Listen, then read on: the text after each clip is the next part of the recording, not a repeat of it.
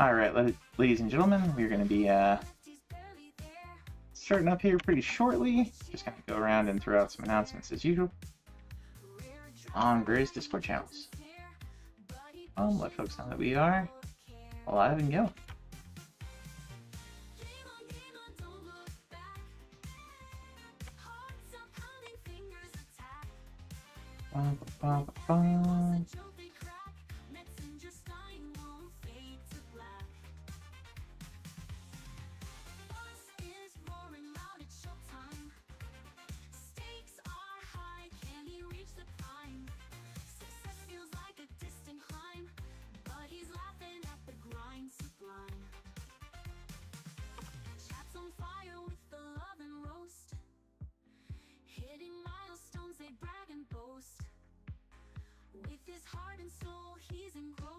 Alright, let's throw out some announcements for, well, not announcements, shoutouts for other folks that have been, that are going right now. So we got, or we're going today, rather. So, we got Cosmic. And hey, Cosmic. Speaking of, hope your day is going well. Sorry for the late start here. Just, had a few technical issues to get over with, some GameCube stuff. Apparently, Dolphin, one of the more recent updates, required me to do a manual reinstall, so that took some time. But I think we're nice. I think we're good to go on trying out a couple of these games here. Let's throw out one for Foxy as well. Keep streaming earlier, and Roto was streaming earlier. Oh, the shoutouts! Thank you for the shoutouts, guys. Appreciate that. Appropriate clip. Oh my gosh, another Clipception. Wait, is that a Clipception within a Clipception? Now it's a triple Clipception. Well, I mean, quad Clipception. I don't know. There's Roto doing some looks like TMNT. It's very tiny. Yeah, it looks like with April. I think that's the new TMNT game. And who else was on? Wiseman was on earlier today. He did a morning stream. I caught the very end of it. But he was doing Comic Zone, going for that beat the game without using the items. That's a boss earlier in the game. Now I just wipe his freaking ass. Wipe his ass? Yeah, we wiped his ass. Fuck!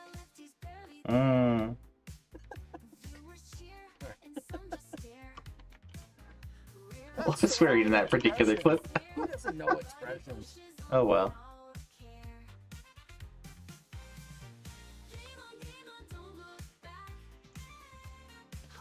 You're a fan of Comic Zone? He's getting really far in that. He's got one achievement left, and it's just that no item run, which is really tough. So I can understand why he's not why that last one's taking some time. Alright, there are a few things I still want to grab here. Let's see. Yeah, I ended up not grabbing onto the PlayStation games today just because I was focused on the GameCube, and now it's already 6, but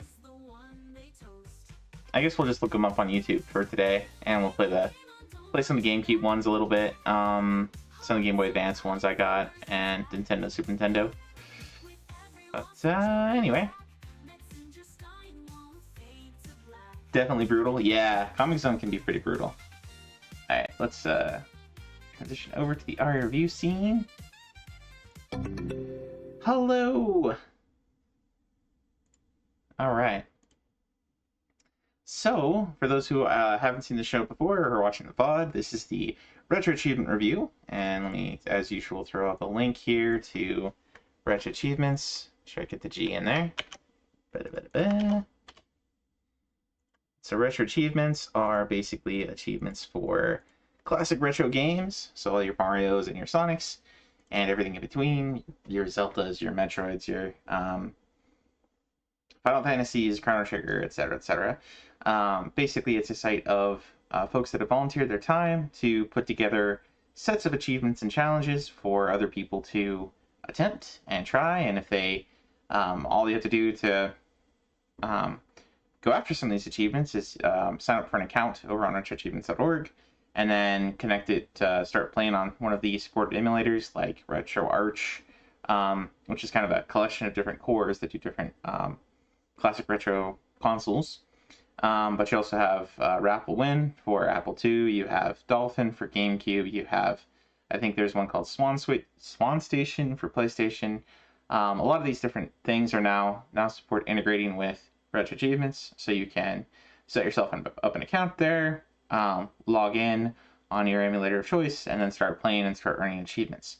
And so it basically gives, like you have your Xbox achievements and your Sony, your PlayStation trophies, it gives that sort of system to enjoy on our favorite old retro systems. And you can, every time you finish out an achievement set for a given game, you get a badge on your profile wall here, which is kind of cool. And so yeah, it's pretty neat.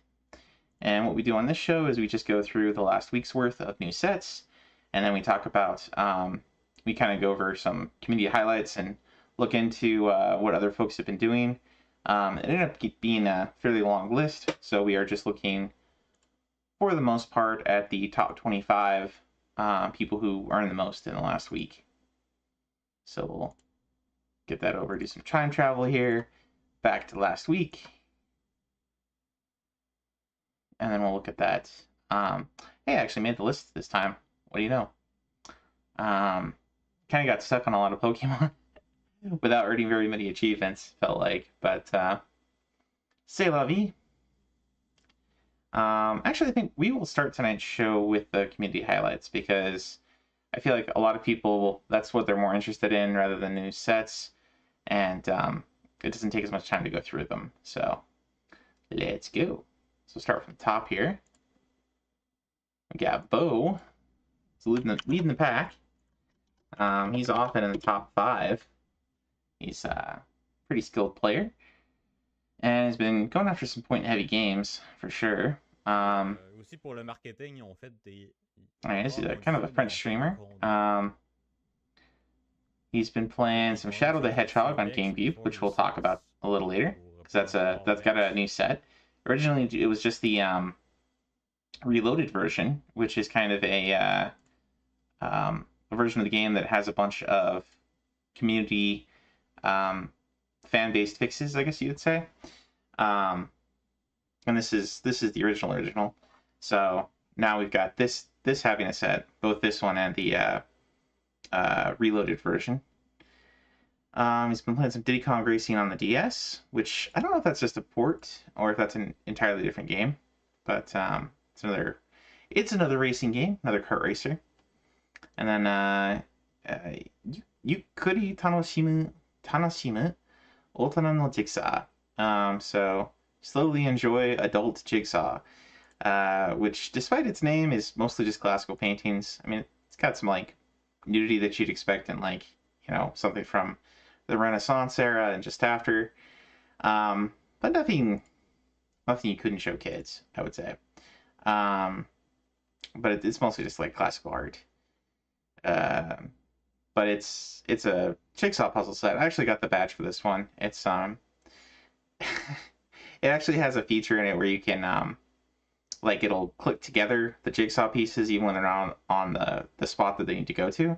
So you can click together jigsaw pieces, pretty much just build 2 stacks of them, and just like click on, like, the jigsaw puzzles can be on top of each other and still like click together. So it's actually very very exploitable.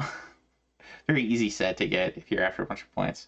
But it's got some cool works of art in there, so that's kind of cool. He's been playing some Super Mario World, so classic. One of the classic Mario games. A lot of people's favorite, alongside of Mario Brothers 3 on the original Nintendo. Next we got Necro. Necro's profile is usually a bit of a mess, because he does Democracy on his channel. He's one of the kind of late night RA players here in the community. Usually starts around 6 and then goes on into like 6 p.m. and then goes into like 7, 8 a.m. the next day. At least my time anyway. But he does Democracy in his channel, where he lets his chat pick what he's going to play next, which usually ends up with his profile looking like this, where he's just got a little bit of progress on a lot of different games. Let's see, he's been playing some Super Adventure Island 2, Tokyo Extreme Racer Advance. I think that's the achievement of the week this week, actually. Legend of Zelda Collector's Edition. We talked about this one last week. This is just a mega collection of pretty much all of the Zelda games up to Wind Waker, I think. Or maybe not including Wind Waker, but it's a collection of a bunch of Zelda games that came out on GameCube back in the day. Some True Crime, which is kind of a Grand Theft Auto copycat game. Power Dolls, we talked about that one. That's a strategy, a mech game that never came over here, and I don't know if there's even a fan translation for it. But it's kind of a tactical RPG with mechs. Some Donald Duck Going Quackers, Valkyria no Densetsu, or Valkyrie no Densetsu. We've played that one before. That one's a really cool kind of isometric 2D platformer on PC Engine. Very neat game. Some Chrono Trigger, it's always a classic. Some Inspector Gadget. I think we've seen Foxy play that one on weekends on a breakfast stream. And some Arrow the Acrobat. Actually, it looks like it just booted that one up. That one's pretty tough to get a handle on. Knocker quite likes it, that series, I think, and Lifted does. It's got some pretty unique platforming mechanics, and just sort of the physics on it are takes some getting used to. I don't remember who Subledger is. Is he one of the devs?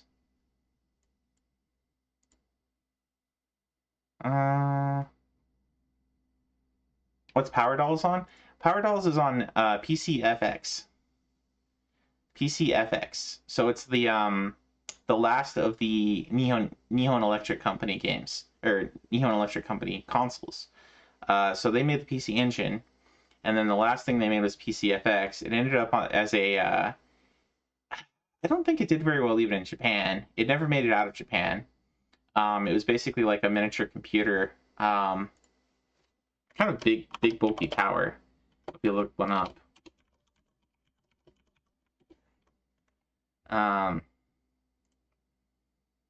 See if we can get an image here.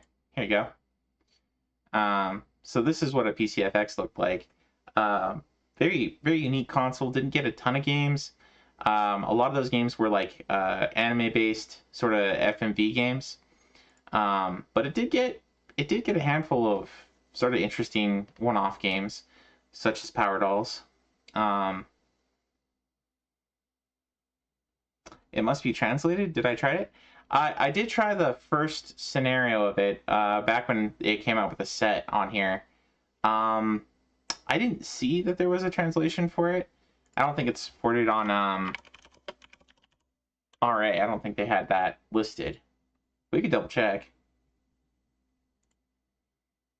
Yeah, no, just the Japanese version. If there is a translation for it, it's not, the hash for it isn't supported yet.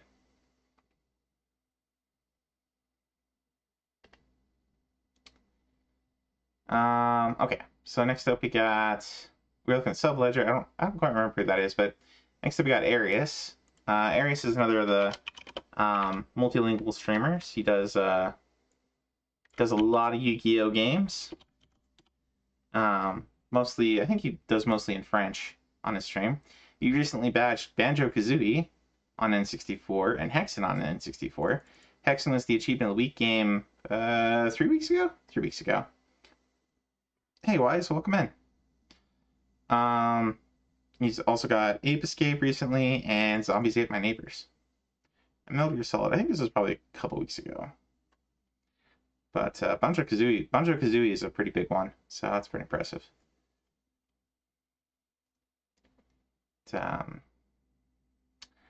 Anyway, hope your day's going well, Wise. We were just doing, we're starting out with community highlights today. Just because I felt like it. Next up, we got Truffle Waffles. It's always a fun name to say, Truffle Waffles. He hangs out with us quite often over in, on Pulse's chat, on Sark's chat, and, over, I think I've seen a time or two on Foxy's. Pretty cool dude. Very knowledgeable on a lot of things. He's been working on the Legend of Zelda Collector's Edition, some Namco x Capcom. We talked about that, I think 2 weeks ago. It's a big tactics RPG game with a bunch of cameos from all kinds of characters from Namco and Capcom franchises. Some Maverick Hunter X, Mega Man Maverick Hunter X on PSP. He badged that one. He badged Mega Man X, and he badged the Mega Man X bonus set. Awesome. That's really impressive. That one has like a 45-minute speed run on it that we saw Nakra do not that long ago. Next we got Lifted. Throw Lifted a shout out here.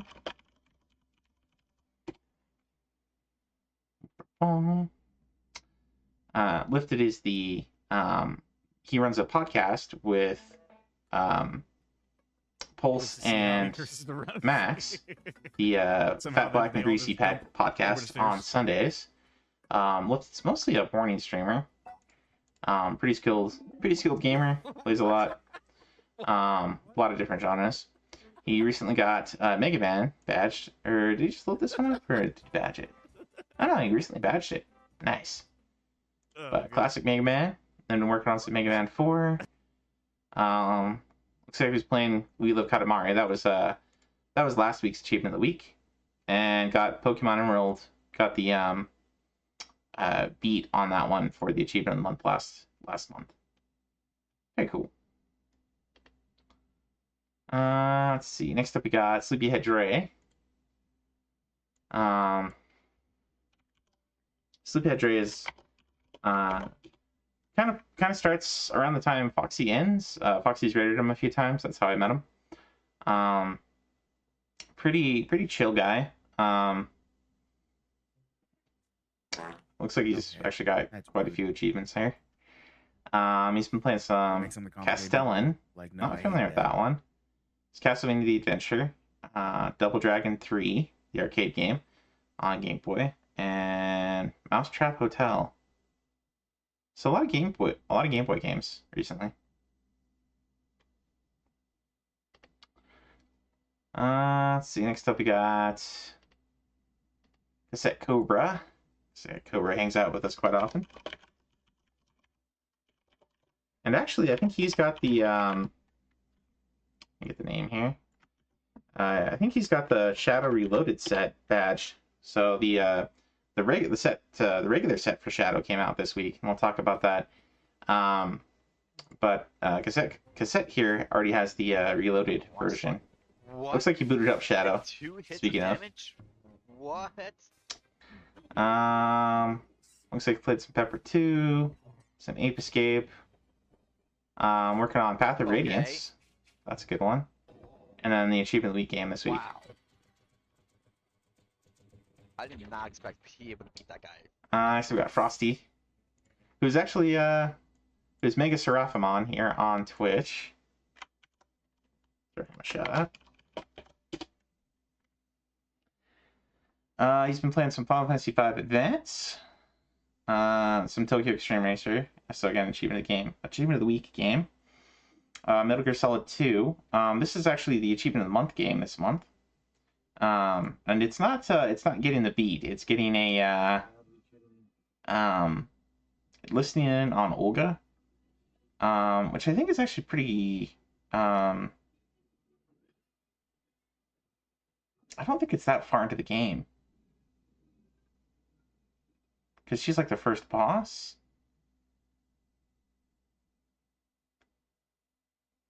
I don't remember if it's missable or not though. But the achievement of the month is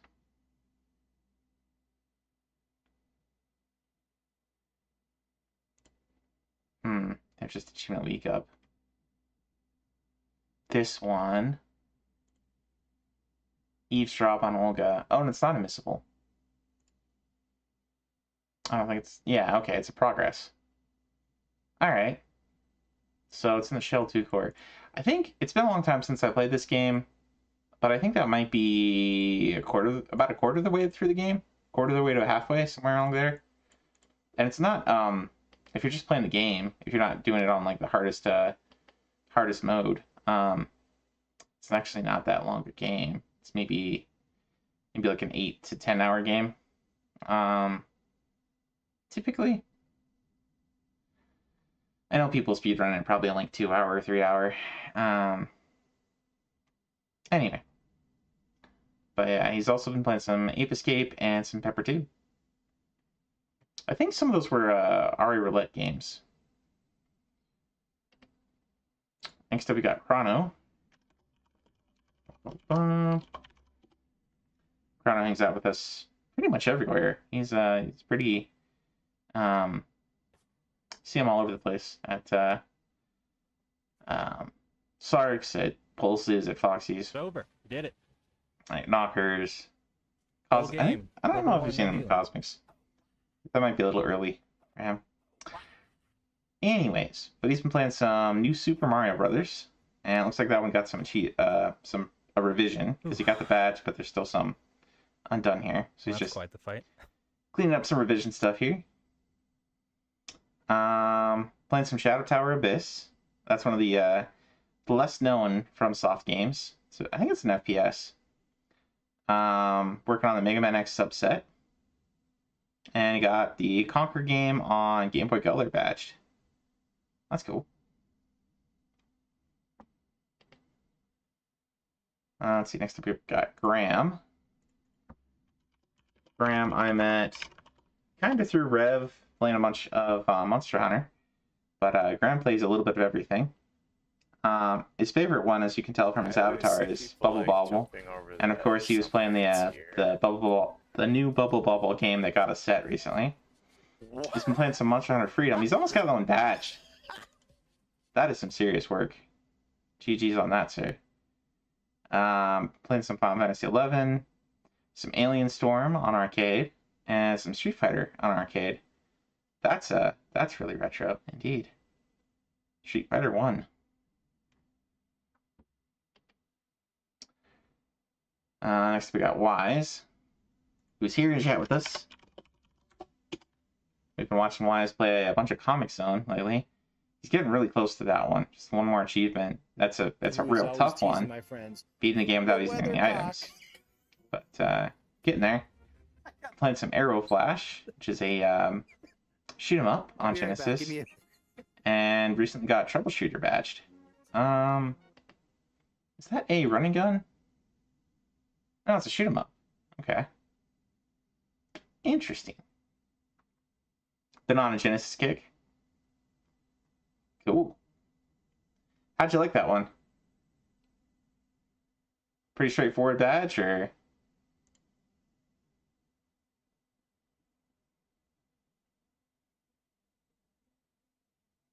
Oh, gotta be down hard. Do you got a 1cc it?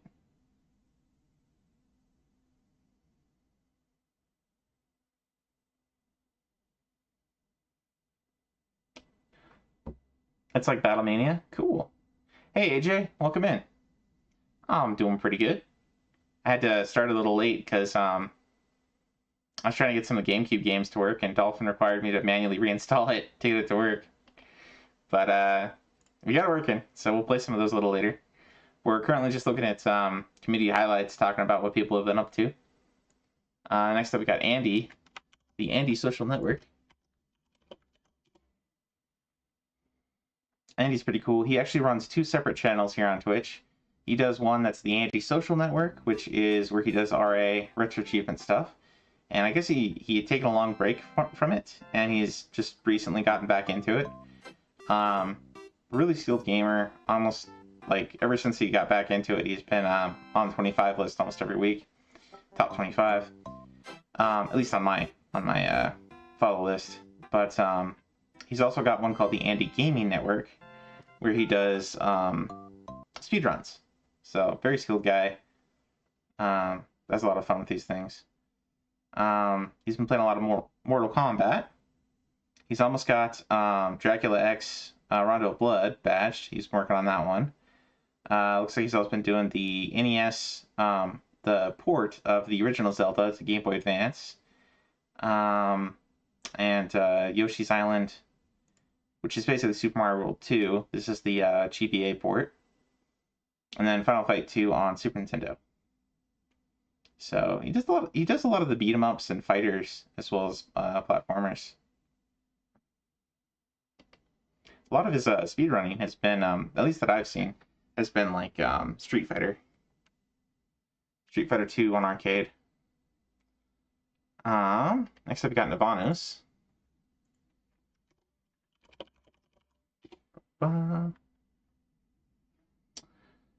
Navanos is a really skilled gamer.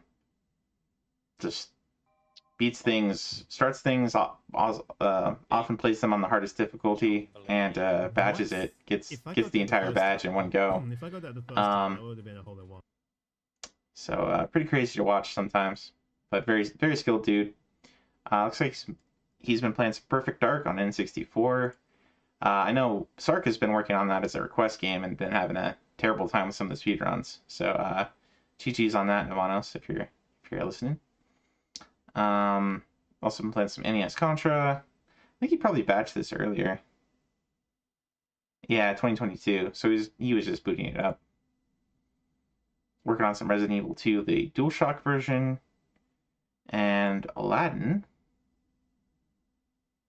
Okay, he did recently batch Aladdin on Super Nintendo. And then back to Battle Garegga, which we've seen him working on here and there for quite a while. I think he's working with the devs on that set just to figure out if some of the achievements on there are actually achievable. Otherwise, it's just a good set to catch people who are a little deceptive. But anyway, set is ridiculous. Yeah, you know, if you see Navanos working on a set for more than a week, it's like, that's a tough set. Next up we got Sark, who has recently become #1 on the site. Relatively recently. Really cool dude. Does let's see, he does Tuesday, Thursday, Friday, and Sunday afternoons. Streams. He does a lot of requests. And he's going to be over at Pulse's for GreaseCon. So you'll see him over at Pulse XP's channel this next week. But I'll throw another shout out for it, because why not? But Sark's been working on Perfect Dark. That's his most recent request game. Playing some We Live Katamari, which was last week's Achievement of the Week game. Looks like he's going for the whole badge on that one. And then Crash Bash was the request he was working on most of last week. I think there are some either broken achievements in there or things that a lot of the people who played it Knocker, how about you shut up? kind of cheated to get it. So I think they're maybe redoing some of those, and he's working with some of the devs on it. Looks like he also did some Crash Team Racing. Looks like he's just doing some of the like a revision on that one. And then the game before that he was working on as a request game was the Sly Cooper game on PS2. So GG's on that. Next we got Max, who is Game Squad here on Twitch. Shout out. And he is the Fat of the Fat Black and Greasy podcast, alongside Lifted and Pulse. He's been working on Tokyo Extreme Racer. That's the Achievement Week game. Final Fantasy 11. Final Fantasy 5. I think that was the roulette. The roulette had a achievement on there as one of the things last week. And then Pepper 2 and Ape Escape. I think these are all roulette games because I've seen them on a lot of people's today. Next we got Knocker. Knocker, shout out.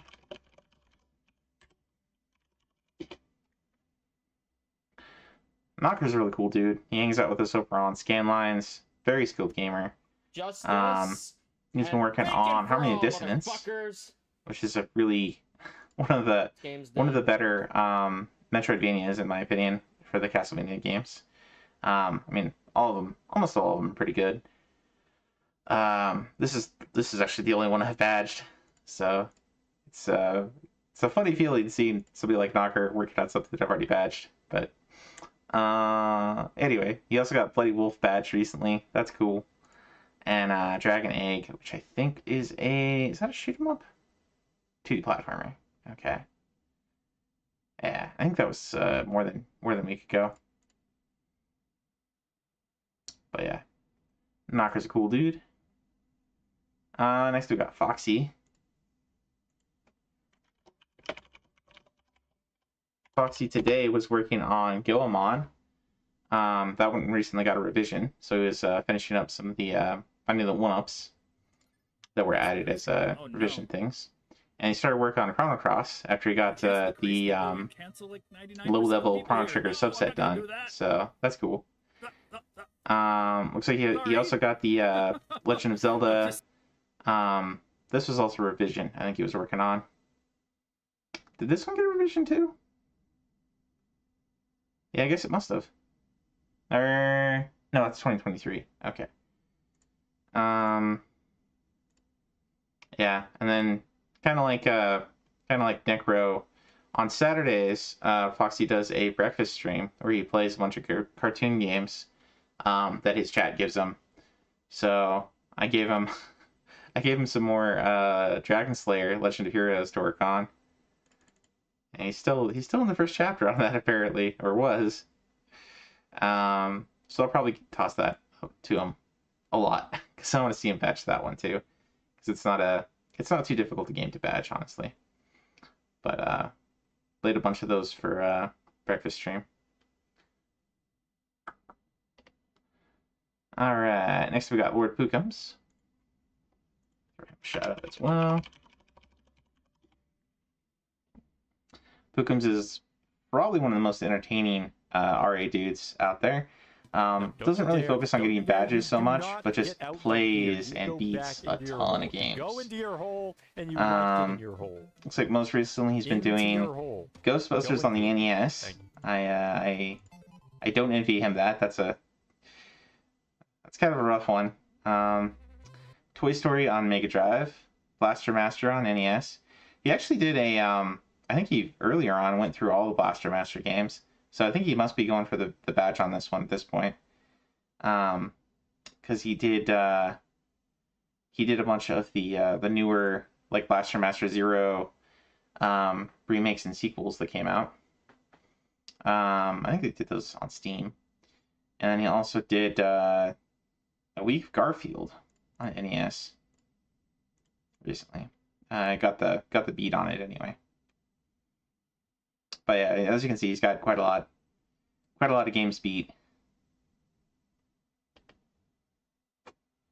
I kind of forget who Nick Capricorn was. Draco. I think Draco I recently met. He's another guy that's big into Monster Hunter.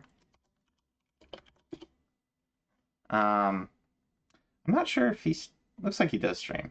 Maybe he does YouTube. No, he's here on Twitch too, looks like. Ooh. Oh no. Top champ. See, he's been playing some Mario Party Hack, Warrior's Wonderful Walk, Super Mario Bros. 3 Hack, Super Mario 64. Did he badge that one or something? He did. Okay. He got the Super Mario 64 badge relatively recently. And almost the Mario Party 3 badge. Getting really close. Very cool. And I think he got Wilds, Monster Hunter Wilds recently, and we were talking about that. So, next we got Tony Uncle Al. I'm trying to remember where I met Tony. I think I know him through Nemad. Maybe. Fudge. But he's been playing some Bubble Bobble, the Hey, new one Ratna. on new one, Get stitched. the one that got a new set recently on GBA. Some Grand Theft Auto, Vice City Stories on PS2. He's almost got the badge on that one. Some Twisted Metal 2 on PS1, and Paperboy on Mega Drive. That one's pretty rough. Pretty rough. And then we got this guy. And of course my list is all stuff I've been testing today. But I would say mostly I've been doing some Apple II stuff. So I played, I got the badge for Carmen Sandiego. And I think I got the badge for, what was the other one I got recently? Wizard and the Princess, which is an old Sierra text adventure game. Oh, and Hitchhiker's Guide to the Galaxy.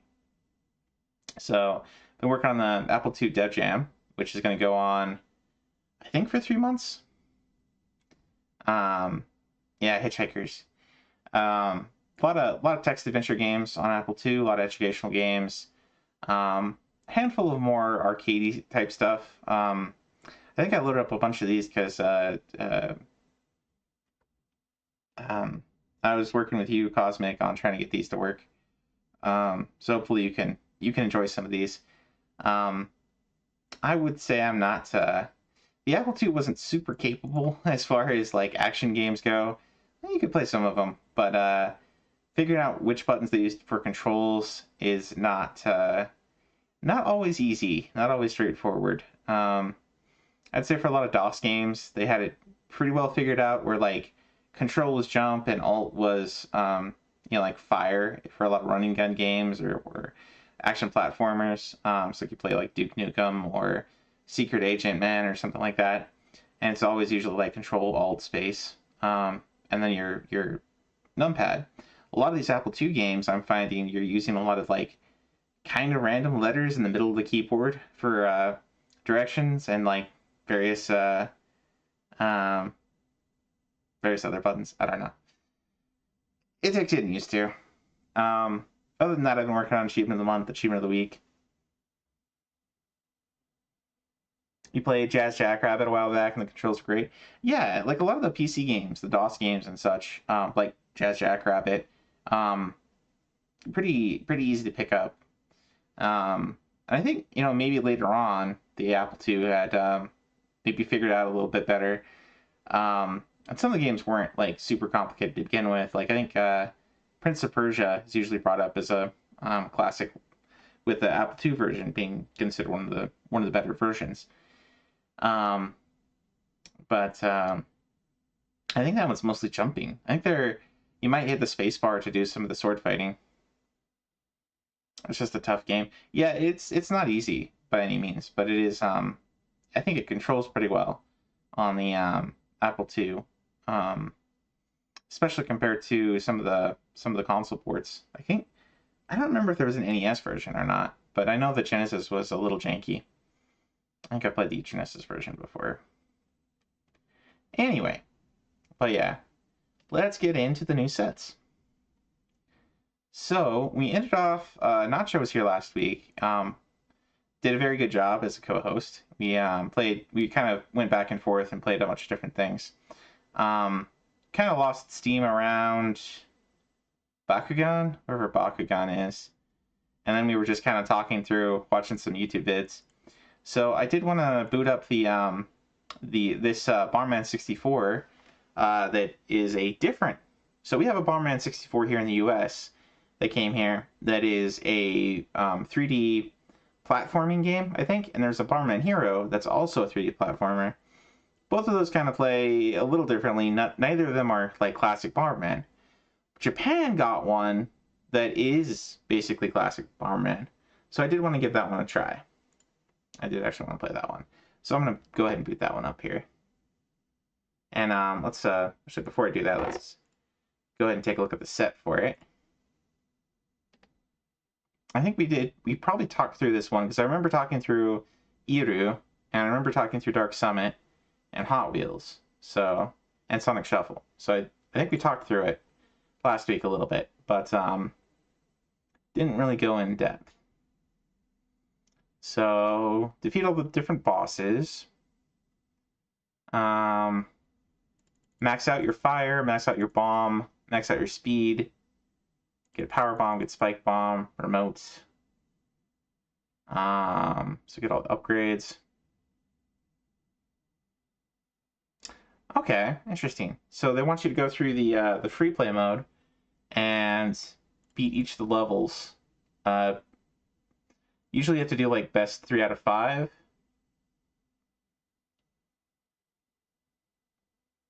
And I guess they want you to set all the computers to hard mode. That actually is pretty difficult. So, score 100,000 points or more in Panic Bomber. Oh, I wonder if they had Panic Bomber on there too. So Panic Bomber was it kind of plays like Puyo Puyo. It's a tile matching game, I guess you'd say. Yeah, it kind of plays like Mean Bean Machine or Puyo Puyo. Very similar in that kind of way. Vance is actually really good at it. I think it came out on Virtual Boy, and I'm not sure where else it came out. Maybe PC Engine, I think, is the other one it came out on. Unlock different areas.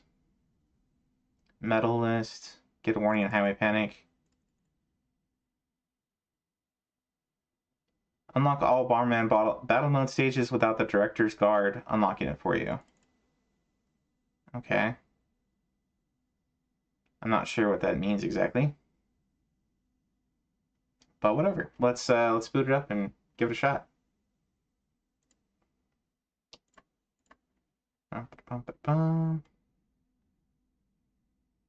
And 64.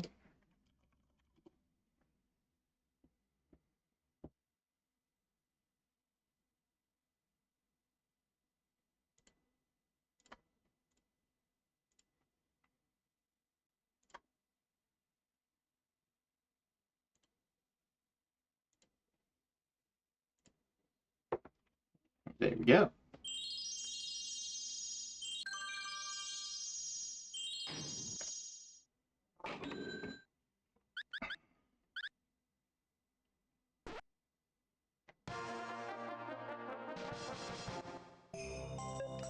Okay, I don't know if there's a translated version of this one, but you got Bomba Mode, Bomberman,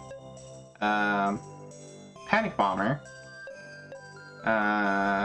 Samegame, Bomberman Baku, High Score. So let's just go Bomberman.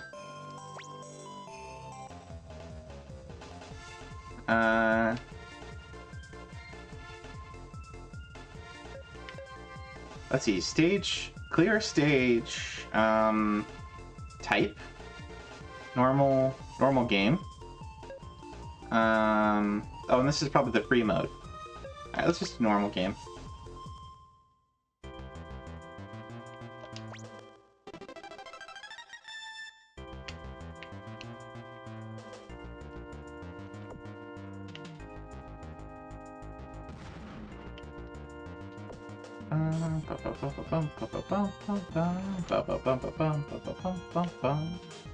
Dude, I'm already humming the music.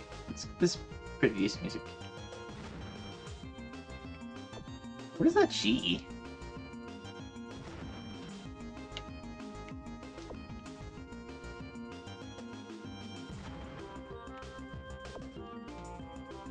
That's not gonna get him. I need more power-ups. More power! Oh man, I can't even get those. Can I get him? Boom. Got him.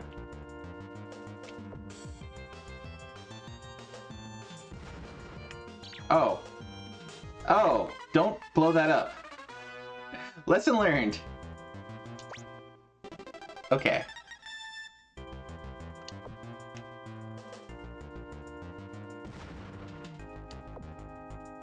Gotcha.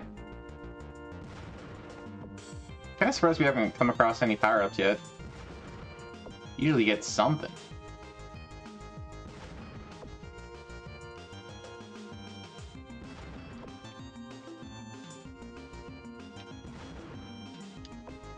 Oh, I should have put that between the two. Oh well. Alright, I don't want to destroy that. I've learned my lesson. There we go. There we go. Alright, let's, hi.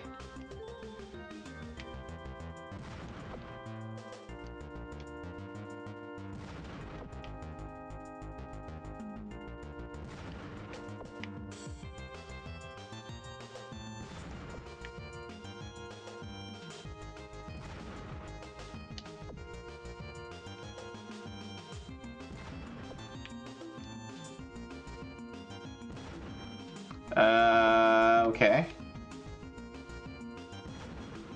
So the G down sent out pink things. I'm not sure what this one does.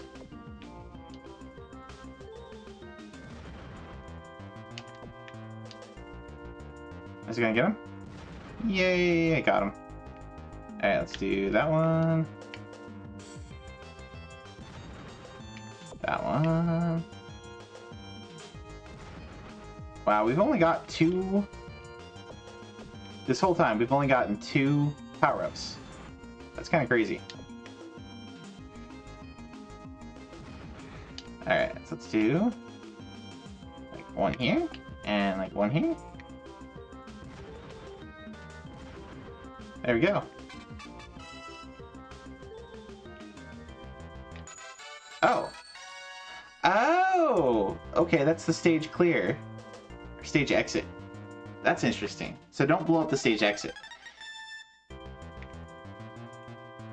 Let's go here. Guess why not? Boom. Got him. Didn't take 2. That's good. Alright, let's do here, and there, and run. Oh, okay. Stage exit already? Sure. Ah. Boom. Got him. Alright, let's go here and here. Stage exit again. Yay! Man. Get him. Oh, he got away. He was like, no, not that way.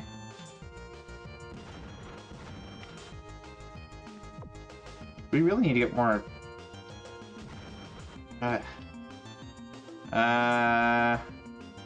let's see. We need more power-ups. Hey, Styles, welcome in, man. Hope your day is going well. We are trying out games that got new sets. Like Bomberman.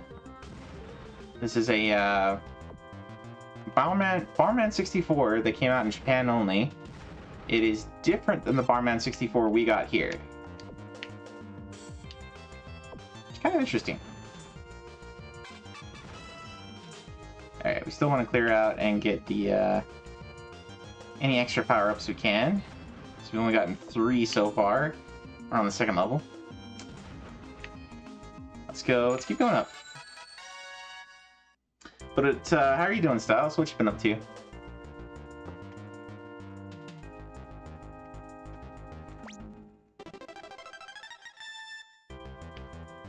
Oh, this guy's... Whoa. That guy's faster than I thought. Oh, boy.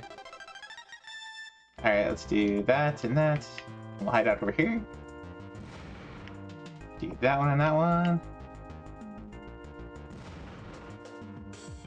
Let's do that one. That one.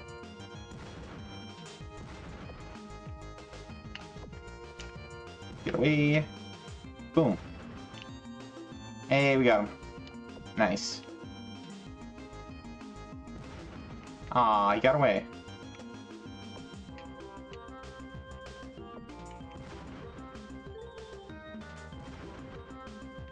Gotcha. Same old, same old? Well, no news is good news, sometimes. Gotcha.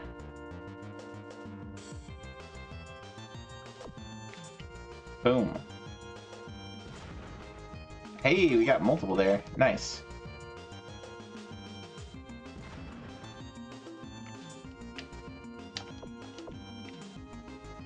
Boom.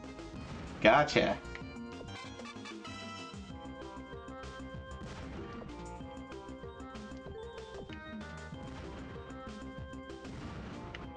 Alright.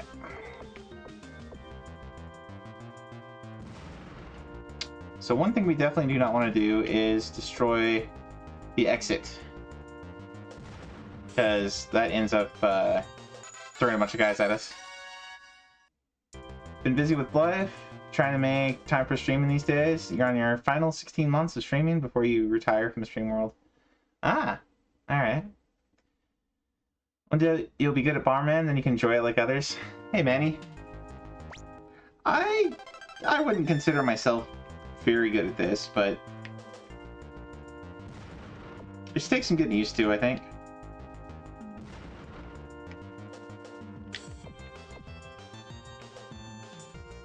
The hardest thing is not blowing yourself up, for me.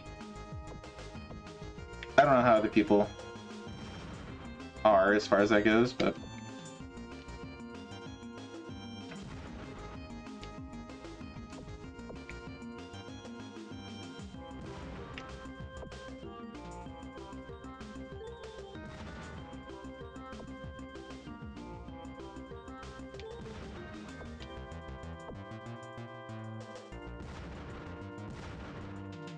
Oh hey, Spike Bomb. Nice. Let's do that one, that one, that one. Kind of forget what Spike Bomb does, exactly. Oh, it shoots through! That's not good. That's not good. That's not good. Oh. Oh boy. That's not good at all.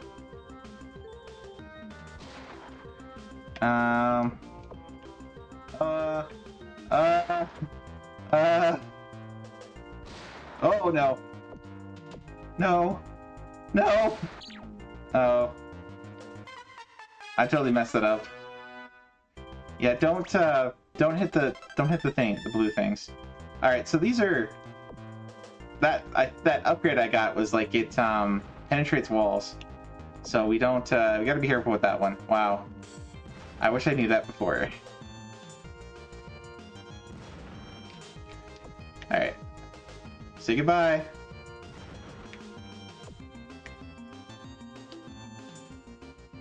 Okay.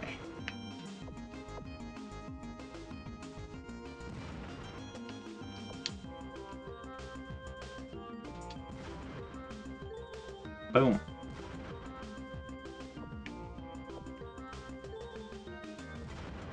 A domino effect, if you've ever seen one.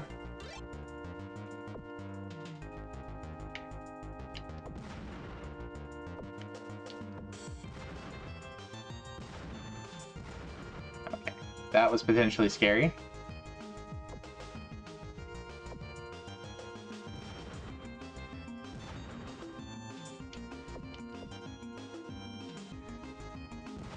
I'm actually kind of surprised we haven't gotten any achievements either yet.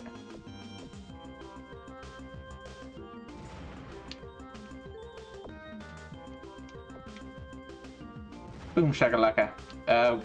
Do I want that? I picked it up anyway. Alright. Yeah, that, come on, move, bomber. Alright, let's keep going up.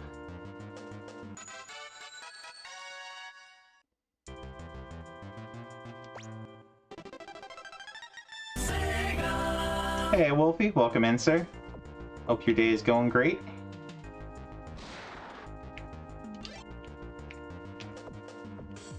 I don't know what those things are now.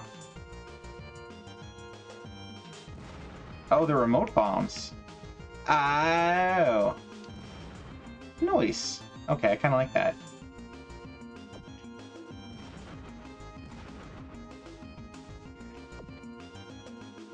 Boom shakalaka. Alright, I like these bombs. I have more control. And they don't go through things. There we go. Finish A. Finish World A. Oh no, we're still going. Alright. I do like these remote bombs though. It's kind of nice.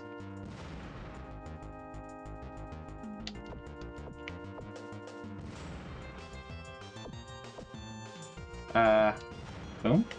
There we go. Let's see.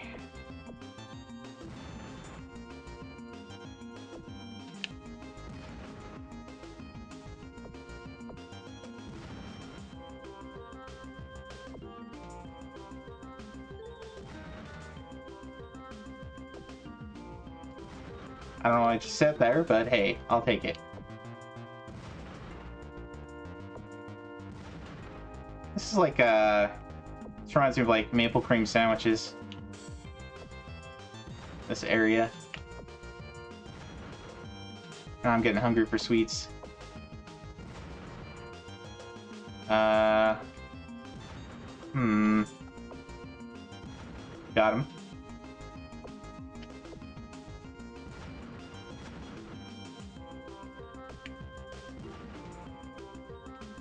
Let's see. Oh. Why'd I do that? Mets, you knew better than that. Wasted a heart.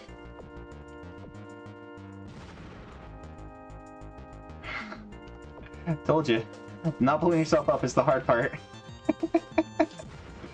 Okay. Getting low on time here.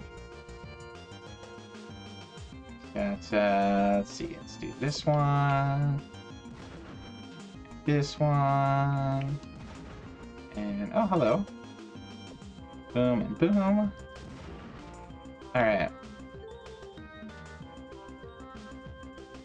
Hello. Gotcha.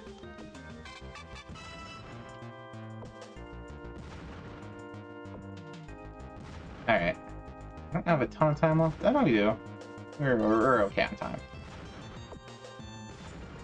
Alright, let's keep going up. May Day is about to end shortly. All in your lonesome this week? May Day is May 1st, isn't it? Yeah, and Nacho went back home. Boom.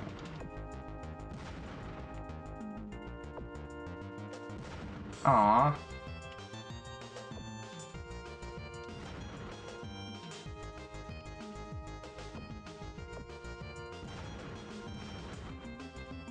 Let's see. Your day is about to end as it's almost time for sleep. Ah. Oh, my day rather than May Day. Got it.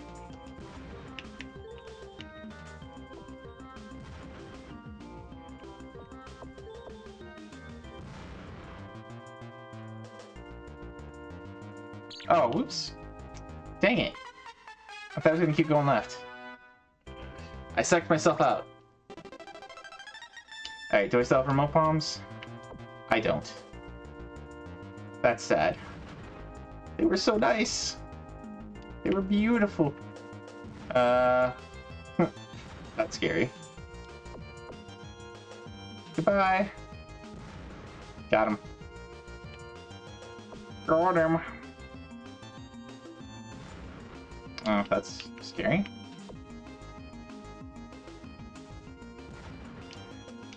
Hi. Aw, you can just stay there. What a meanie. There we go. Alright, let's do that one and that one. That one, that one. That one, that one.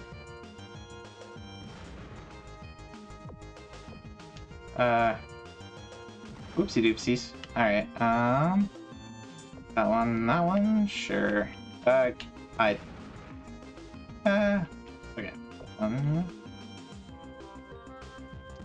Ah! Did it again.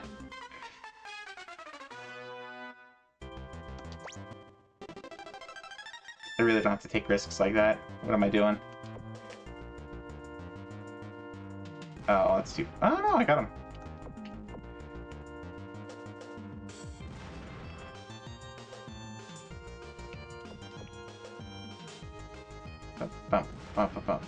Okay.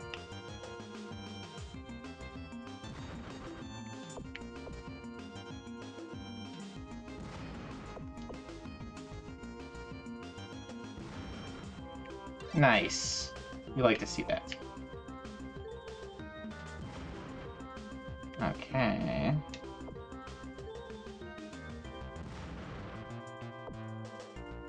Oh. Oh, good. I caught him. Let's go down here. Boom. Alright. Let's do that one and that one. Right away.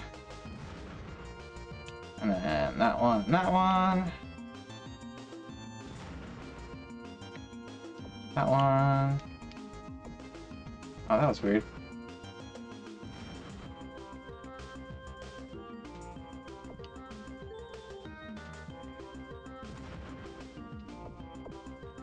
Oh. Gotcha. Alright, now I just have to not blow myself up. Which is harder than it sounds.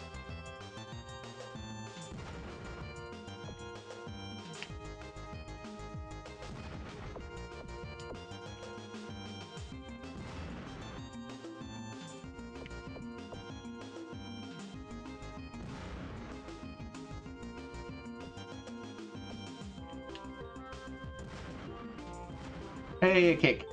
Nice.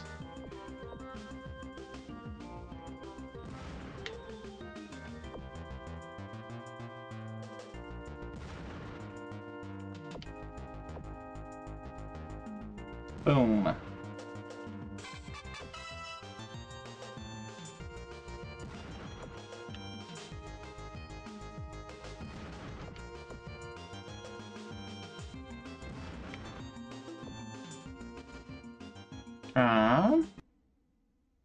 Bring the banhammer down on that guy. Already have best viewers. Okay. Go up.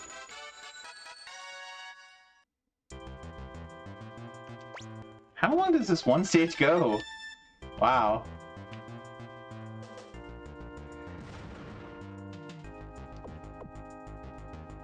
I'm getting some slowdown now too.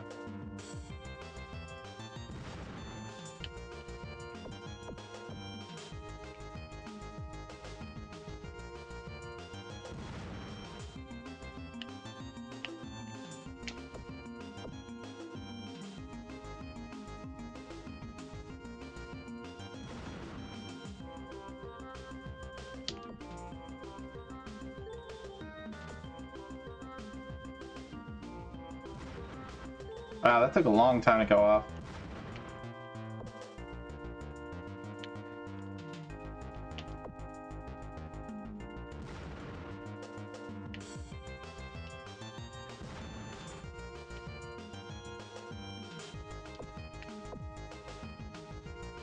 Boom. Come on. Boom. There we go. It's like, ah! Oh, I missed him. Ah, got my heart.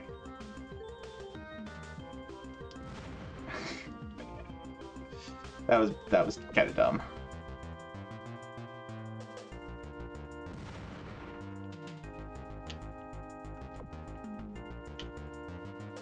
Oh.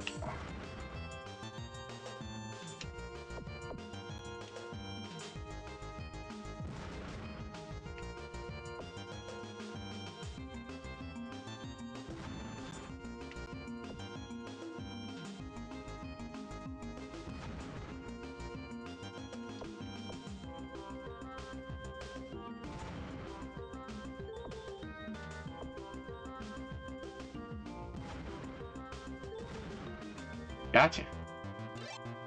Very nice.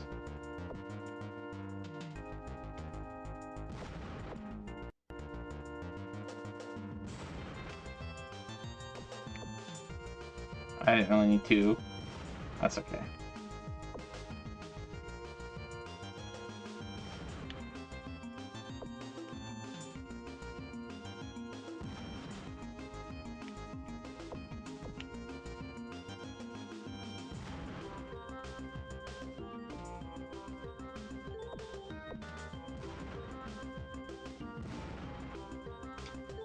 Gotta be careful of that.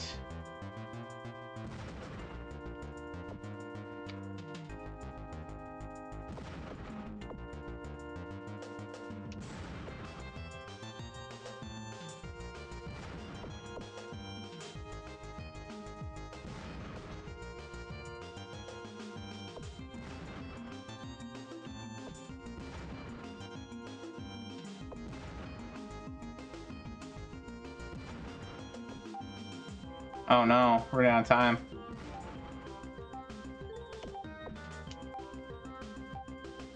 I wasn't really paying that much attention.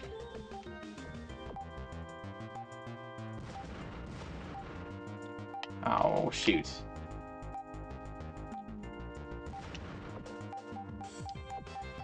Oh no, come on.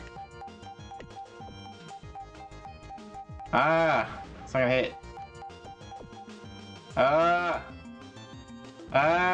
No. No. Alright, that's probably enough of that game. I am kind of sad that... Oh, wait, what? I could have sworn the achievements came up for this earlier. That would explain why we weren't getting any achievements. Ooh. Boo. Was there a different one?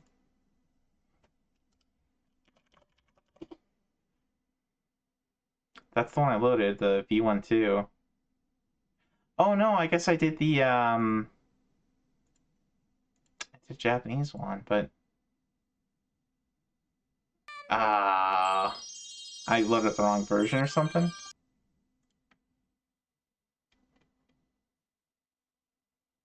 Yeah. Darn. Oh well. Oh well. On to the next game. Alright, let's go back over. Bum bum bum. Alright. We could play a little bit of Hot Wheels. So we looked at this one. Pretty straightforward set. I don't think there's even any no, okay, there are some time attack things, but they are all the end game ones. So just beat the best time in game. And I think Stag got the oh no, he was working on this one. He got the badge for some Hot Wheels game. But he did looks like he was working on this one a little bit. So let's load this one up.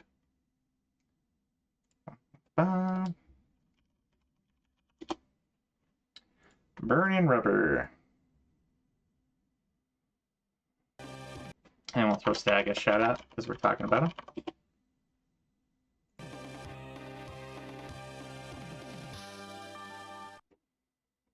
It's alright, Manny says. It's not looking good, man. It's not. No, it's definitely not looking good. Oh, there he's playing some Action Man. Wait, what are the fucking... That was the first achievement of the month this year. Achievement of the week, rather.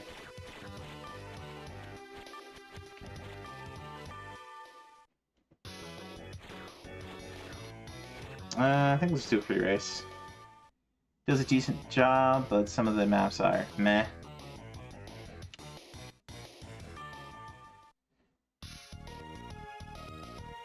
The bathroom course.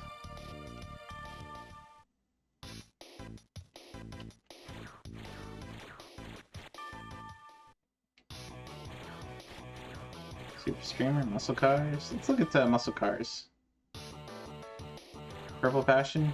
Oh, we can switch the color. Let's go with the blue one. Automatic. Just race.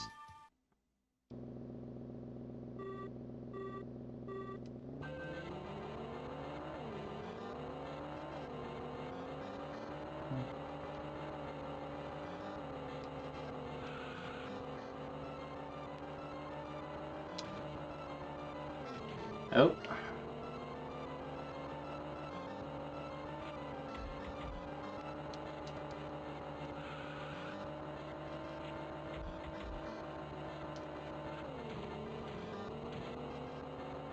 A little hard to control. A little hard.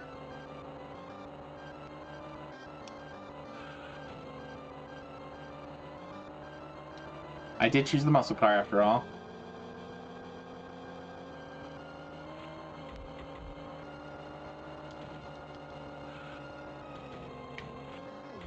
What? Alright, we're gonna restart because that looks like we lose right there.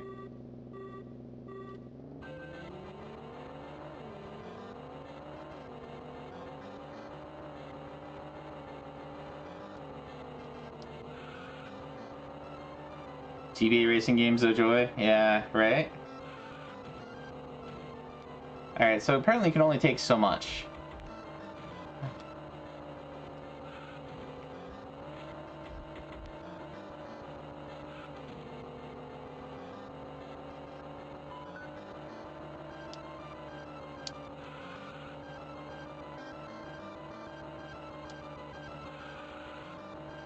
Getting a little bit better at the drifting.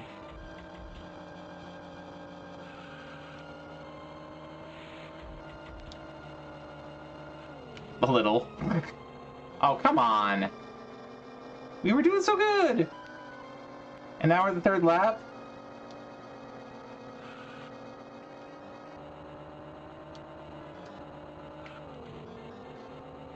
Come on.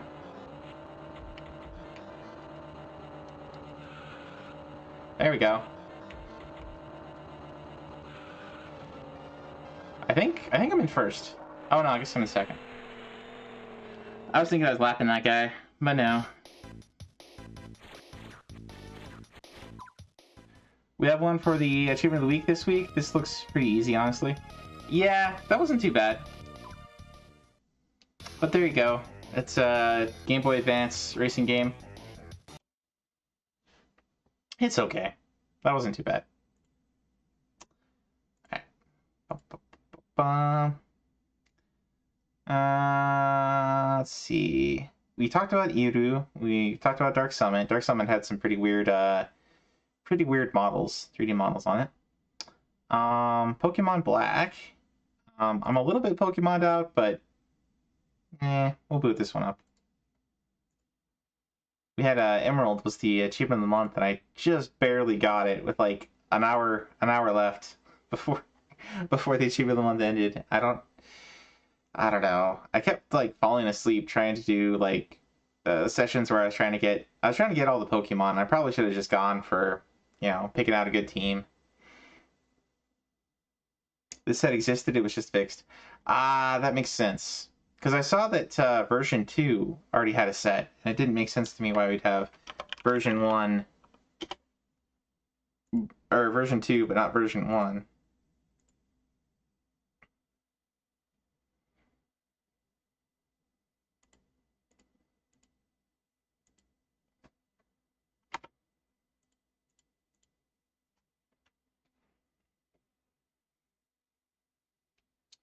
Bum, bum, bum. Oh, let's look at the set real quick before we jump into it. Here we are.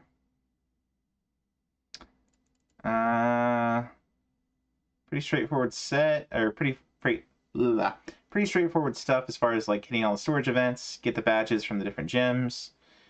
Earn your place in the Hall of Fame in Pokemon League. Is that not the same as just, So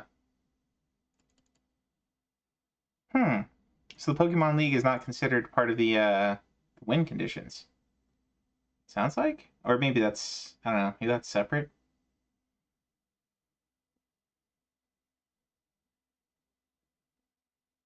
And then catch the, these are usually like, I don't know what you call them, like some of the major Pokemon of the series that are like, kind of crazy. There's usually some relatively crazy stuff involved in catching them.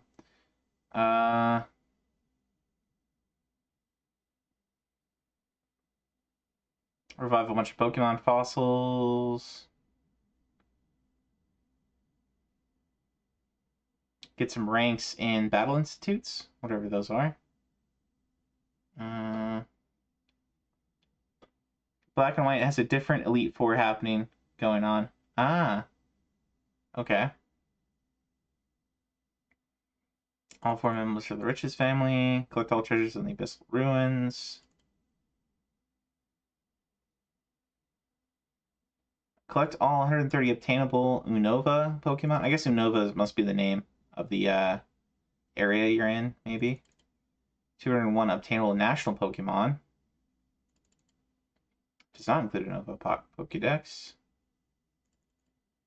Obtain all TMs and HMs. That's kind of unusual. You don't usually see that as a achievement in the Pokemon games. Obtain every overworld item, including hidden items.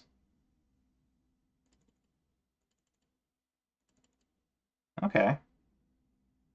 I've seen a couple of Pokemon sets that make you get all the items. I was actually kind of surprised that Emerald didn't have that. And then defeat every trainer.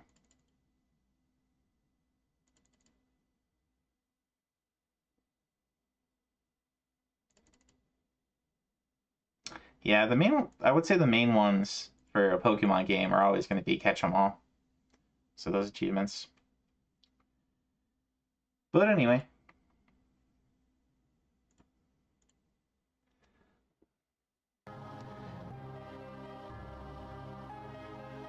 Got some kind of throne and crown.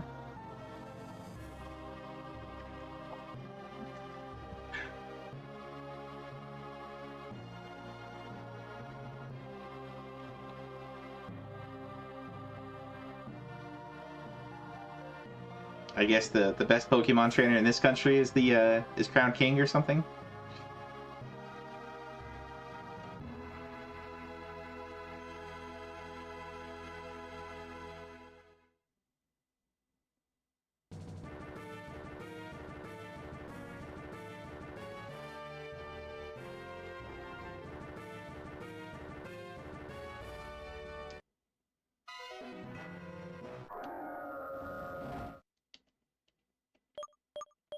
Alright, let's do new game.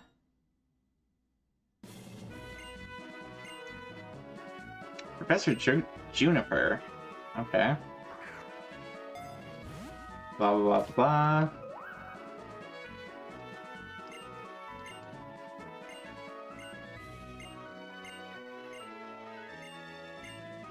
Yep, yada, yada, yada.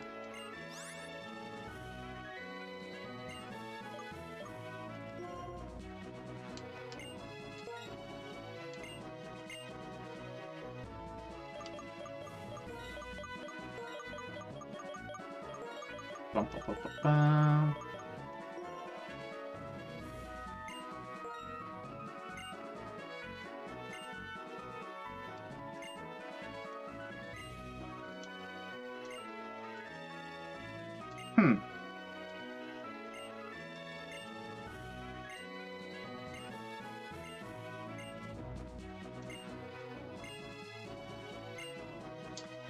Remember when this intro was leaked in Japanese magazine? You're so hyped? Huh.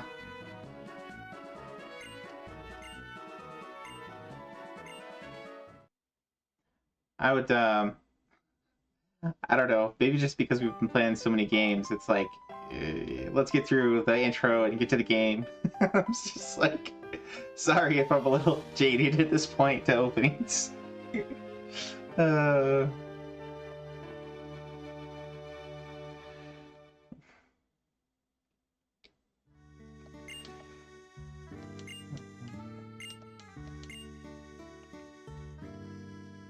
So you get 2 rivals in this one. That's kind of cool.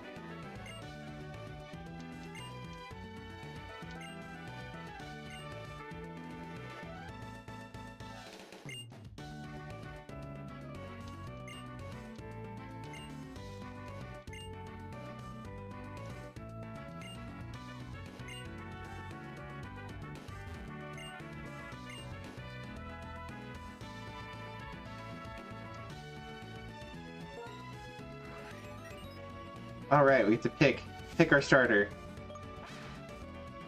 Tepig, Sniggy. Oh, I'm getting a phone call. Scam likely. Ugh. Oshawott. You know, I think I've caught an Oshawott in Arceus. Oshawott looks kind of like an otter, and otters are clearly the best animals out there. Definitely better than pigs and reptiles. Birds? I don't know. This looks halfway between reptile and bird. But let's go with otters. Otters are the best, clearly. Sure. Snake? Oh, it's a snake. You never know how they're gonna evolve until you see it, right?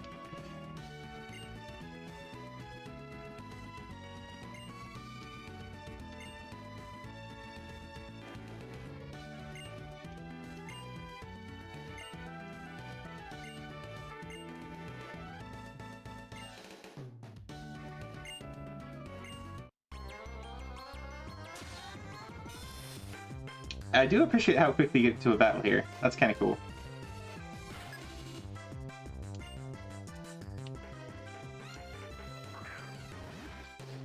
Really? That's the animation for the characters? That's like if they were going for you know, like Paper Mario style. Pokemon are better animated at least, but okay. So you get Tackle and Tail Whip. Let's start with Tail Whip, why not?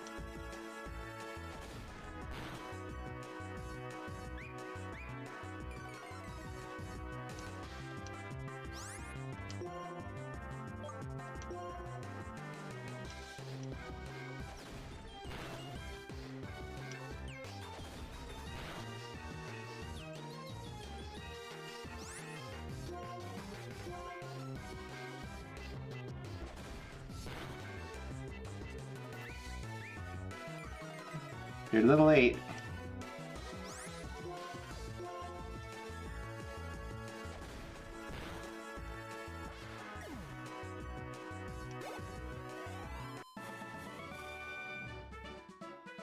Alright, time to celebrate with some bacon. Tackle had its power change from 25 to 50. Interesting. Yeah, usually Tackle is like the weakest of the basic power attacks. Or, well, normal attacks, I should say. And then you later on get, like, Body Slam or, I don't know, like Headbutt, stuff like that. So I think it goes up to 50. Does that, like, did they boost the other ones in sort of sync with that?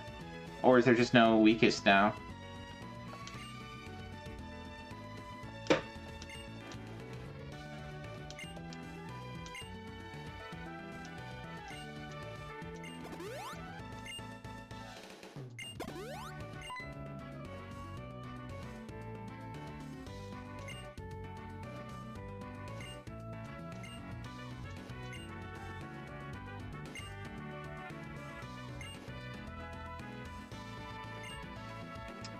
Really not much. Most stayed the same until later generation, or didn't change at all. Huh.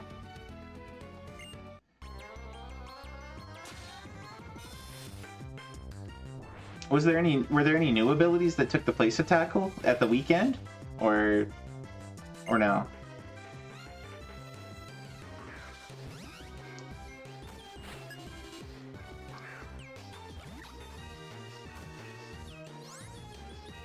I mean, I'm kind of guessing they didn't, because here we have Tackle right off the bat, so...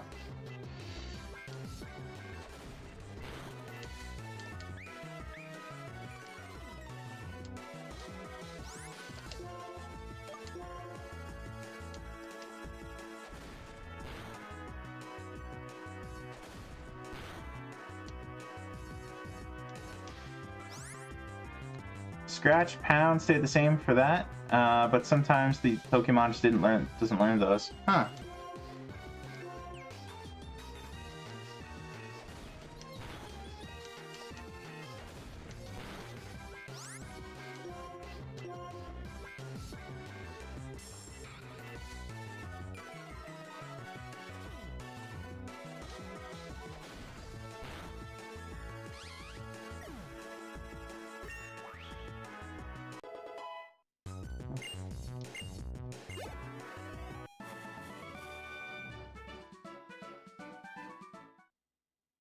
Gotta love how these kids are just walking around with $500 to give away.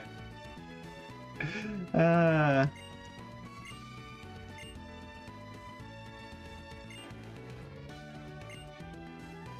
only that, they're like immediately betting on it.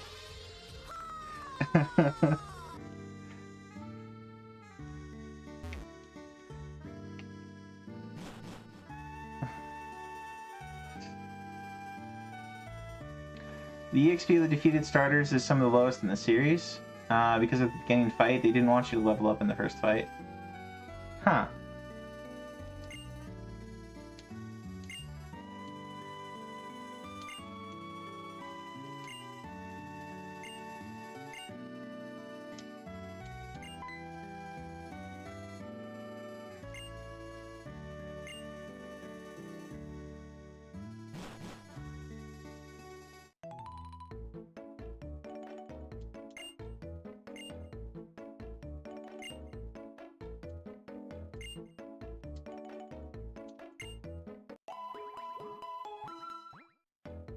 It's kind of a nice turn on the jingle.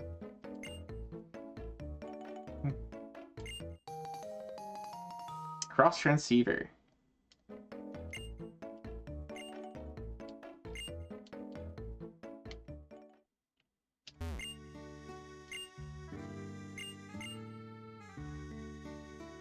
Darumaka.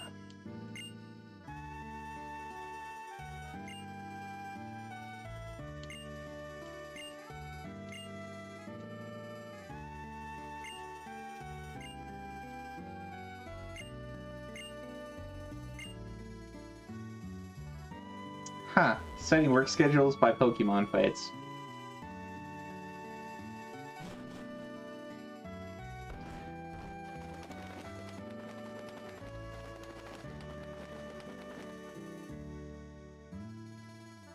And you don't start out with running shoes in this one either.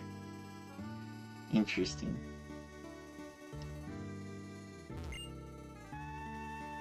It started something big.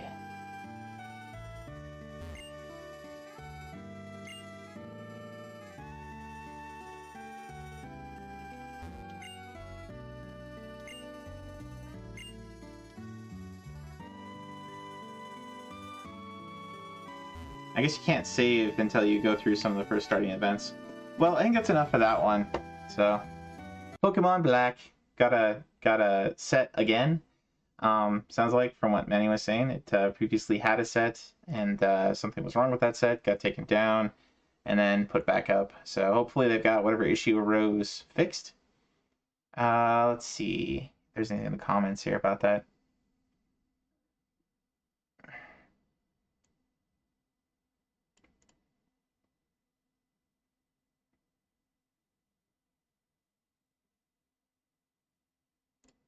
Oh, I don't want to subscribe. Dang it.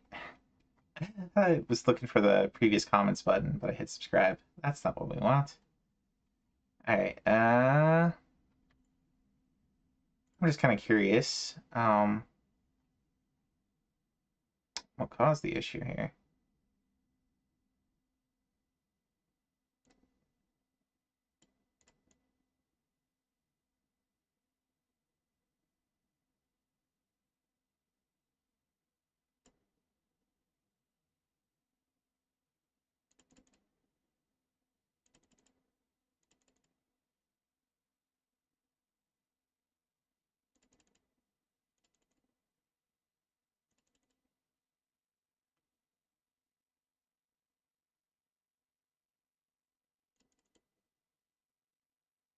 Huh. Some achievements weren't coded correctly. Some didn't have proper save protection. Just overall a mess for most of the set. Ah. Well, hopefully it's fixed. Now folks can go and get it. Alright. Going back. What's next? We got Mega Bloks. Diego's Build and Rescue. So I'm guessing this is Diego from the Explorer, Dora the Explorer show. Let's see. It is a 2D platformer. Got some collectathon type stuff. Complete any platforming level without shaking a tree or digging. Complete the second level of Rainforest without collecting more than 8 tokens or saving any animals. Second level of Arctic in under 3 minutes, collecting all 62 tokens and rescuing all 6 animals. Oh, they put a speedrun in a Dora the Explorer game. What is wrong with you? What is wrong with Sophia here? A speedrun. I mean, obviously people are getting the master for it, so it can't be that hard, but still. A speedrun in an Dora the Explorer game. Alright, let's load this one up. Diego.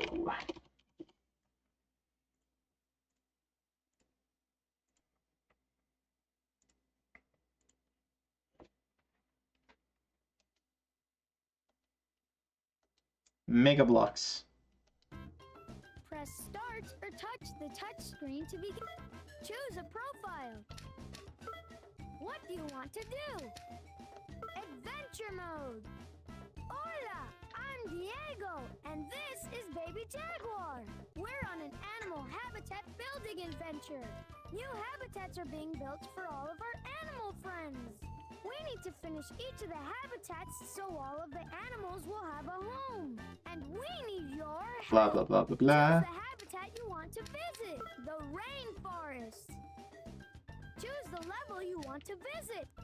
Level 1. Oh man, this Touch screen to my right. game is already annoying. Play. Can I? Okay. Touch the touch screen to my left and I'll move to the left. Oh, so you can play this with the I see, with the stylus. That's an adventure patch. If we collect enough of them, we can... I can't get him to shut up. Oh no, I guess he does if you pause it. We need to jump to get past... Yeah. To jump, tap the top. Yeah.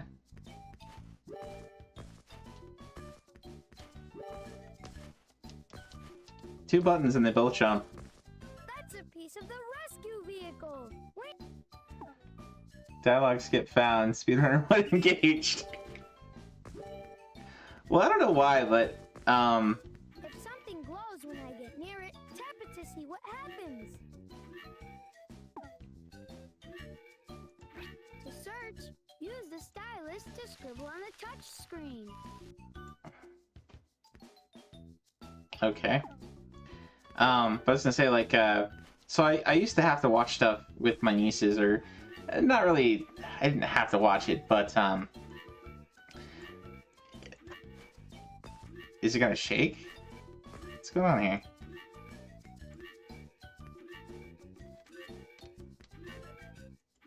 Supposed to be able to tap it, alright? There we go. Silliness. Anyway, I used to, when I was watching my nieces, they'd have, I can climb that you know, like Dora the Explorer and other, you know, to start climbing. shows like that on, so I ended up having to watch quite a lot of them. And, To climb up, touch the touch screen and draw lines up. the talking was the worst part. Like, just the way that they voice things and If whatnot. you want to climb down, tap the top of the vine. That's... You can't just hit up and down.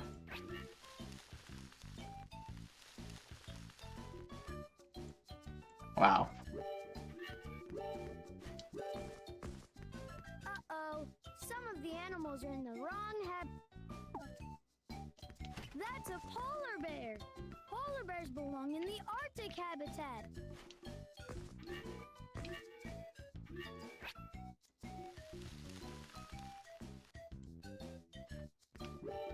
Mega blocks! We can use those to build something that can help us. We can build a bridge here. Tap on the pile of mega blocks to be. It just keeps going. Drag mega blocks from the pile to the highlighted area to build the bridge. Alright, let's see it.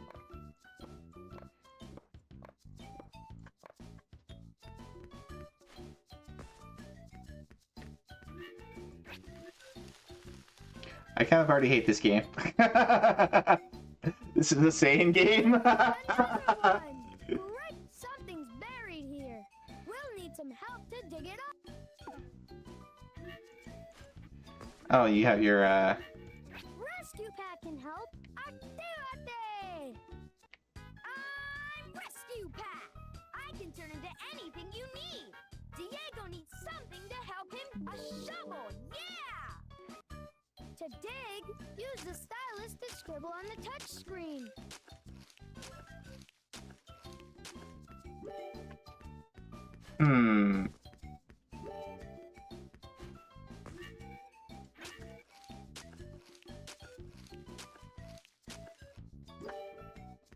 So they have two buttons that they're using for jump. Why can't one just be like interact? Why do you have to use the stylus too? Kind of silly.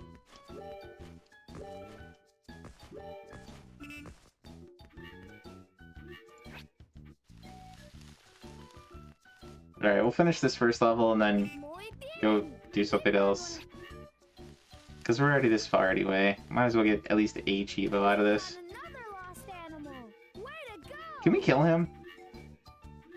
Oh, you can't! You can't! It doesn't let you go forward. Wow. Whoa! Dang it.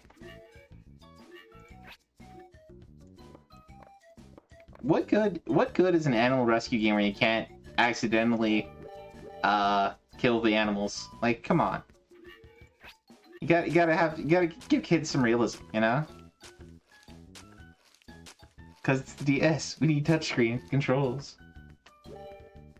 Oh yeah, I should mention, I know Manny sometimes pops in. I should probably hop on Discord. I was on earlier, but then I ran into issues and was like, oh, I'm going late. So I'll pop on there if you're interested. Can we get up there at all? Doesn't seem like it.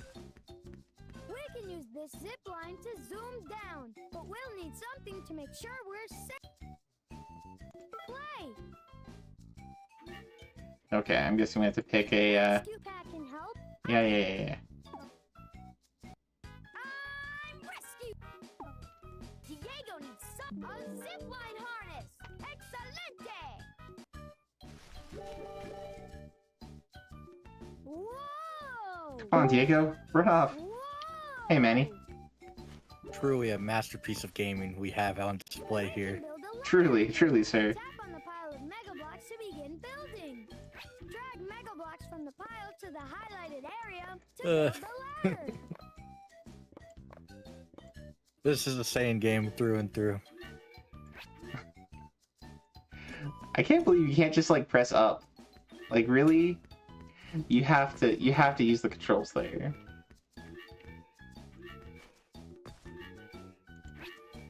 When did this come out?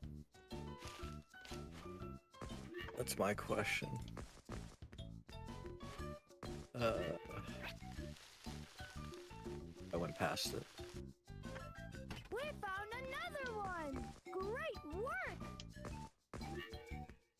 So many polar bears. Whoa! And just by luck, none of them are hungry enough for little Mexican kids.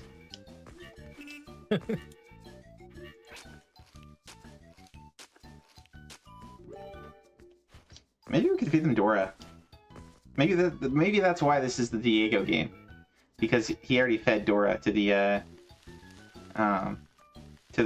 rescue animals. Great! There's only one I believe more it. animal left to find. I want to see that game though. Probably a really good prequel.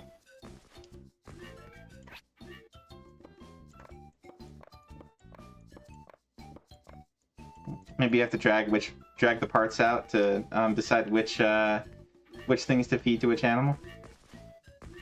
Sorry, I'm getting really dark.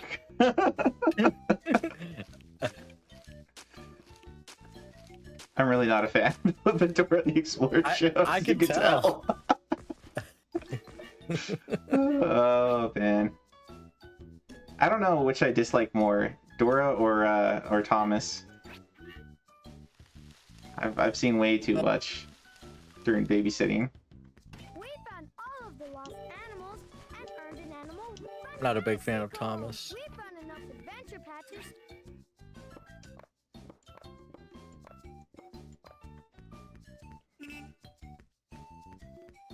Excelente! We need to put the animals we found back in I their just love how you have to sit there with the stylus or your mouse in this case, and you have to be like, "Oop, here's a Lego. Ooh, here's another Lego." Oop, and just drag all four. Muy bien! That's it! That's it! That's it! Muy bien! Muy bien! We finished building the We didn't even add any rescue brakes. vehicle. Great job! Kids don't need to learn how to properly brake. The wall Okay. is your natural brake. That's an animal pickup zone. Tap the glowing icon to pick up the lost animal. That's a zebra. Zebras belong in some paths lead away from the main road. We can explore those roads to see what we find.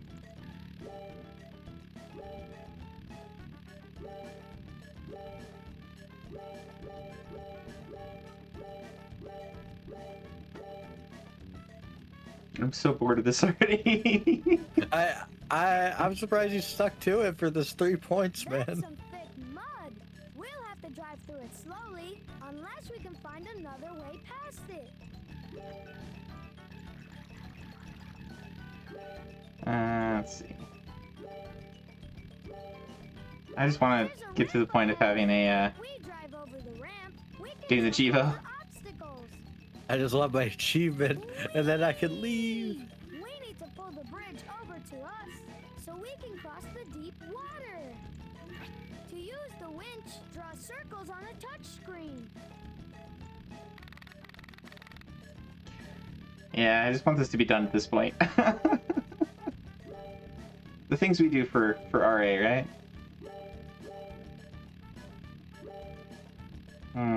This was a 2011 game. That's We wild. found another lost animal. Way to go!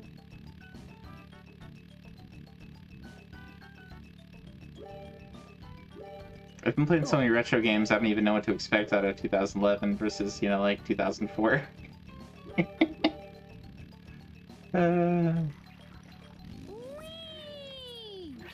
There's another animal. Excelente! Wow. I did not realize how many Dora games there are on the DS. And we only There are have a lot. 3 of them on our... Whee! Whee! Fantastico! We found Is that lucky, or is that just like, we don't have as many free points? Sad. I refuse to play these. I don't care how many points they are. Fair. Fair. I would get so bored. Already bored. Let's go to Pokemon. I guess we missed 2. We need to put the animals we found back in their homes. I guess this represents Savannah. Excelente!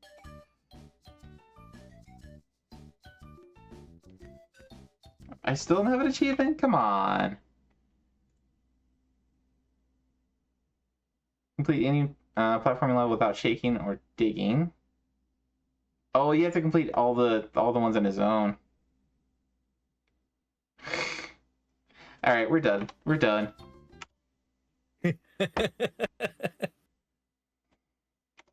That's good. Too bad, so sad for getting Chivas there.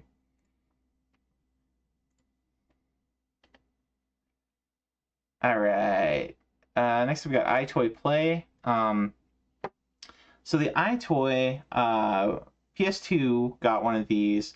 I think it was more you got the iCamera thing for PS3, and there was a card game around that one. I don't know what all the PS2 had. I mean, obviously this is like a demo disc for it. That's a minigame game.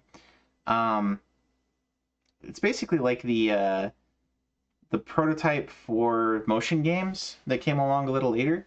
It's like with PS3 you had the actually, let me grab. I'm gonna step away for just a sec because I have some of these controllers from back in the day. Let's see here.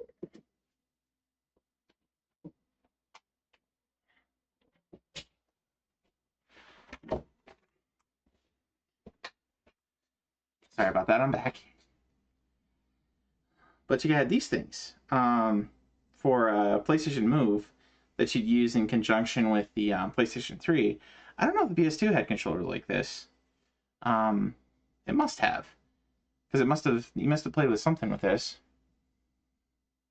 No, this just used the camera. Just the camera?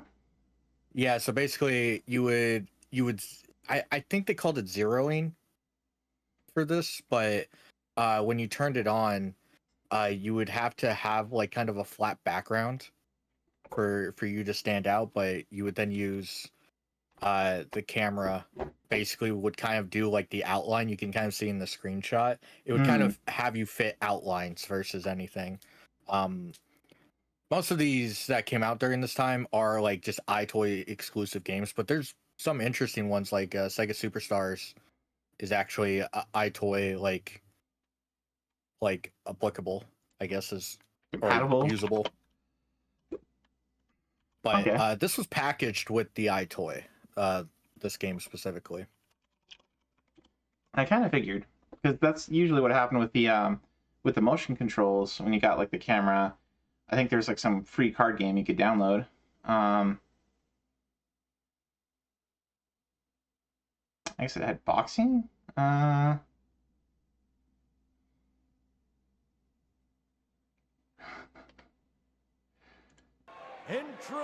It wasn't a bad experience. It's definitely like a showcase of like an accessory for the PS2 that wasn't a bad offering. Like if you were a kid, this was enjoyable, and even if you were a teen, you could get some laughs out of it.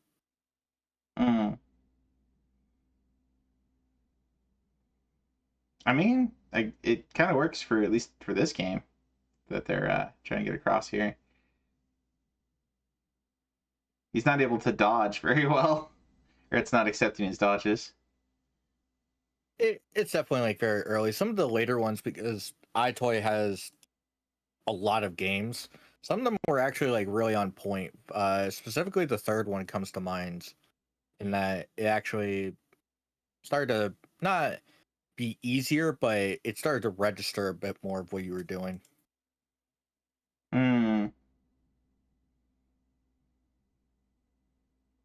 Like here, you're just slapping things away.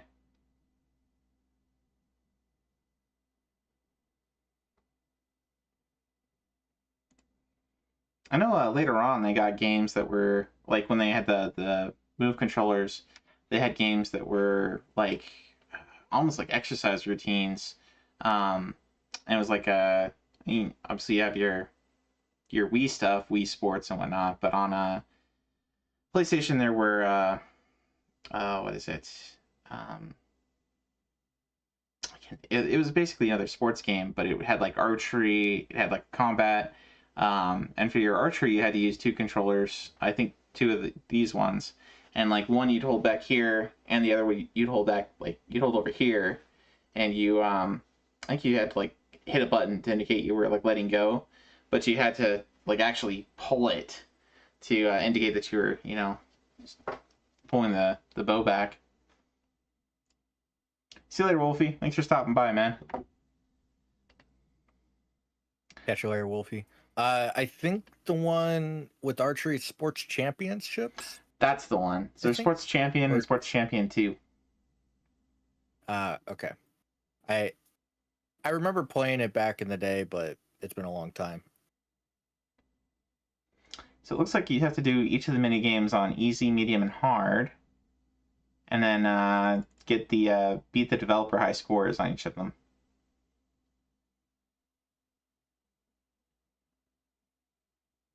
Oh, and then... I do know that the iToy for the PSX2 like emulation, I'm pretty sure that that's a recent addition. So the dev for this probably jumped on it. Like you can now, I guess, use your webcam or something. I don't exactly know how it works, but apparently you can hook it up properly now. Oh, I see the latest update on PCSX2. Probably should have opened this before stream, but let's see. Or maybe you can hook up like an actual normal iToy camera to it, and it registers similar to how like the Guitar Hero controller registers. I mean, it was by USB. Pretty much everything by on PlayStation 2 is USB, so you would think that there would be some amount of cross compatibility. Let's see. I think it was for. I think you go in the controller section. Ah, yeah, here we go.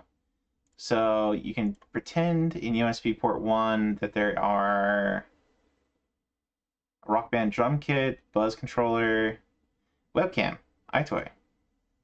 Oh. Yeah, okay. So I could set my webcam up to be the iToy. That's pretty neat. Or my video game capture. I don't know how that would work. Oh, I feel like that would be really cool if you could hook up a video then. Like a video of the video capture and have it play. Like do some like puppetry stuff.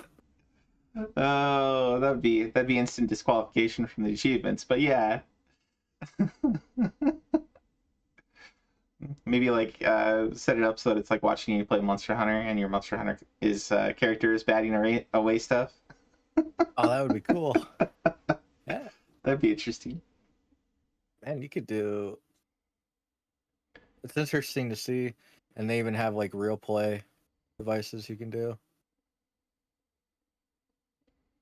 Interesting. All right, so if you enjoy some of those, if you're interested in trying some of those motion games, and you have webcam to do to hook up to PCSX2, maybe give that a shot. Might be kind of something off the beaten path a bit. I don't think any of these are going to be super complicated as far as the games. They're as Manny was saying, it's fairly primitive during the PS2 era of what you could do with some of the motion stuff. Even the PS3 stuff was pretty janky. I feel like it was mostly what would you call that? Kind of a fad. Like there was, I don't know, there was a lot of what felt like pretty cheaply made motion games that came out, like all pretty close together. And then it kind of felt like it petered off after a while, and like you didn't see very many at all. I think we did it better, or we kind of survived of that genre for a longer period of time. But like you had the Xbox Kinect, you had the PlayStation motion controls and stuff, and I don't think they really got super popular. Like people tried them, but I don't know. I'd have to like look into the sales data to tell you if it was like really popular, but I think Wii is really the only one that really did gangbusters in that. That's also because it kind of started with the console, and they kept supporting like improvements with it. Like Wii Motion Plus was a little add-on you can add, or even the Wii Motion Plus controllers that came with Wii Play. And they built it into their first-party games. Yeah, a lot of the times too. Skyward Sword comes to mind, and much more. That was just the first one that popped in. Yeah, I mean, to some extent, to the chagrin of most Zelda fans, of like, I think the archery in there was not the greatest. But you compare that to like Sony, and Sony had like a handful of games that I guess to be fair, Sony always had trouble coming up with like a game that was the mascot of the system. And like you had Ratchet and Clank, you had Crash, you had here and there, but none of them really stuck as the mascot. And they were almost all like third party. But they had like the Killzone games. The Killzone games had some motion controls compatible with them. I don't know what else. Epic Mickey 2 I know has it because it matches. It's a little worse than the Wii version, but it matches pretty close. One of the Carnival games, I don't really remember which one, had the PlayStation Move be usable.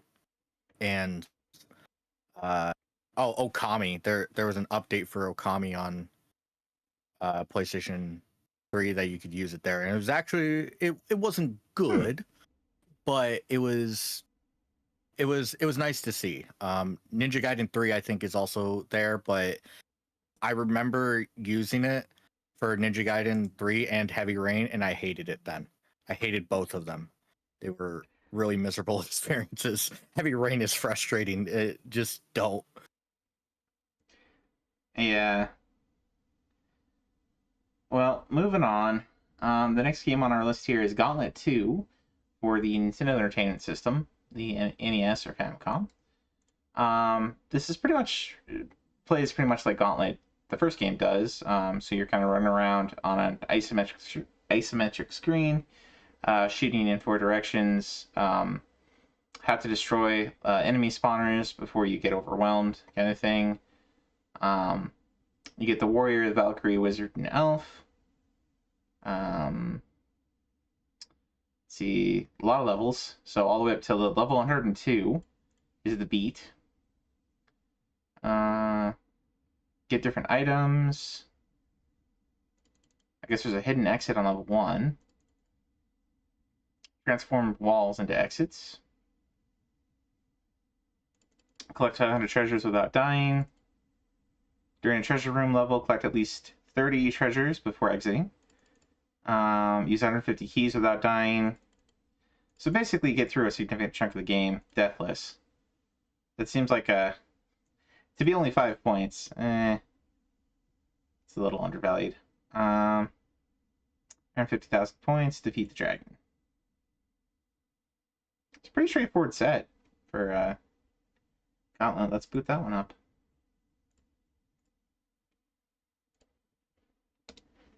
I saw VCG got this one. Got the badge on this one already. That means it's easy. He doesn't play games anymore. It has to be easy for him to get the badge.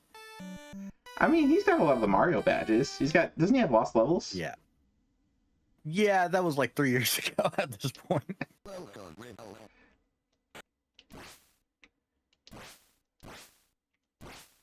I know he's working on like a lot of Zelda.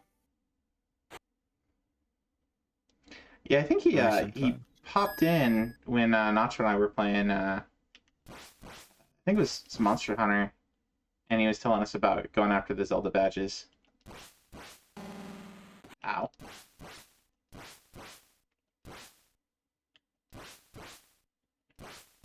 You know, this just reminds me too much of the Uncanny X-Men game.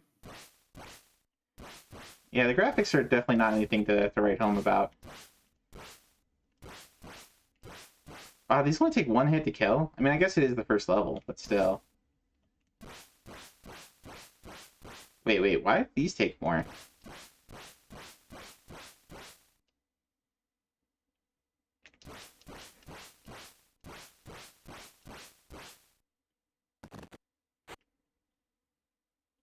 What is this? Oh, it's a button.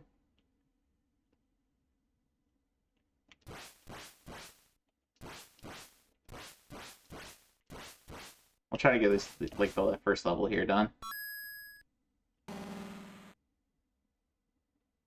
Single file now. Oh, it is.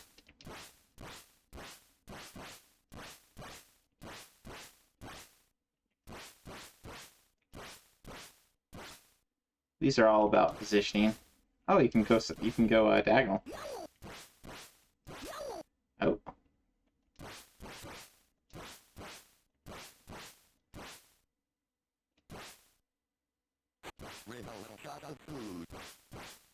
Oh, that was food. Whoops. Oh, I want to kill this thing.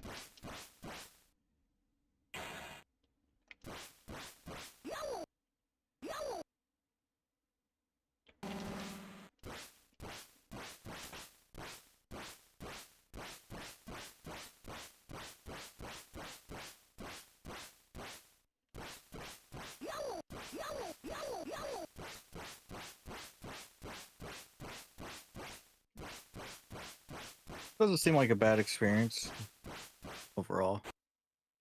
Yeah, I mean it's Gauntlet basically.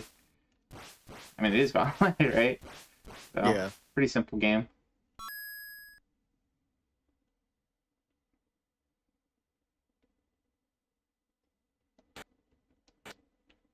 Hey Bo, welcome in. We are playing some Gauntlet 2 on NES. Going through the games here that came out with new sets. We did go through community highlights. Congratulations on being #1 this last week. Good work, sir. Alright, so there's an exit there. There's an exit to 6. Do you get the achievement for exiting to 6 over here? Secret exit. Hey. Wizard needs food badly. I actually have a redeem for this. Funnily enough. Warrior needs food badly. Aw, I shot food again.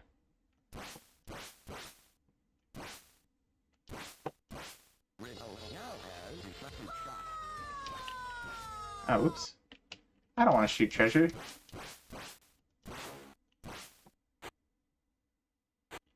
Now we're getting lots of GFOs. Yeah, because the secret bringing you to level 6. Wait, am I hitting myself with that? And I guess not.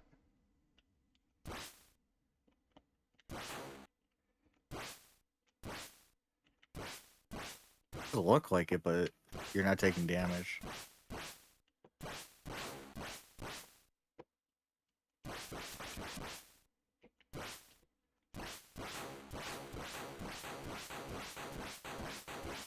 Did most of the 3 sets of Zelda 1 last week? It was your big money maker? Nice. Yeah, I imagine like once you've done a few Zeldas, you know, or done Zelda 1 a few times, it's you can go to the GBA version and the now the GameCube version, right? We were looking at the big mega set there.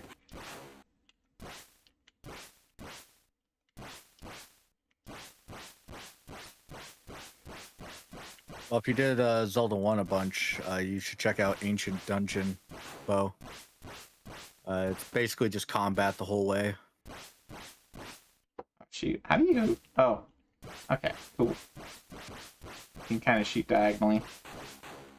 That's useful. Yeah, it's a ROM hack. It's supposed to be like roguelike.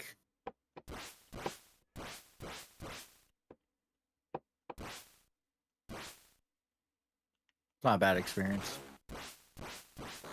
Uh-oh. You could shoot through that.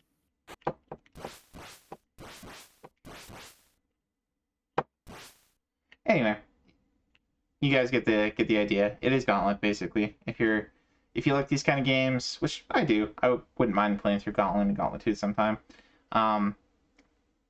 Pretty fun, pretty simple combat, simple game. If you like Arkista's Ring, that's another really good one. Though it's kind of rough. At least the fourth loop that you have to do. Oh yeah, and I've got Benny in chat. I should say that before. Let me throw you a shout out, sir.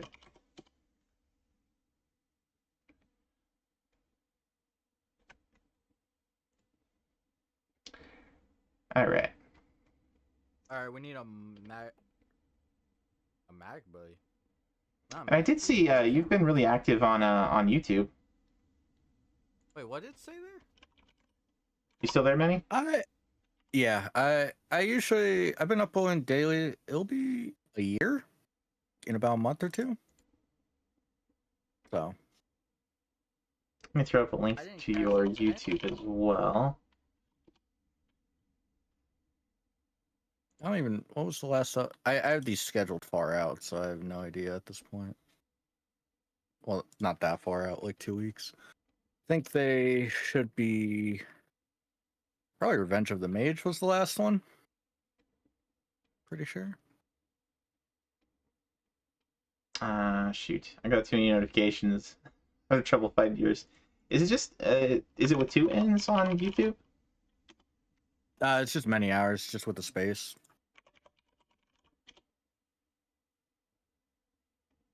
Yeah, it was Revenge of the Mage. That was correct.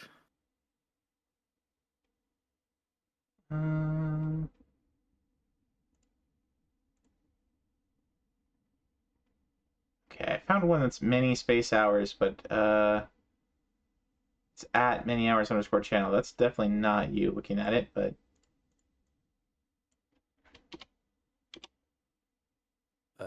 there we go. Found it. I don't like that.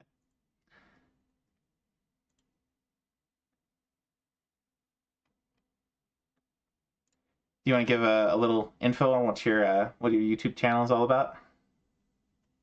It's really just my interest at the time. Some retro achievement stuff gets thrown over there. Usually my review of the achievement of the week.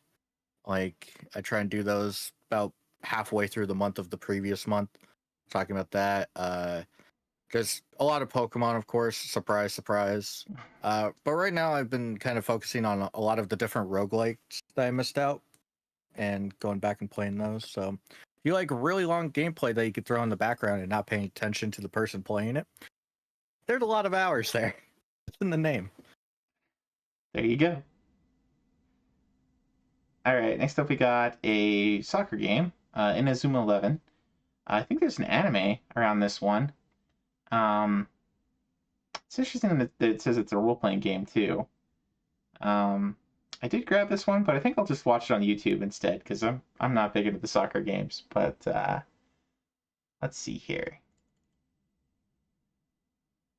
So you got to get a certain number of goals during these certain story games. Looks like. Score 5 goals with a particular character. Score at least 4 goals. Score a goal without Wild intercepting it.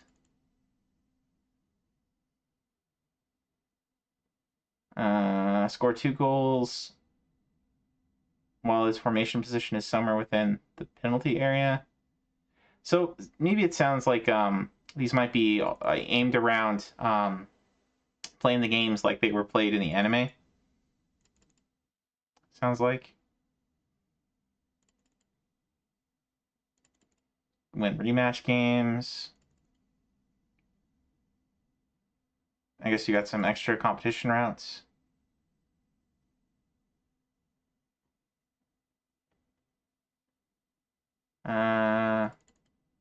Recruit all players. Open all chests. Oh, that's interesting. There are chests. Huh. So maybe it's like a RPG in terms of like walking around the world, but then when you actually get into battle, it's a soccer game. Interesting concept.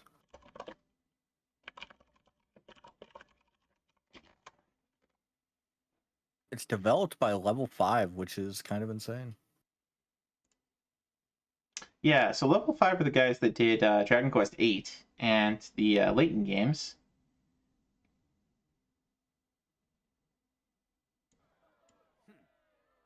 Let's make this more interesting. Show them death, sir. Sounds like they got the same voice actors they had for Layton.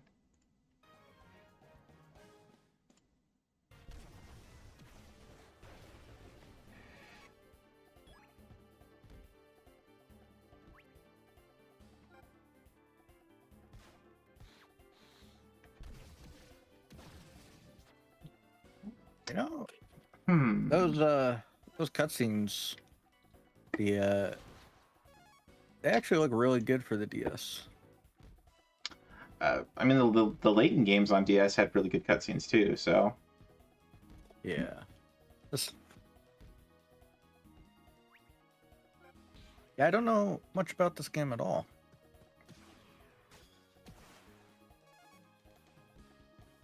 Or you could draw positioning.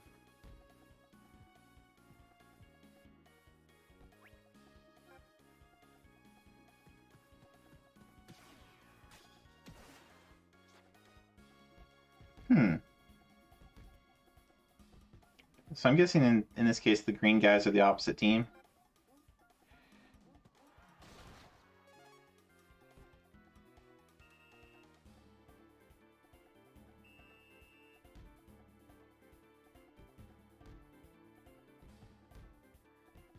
I don't actually know. I've never watched this anime at all.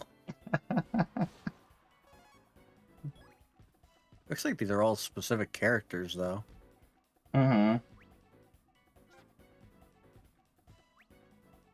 There's also like a couple of achievements in the set that are focused on recruitment. So I wonder if you can build like... Maybe that's where the RPG aspect comes in, is that like you can maybe get special moves and building your team a certain way. Yeah. So it's definitely got a lot more going for it than your typical soccer game in terms of just... Like, there are soccer games out there where you're, like, building a career, and, like, building a particular guy, and maybe you get some stat increases and things by doing various things. But this one looks more almost like... I mean, it's based on anime. They're very much making it anime soccer, so you have special moves and stuff that people are doing here.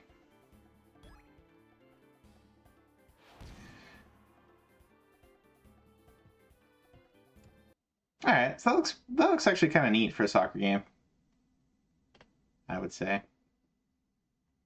So if you enjoy football or if you enjoy soccer, give it a shot. Zoom out. One of the cool things I will say I noticed about that gameplay is even in the cutscene, the only time the timer pauses is when it's doing the transition, when everything's frozen properly. So it's not like the cutscenes completely slow down the gameplay, which is very rare in games. Usually cutscenes completely stop timers. Right. So that would potentially make like speedrun, any kind of speedrun type achievements a little harder, though I didn't see any in the set, so probably okay. Next up, we've got Resident Evil Code Veronica X on the GameCube. I didn't know this one actually came out on GameCube. I remember when it came out, it was kind of I want to say it came out on Dreamcast first, I think. Yes. And then got ported to PS2 much later. So it's kind of the, I want to say this was the first of the, what is that, like the second generation of stuff on the later generation of consoles. Because I think 1, 2, and 3 are all on PlayStation 1, right? Originally? Yeah. So if I may be wrong. This is going back to a time I was not really alive. But I'm pretty sure Code Veronica came out on Dreamcast. And then because it was failing, or maybe PlayStation was the better option at the time, they released Code Veronica X,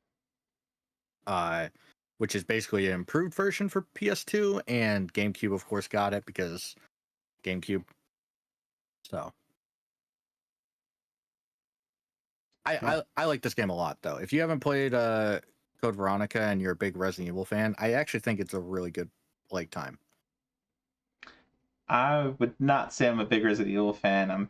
I'm not huge into horror games, but I do kind of like the ones that are a little bit more like atmospheric, I guess, and like Silent Hill and the what was the other one? The camera one, Fatal Frame. Resident Evil, I don't know. I kind of got over. There were too many zombie movies when I was growing up. I got that's true. A little tired of the theme.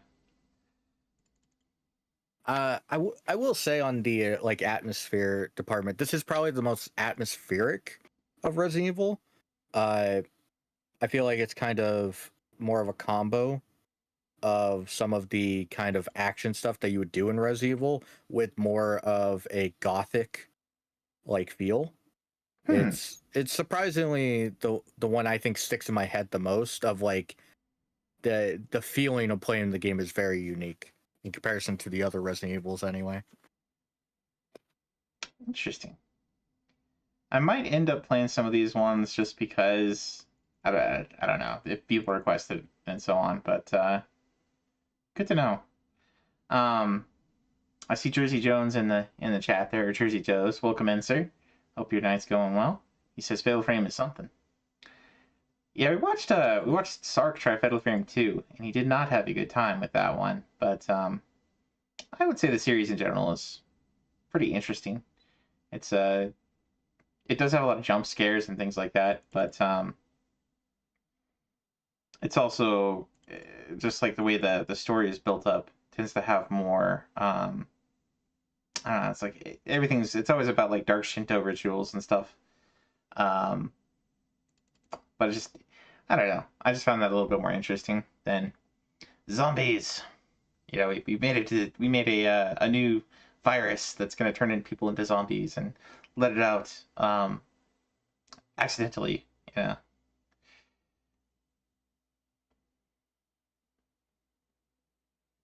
We've reached the bottom of the barrel. Yeah. He is getting into some of the requests there that are kind of nasty. That's for sure.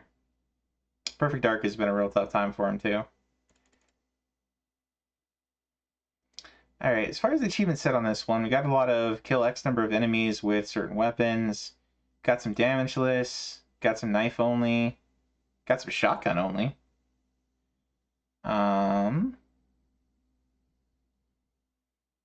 got to get A ranks. If I remember correctly, with these games, A ranks are mostly about, I want to say, getting the dodges with a knife and beating the game within a certain time. I don't know if it's I don't know if there's like MO requirements in terms of not using so many bullets or something. This is Code Veronica X on the GameCube. So this is the port. There's already a set out for the Dreamcast version that we were talking about, which is the original version of the game. And then it came out over there. Manny was saying it didn't do too great over there, or the or perhaps just the crowd of people on that went with PlayStation rather than Dreamcast were they wanted their version, and so it ended up on getting the X version on PS2 and GameCube. I'm not entirely sure what's different between them. We can look at the other PS2 version here for Code Veronica X.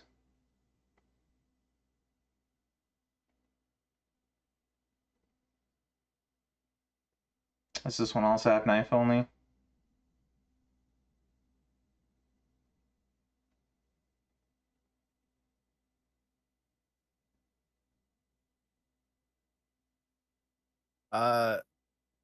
I don't know too much of the differences, but I know in Code Veronica X specifically, a lot of the Wesker scenes that are in there are added. They aren't in the original, so probably some stuff was added in that. I'm guessing maybe like some improvements because it's like a 2-3 year difference from release, I believe. So probably like audio and stuff. But I know the Wesker parts were mostly added. Yeah, I can see there's this battle mode that's talked about in both the PS2 set and the GameCube set. I'm not seeing a lot of, unless I'm missing it, I don't see like knife only and damageless stuff here. I see a lot of completing certain puzzles, escape from a certain area, killing all enemies, obtain things, get certain versions of cutscenes, obtain every file in the game. Yeah, the PS2 set looks really straightforward. It's actually worth a fair chunk, which is well, $6.95. $6.95. That's better than some. A lot of PS2 games feel very undervalued, but the PS2 is $6.95. The GameCube version is $1,100. The Dreamcast original. Wait. Oh no. Okay, Veronica X is on Dreamcast. Was there not a just a Code Veronica? There should be just a Code Veronica. Huh. That's the original version because Code Veronica X, I don't think actually exists for Dreamcast. That might be a mislabeled.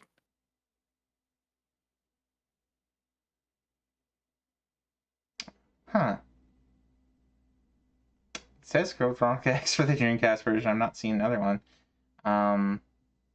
Oh, I found it was also released on the Dreamcast in Japan for the Dreamcast. So, it is available. We just never got it. Interesting. So there's not even like a placeholder for regular Code Veronica on Dreamcast. There's just the Japanese X version. And that one's worth $1,200. Okay, so yeah, PS2 version is undervalued compared to other versions of the game. That's kind of funny, kind of sad, but see the as far as the Dreamcast version goes.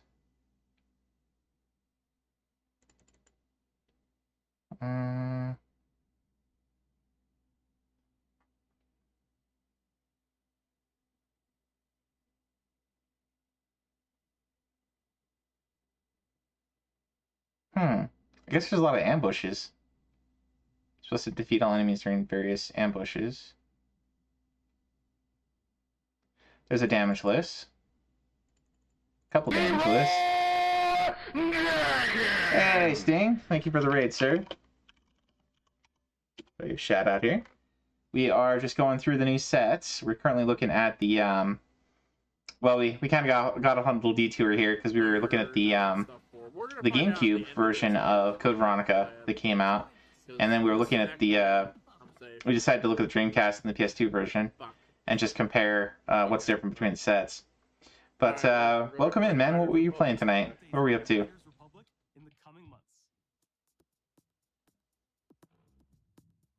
And for those who are here already that aren't familiar with Sting, Sting's one of the devs on the site. He also streams, hangs out with us quite often over in Pulse's chat, in Sark's chat, Game Squad.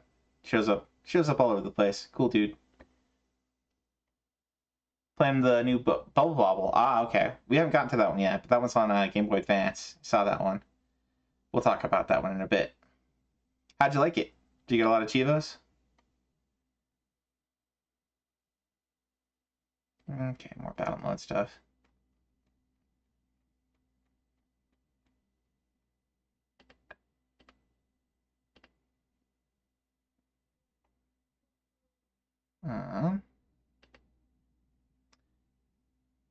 Really enjoyed it. Great version of it. Maybe with practice you might be able to master it.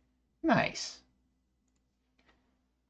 Alright, I'm going to go ahead and bring up a video of some Code Veronica, because we were just talking about it.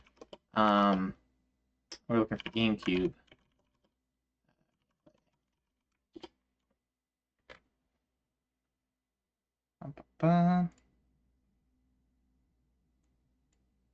You know, I was interested in the sales numbers for Code Veronica to see why like they did the change stuff. And I don't really see why. It outsold Shenmue for the first couple weeks when it released. So it's in the top 10 of Dreamcast games. Huh. Maybe it's like the other way around, where it was popular over there and they just wanted, like the PlayStation fans wanted it, or the GameCube fans wanted it. Yeah. The Code Veronica X sold just under 1 million on the PS2. Which is pretty stellar for the time. Oh, that was just in the United States, just under 1 million. Sold about 1.5 million copies worldwide. So, yeah, I like this game a lot, though. I think the atmosphere is really solid. Out of curiosity, was this before the Resident Evil remake? Because it doesn't look quite as good as like Resident Evil 0 or the Resident Evil remake. Just looking at the environments and texture models. Resident Evil remake is, yeah, it has to be later, right? Because remake, when was that done? 2002, right? Something.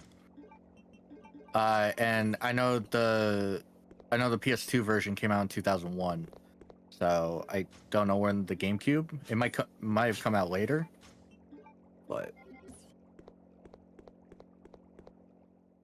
it also probably wasn't a like main like worry at this point, because you're releasing a kind of enhanced port versus a full remake of the game. So it probably didn't get the polish that Resident Evil remake got.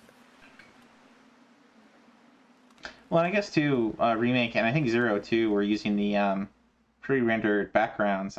This does not look pre-rendered to me for the backgrounds. So I think they were going with a different, a bit of a different style. At least these areas. I don't know. Maybe other areas are different.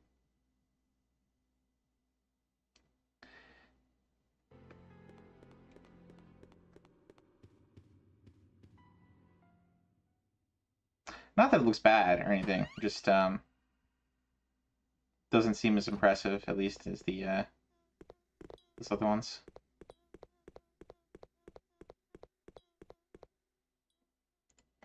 Anyway, so that's Veronica X.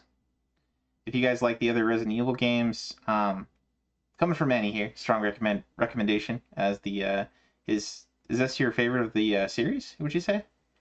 No, but it's probably in the top 3. I'd probably give it the 3rd spot. A lot of that is nostalgia, of course, but it's still really solid. Cool. All right. Next up, we got Dogs 2 on the GBA. So this is, I think we've seen, I think there's like cats and dogs. Yeah, those got sets. Those were. Did the sets get removed?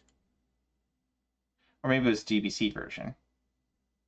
Could have sworn there were some games that actually, again, BCG had badged. That was on Game Boy Color, I think. Where you actually had to like have certain pets run away in order to unlock other ones, but you had to like raise every different type of cat or every type of dog or something. Hey, Turnbuck, welcome in. Dogs with a Z, yeah. Looks like there's some mini games that you play with your dog on this one. Fully teach your dog to shake your hand. Use the bed. To lie down. Train status. Finish day 30. 30 days. You gotta raise a pup for 30 days. Alright, let's pull this one up.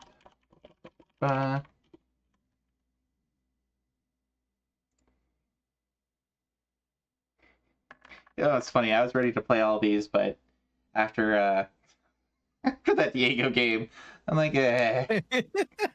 The Diego game has killed all enthusiasm. I'm just gonna play the ones that actually look cool. But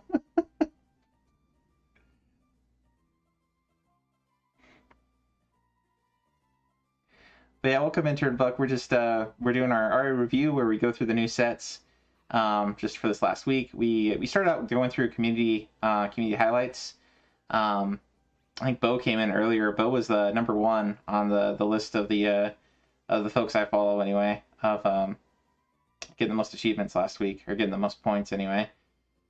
And you know, the usual folks are up there, Wise and Sark and Chrono.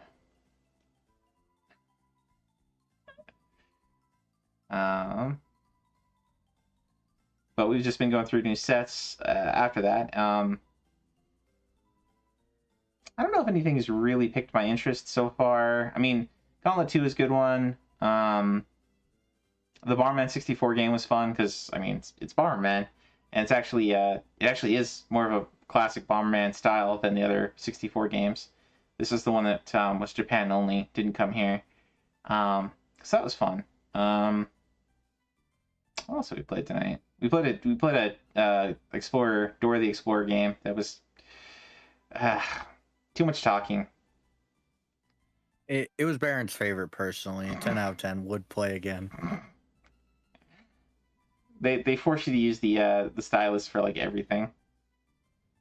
So, like even going up and down vines, you know. Turnbuck says he needs to finish the Punch-Out set so he can be free and play some fun games. Punch-Out set is hard. Yeah, it's not everybody's cup of tea. I know Wise really loves that game. Like that's when he'll go back to when he's getting beat down by Comic Zone or something. He'll pop up Contra or Punch-Out. Or China Warrior. I think that's why you haven't touched too much of the DS collection, is the stylus. Yeah. I mean, there's plenty of good games that don't use the stylus at all. And, you know, there's some games that use it well. That Diego game was not one of those.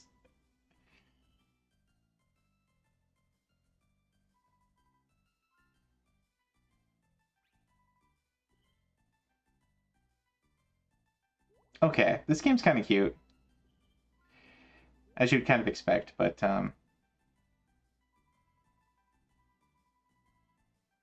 So this is all about teaching your pet how to do different tricks and so on and so forth.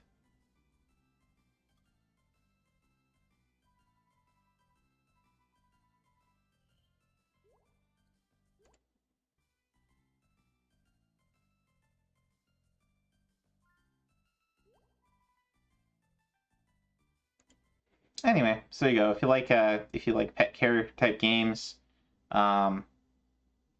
it looks like folks are earning achievements for the most part. This one's probably a grind. Purchase all dog foods. Achieve the best ending. Get all the hearts on your training status. So, looks like it might be kind of an easy badge, maybe. But there you go for dog lovers. All right, next up we got Hexen.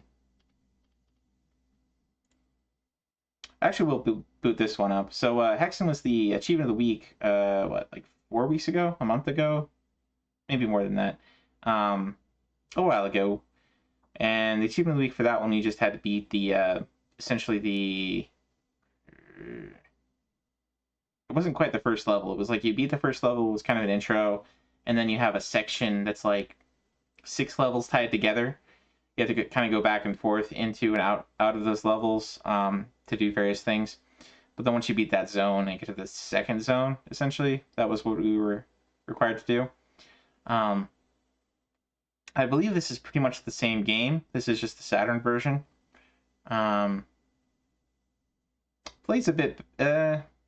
I felt like it played a bit better than the N64 version, because the N64, you had to hold a button to strafe, and in this one you just have L and R will do your strafing for you. So I feel like it's a bit easier to play with a controller. I don't know if it supports mouse. It might. Okay, you got some missable achievements here for certain special items that you can find, hidden levels. I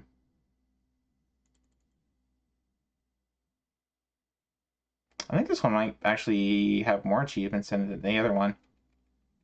Because the other one, you'd get an achievement for opening the bonus levels, and completing them, but you wouldn't. You can get it like sort of piecemeal achievements, like are here for hitting the buttons for them.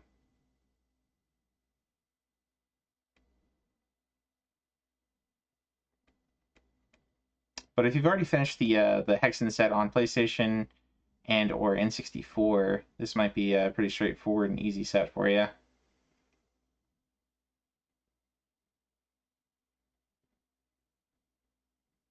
Let's see. I'm not seeing like damageless stuff like that. It's mostly just finding hidden things.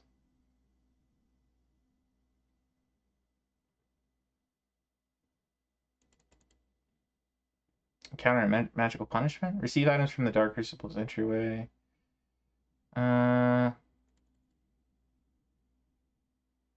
Fourth or harder skill level. Okay, so you only have to go up to the 4th skill level, which really isn't that bad. I would say this is kind of the era where difficulty was just more enemies with more health, as opposed to like enemies doing new stuff. This is a little disappointing as far as increasing difficulty goes, as far as FPS games go.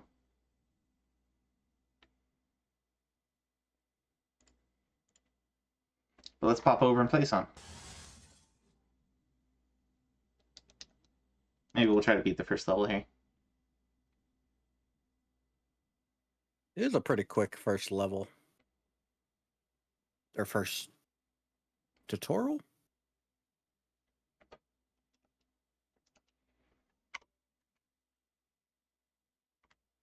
Get through this.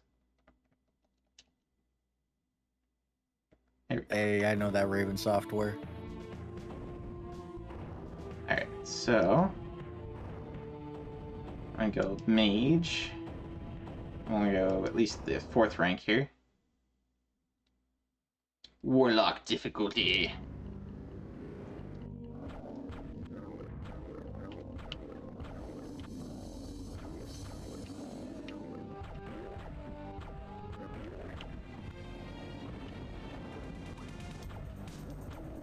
Bum, bum, bum, bum, bum.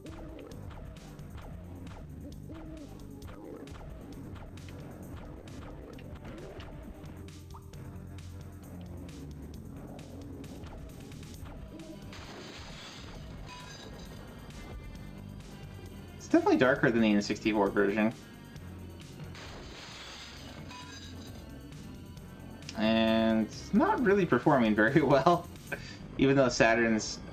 I would say Saturn is a bit more powerful system. I would think. It's usually a bit stronger. Might just be...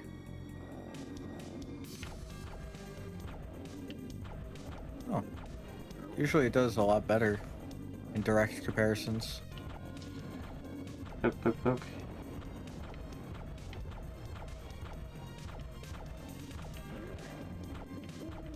Okay.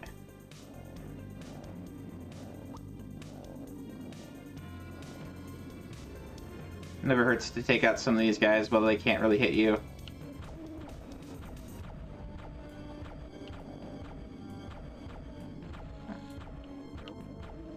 Alright, I'm having kind of a hard time shooting through the fence here.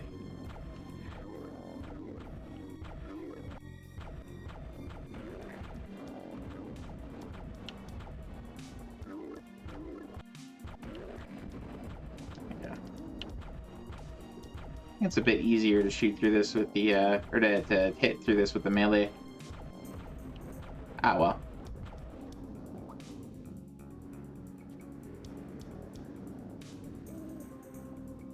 Let's see. It's kind of a, you have kind of a mouse look with L1, and your strafe buttons are L2, R2.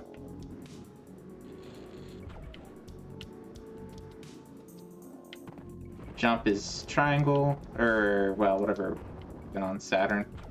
It's triangle for me because PlayStation controller, but...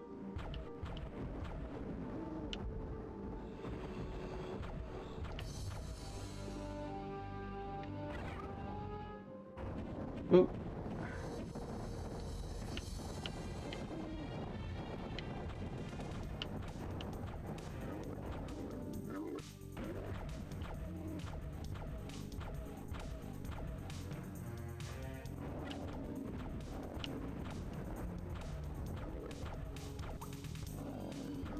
Bum, bum, bum. Let's get away from these guys. Excuse me. Coming through. Just gotta keep distance. Let's see. I'm guessing this is use? No? Oh, okay. Ow. It looks like L1 is use. No, R1. R1 must be use.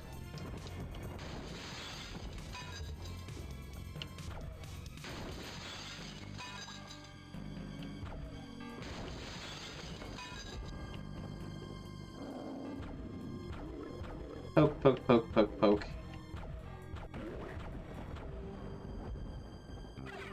Get some flasks.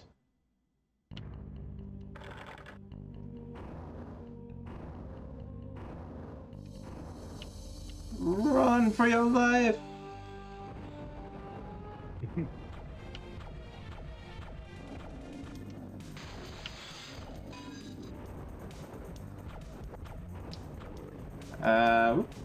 Hello?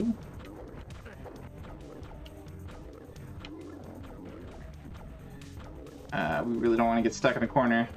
Really don't want to get stuck in a corner. That was a mistake. Here we go.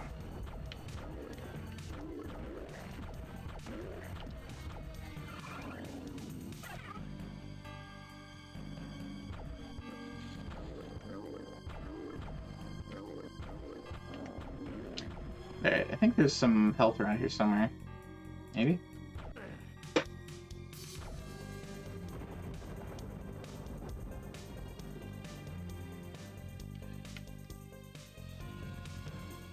Maybe not.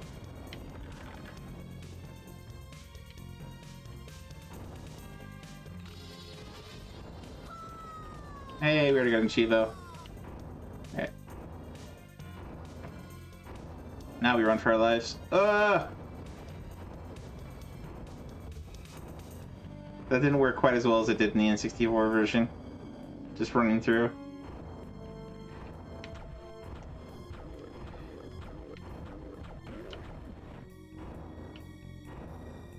Alright.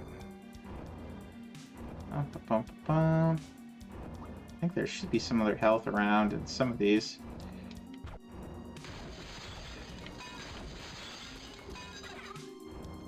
Oh, I was playing on a lower difficulty on the N64 as well, so that might be part of it. That's why there'd be more health around.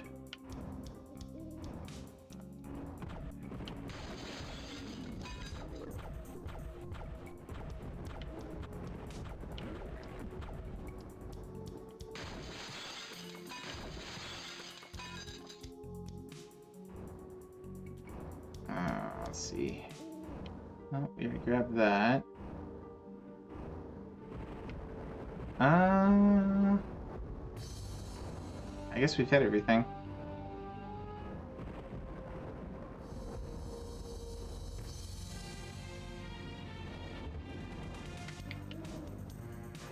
Huh.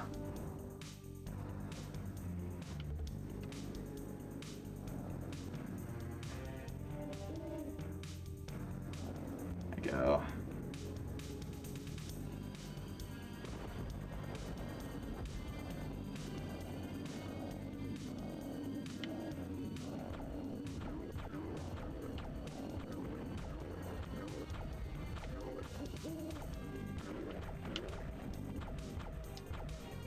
Magic machine gun.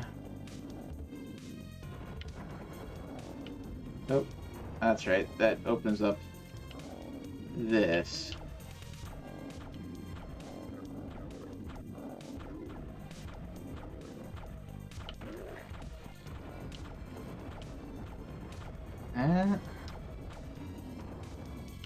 And this opens one downstairs. I hope. Yeah, okay, good.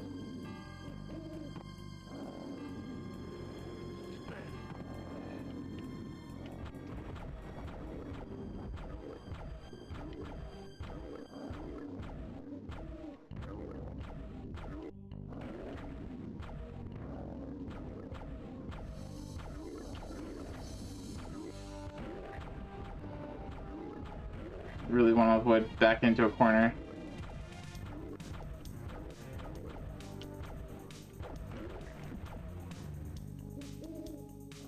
These guys have so much health sometimes.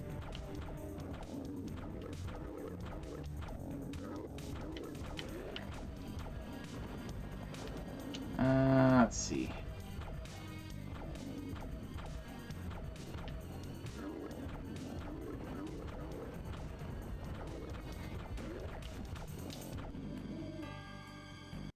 I think we can save too.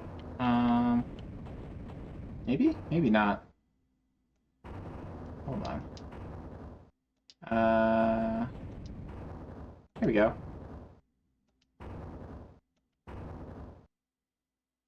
Just in case.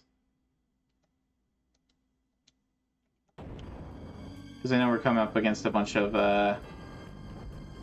we come up against more doors for one. And against more of the egg dudes. They give me kind of a pain. Phoenix things. Oop, come on. Pick it up. Oh gosh. What?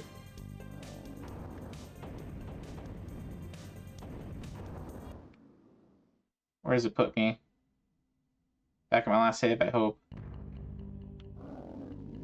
Okay. It was a good decision to save right there.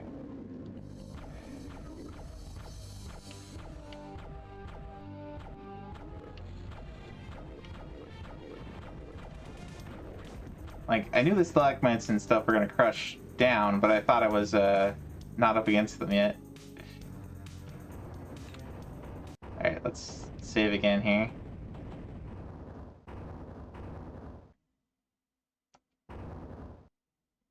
Do you play much in the way of FPS games, Manny? It's pretty spotty, but yeah, I played a decent bit.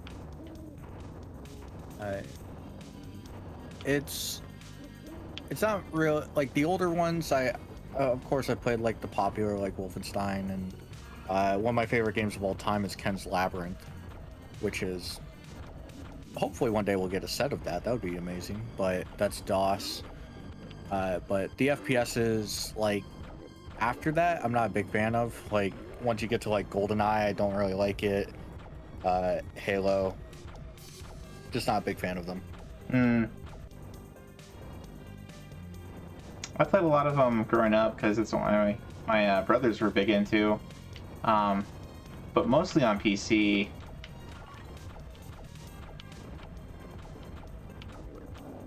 Oh, we gotta break pots. This is officially a Zelda game. Every game is a Zelda game. Or Dark Souls, you know? Gotta roll through all those pots. Just roll.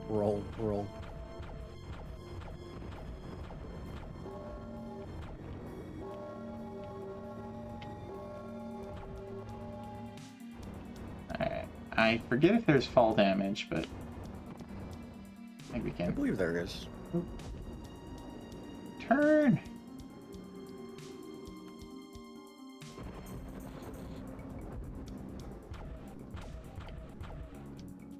Alright, I think that opens up the portal. I think there's like there's armor we can pick up somewhere on this level.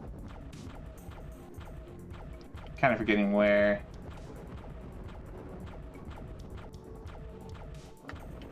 Might have just already been here in on the easier modes. Normal difficulty and such.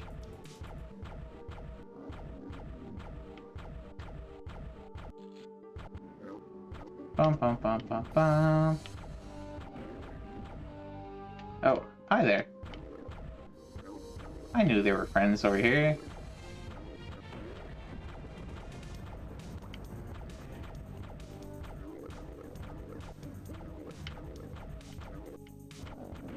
So much poking.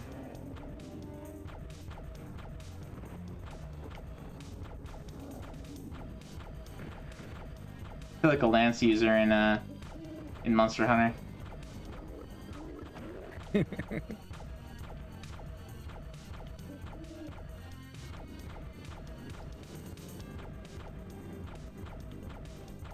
All right, here we go. Zoom.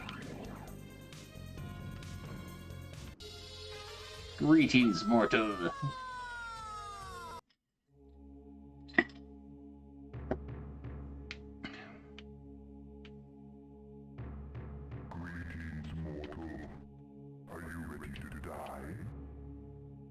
I will say the voice acting is one of the stronger points of this game. They did a good job. Go ahead and save here, just in case we want to come back.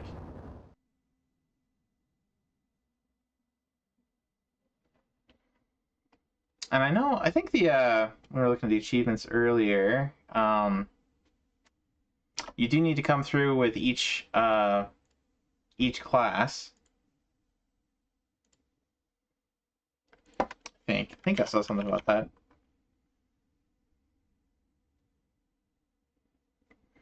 As a mage, ring the bell. Oh, I could have done this. Ring the bell in the winnowing halls without acquiring the silver key. So you can probably find a place where you can shoot the bell from below without the key. Oh, and there's a platinum helmet in there somewhere.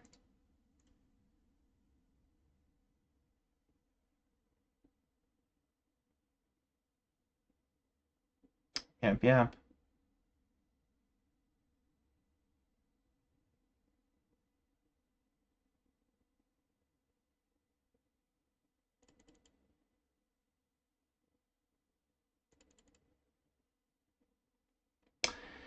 Anyways, there you go. If you like FPS games, if you like Tekken on PlayStation and on N64, give the second version a try. Good stuff. Alright, next up we got Sega Superstars Tennis, which I did not grab the PlayStation games this time around. so unfortunately I don't have this one to play right away. But we got basically a Sonic Tennis. So we've played Mario Tennis before. The Super Mario Tennis on GameCube, I think it was. Power Tennis on GameCube was pretty fun. Mario Tennis on 64 was pretty fun. I never really played the Sega version.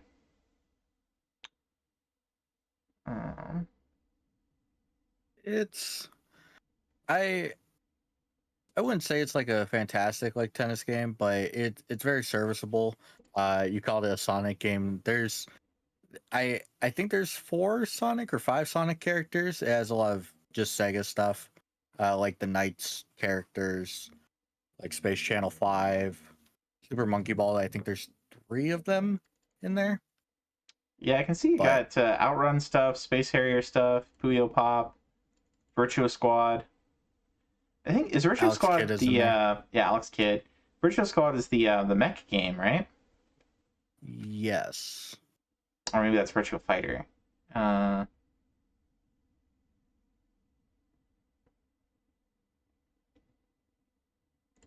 see. You have, I know Amigo is in there, which is from the Maraca rhythm game. You have Beat from Jet Set Radio. I don't ever remember his name, but it's the Golden Axe character. Axe Valor? Or was it the main character? No, I think it's the main character. I don't remember. I just called him Golden Axe because I legit don't know any of their names. Yeah. I can't remember anybody but the dwarf, which is Axe Battler either. So. Yeah, I think it's the main soldier guy. It looks like they want you to use so I'm guessing kind of like Mario Power Tennis. You've got drop shots, smash shots, diving shots, running. Well, actually, running and smash. I don't know. No, you do have smash. Maybe it's a little different. I don't know. There's a bunch of very specific things to do in specific levels too for the achievements. So, not sure if that's a good thing. Very similar to Mario Tennis. There's like a meter you fill up, and you end up doing like I forget what it's called. It's like a different like form or something. But for example, Sonic turns into, Golden Sonic, Super Sonic, and the ball does weird stuff when you hit it. And then the only reason I remember Golden Axe is in this game is because his just summons thunderbolts that stuns the enemies and you just win, which is really broken.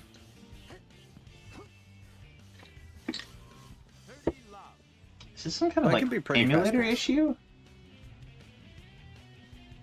That guy's not supposed to have like whatever the heck is around him. He looks like he's got a symbiote. Yeah, it looks like some textures failing. That's weird. Yeah. This was from 6 years ago. Early PS2 emulation, guys. What are you talking about? We're still in early PS2 emulation. Steve's excited for this one.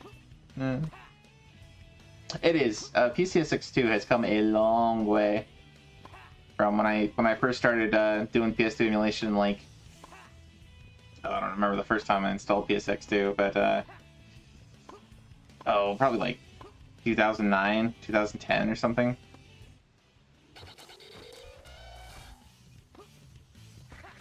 I tried to play Prince of Persia Warrior Within, and it was completely incompatible when I first tried it. I don't know when that was.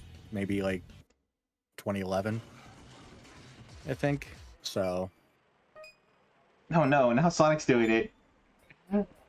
I wonder if there's a more recent video. Probably 3 years instead of 6. 10 years. 14 years. Oh man. The 360 version, I remember being quite fun to actually like play multiplayer for this. The PS2 one, I don't know if they're the same game exactly. It's just like a little bit of a reduced port like they did, but the 360 version was fine. I think it was a good game. Has some mini games too. Interesting. This one's like a kill zombies mini game. I guess you can't turn around. That would make that really kind of potentially rough. Gotta juke them over to actually get them.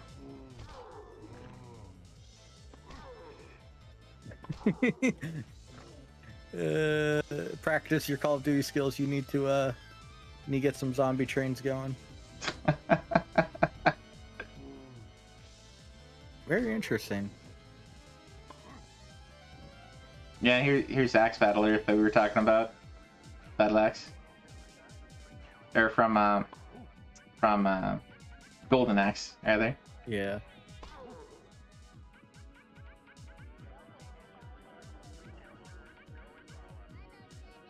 Fighting waves of zombies.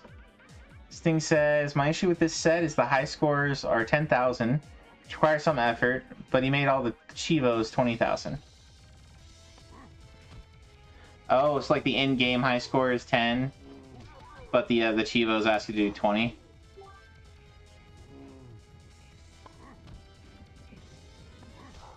Pretty brutal.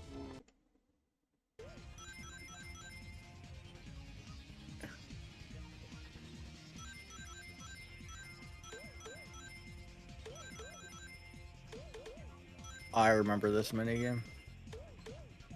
Seems like you're just avoiding rather than actually using the tennis racket.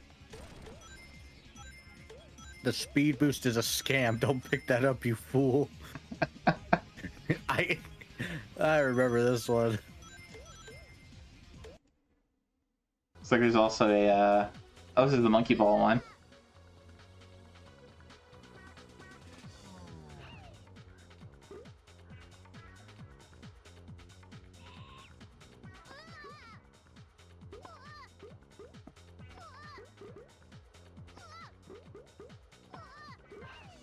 It's almost like pool.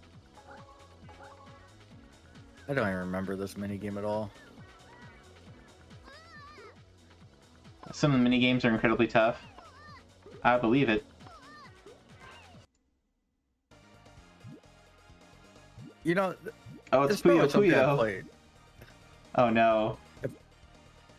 Like the minigames, some of the minigames I played back in the day, like if I didn't understand them, I straight up just went, I'm good, they're bad. Oh, I see. So you're hitting. This reminds me of the paint one from. Oh yeah, I remember when we were playing that one on Power Tennis. Yeah, like where you have to hit specific spots. Has the same flow. And you have to hit them with certain types of certain types of shots.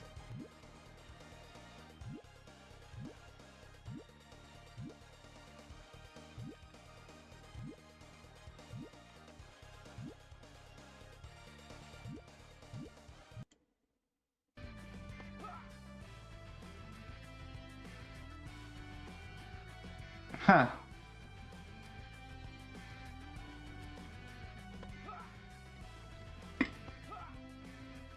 This is like a Time Crisis themed one.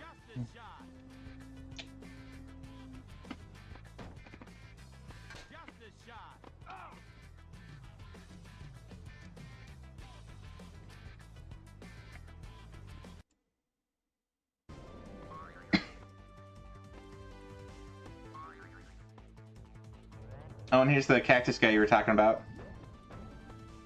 Oh, and this is a Space Harrier themed one. Okay, that's pretty neat.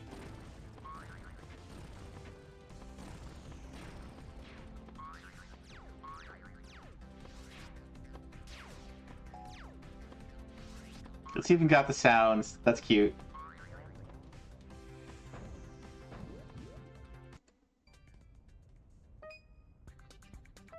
This doesn't look like the tennis anymore. Oh no, there you go. Got a Space Channel 5 character and some Centipede. Or no, I guess this is like Choo Choo Rocket.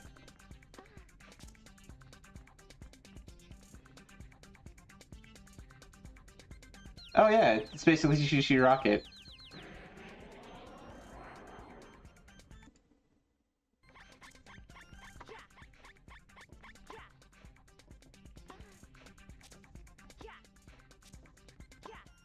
Oh, you got a graffiti one too. Here's your paint one.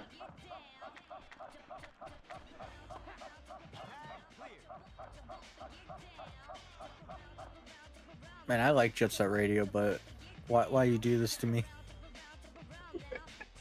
That's interesting. You kind of like store the color.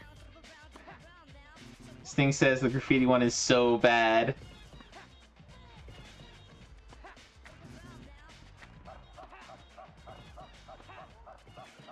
It does kind of make me wonder why they wouldn't, why it's on the ground rather than on a wall or something. Like, I think that'd be, like the Mario Tennis one was against a wall and you were painting a picture. But, anyways. You need to not miss it all or you don't get the big score. That's the only way to score big points. Oh, that is pretty rough. All right, so that is Sega Superstars Tennis. You know what? I'm gonna go ahead and toss that one. I want to play just because I do enjoy some of these tennis games. Some of those mini games do look painful, but might be fun to play the main game and some of them. All right, got some more monkeys coming along next. Got Monkey Magic from Sunsoft. Oh, you know what? I think I did grab this one a couple of weeks ago, maybe, when I was behind. Let me see. This name rings a bell. Oh, no, never mind. Never mind. I was thinking of something else. Anyway, so this is a 2D platformer.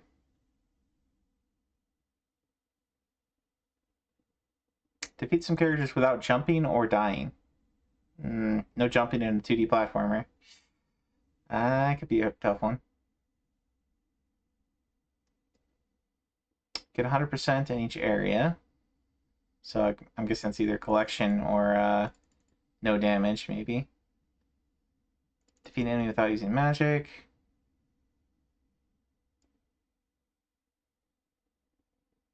%. Pretty short set as far as it goes.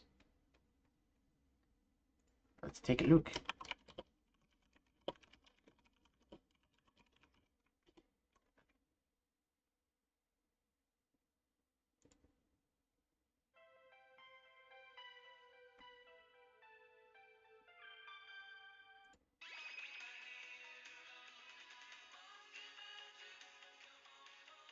So, Shenlong. Is this? I mean, I know Dragon Ball is based off of Journey to the West. I know Journey to the West has Son Goku, and he's always got a extending staff and a cloud.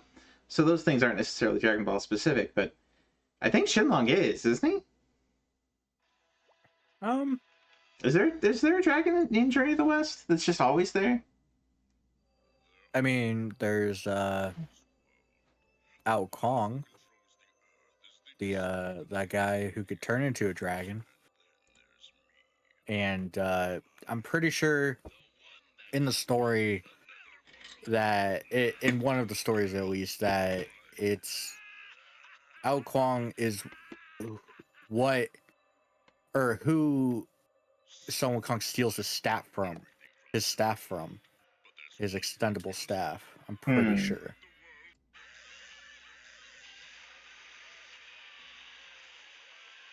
I'll just skip to some gameplay here.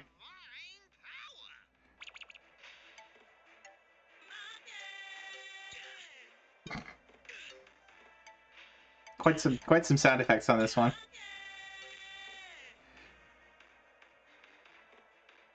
Okay, this one kind of looks like a 2.5D, maybe, kind of like Doomba. Hey, that's a checkpoint. They light up when you pass by, and then if you mess up, this is where you'll return.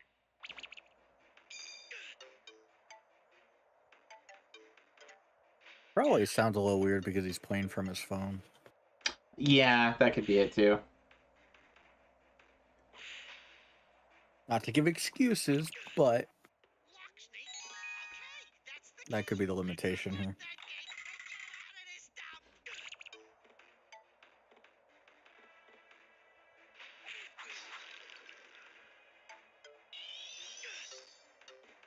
Get out of this stuff. I guess every time you get a new life, it's got that monkey sound thing. Watch out for the bees. If they get mad, you better run. Not the bees. The bees.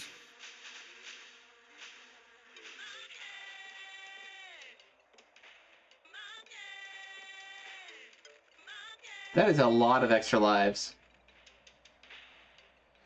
I mean, I get this is like the first level or whatever, but this is like this is almost like the first level of Donkey Kong Country with all the balloons.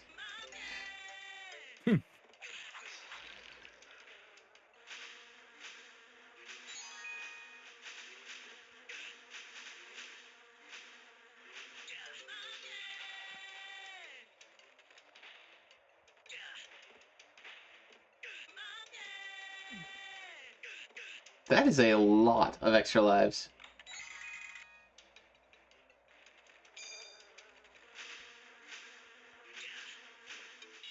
And another one. Throw them away like candy. This one actually looks pretty decent as far as 2D platformers go. I'm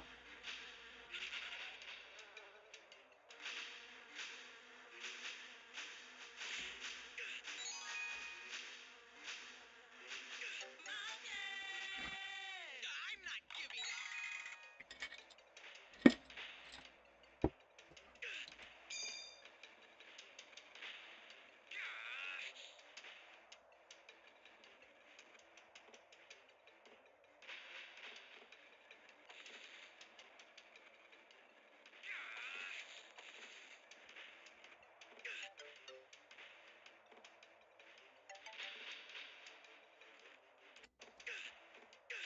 I'm guessing this is really only the first level, so we probably won't see like a boss fight or anything in this video. From divine power now, except maybe those three guys. They're too tough for me. I'm out of here.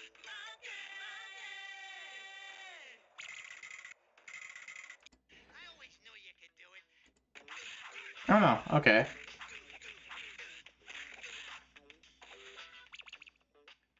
Let's see that little from the beginning here.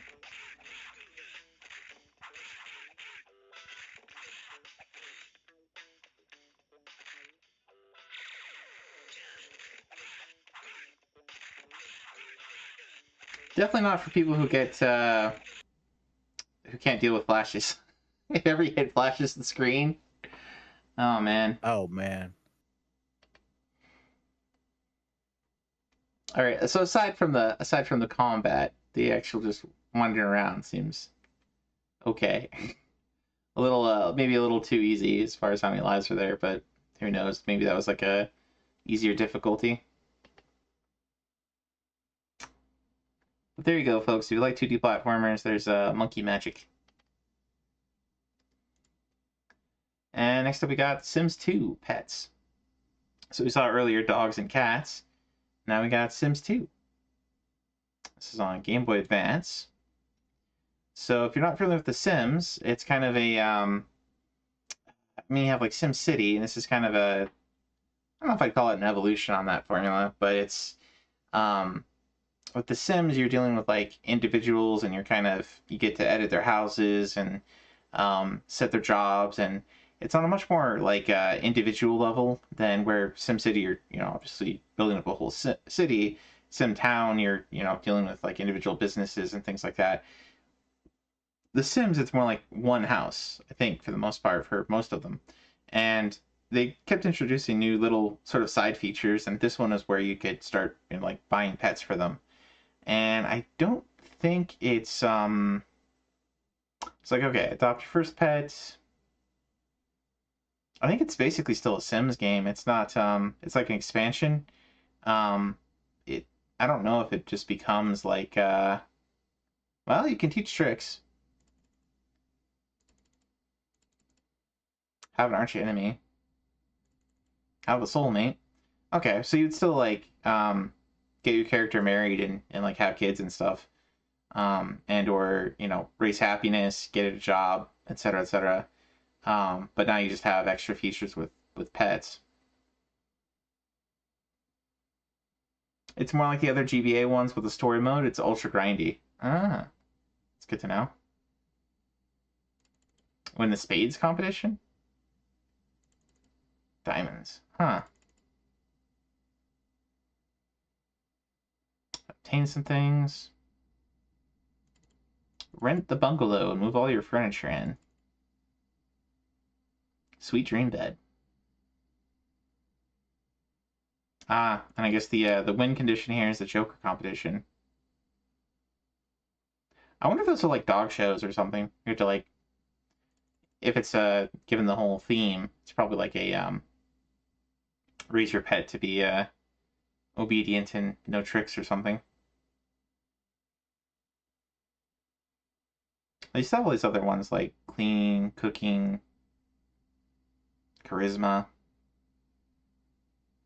creativity.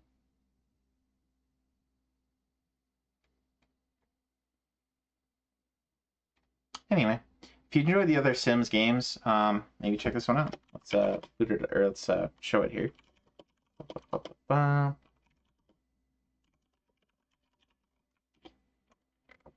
never a big Sims guy. I never got into it either, so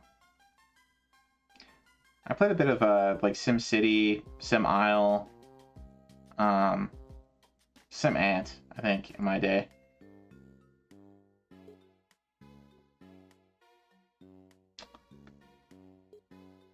Lovely hair. Mm-hmm. Sting says, there's at one point you teach your dog a story-related trick from a specter ghost. It's weird.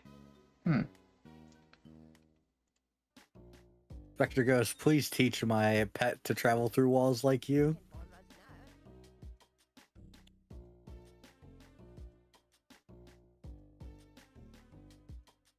This is like a rhythm game to determine if you're making friends. Huh.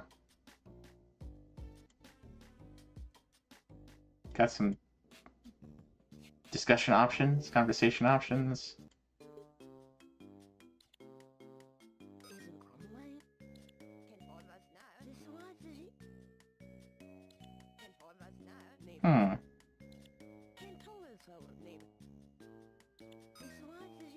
I don't remember any mechanics like this in other Sims games. I mean, again, not that I've played a lot of them, but...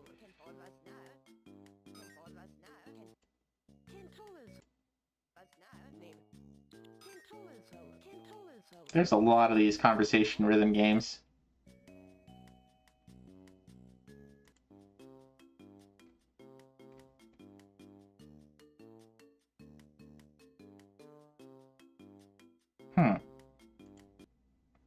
I don't know. Maybe we should. Maybe I should pick one of these up sometime just for a change of pace. But it looks. I don't know. I think I'd rather play like the PS2 one.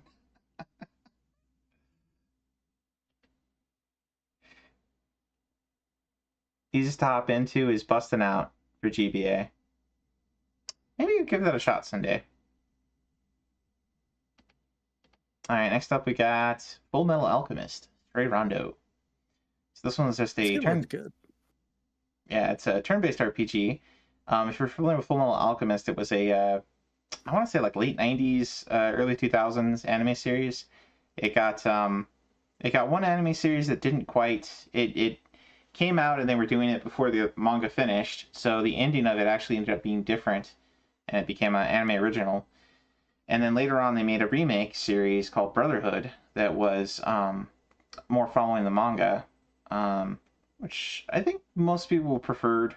But this is I think this is a totally different story than the anime followed. So it's like extra stuff. There's actually quite a few different games based on Fullmetal Alchemist. I think there's like a 3D platformer as well.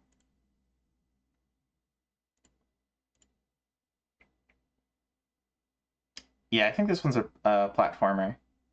So there's Broken Angel, Curse of the Crimson Elixir. I think both of these are like platformer hack and slash type games. I think some of these other ones are also turn-based. But anyway,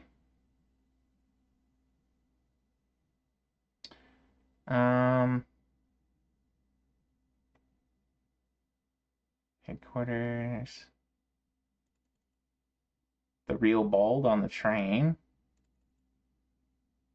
Jail of East City. So a lot of these achievements look like story event related. Like just probably explore and talk to everybody, and you'll probably get a lot of these. As long as you don't advance the story too far.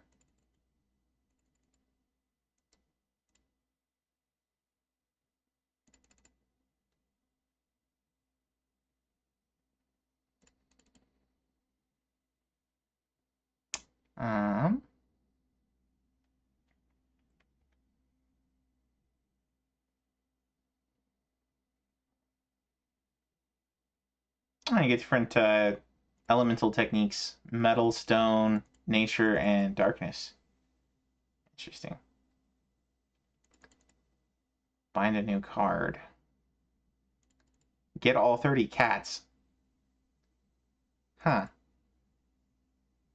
Hopefully you don't pull off any Chimera things with the cats. Oh no. All 30 of them. Alright, let's boot this one up.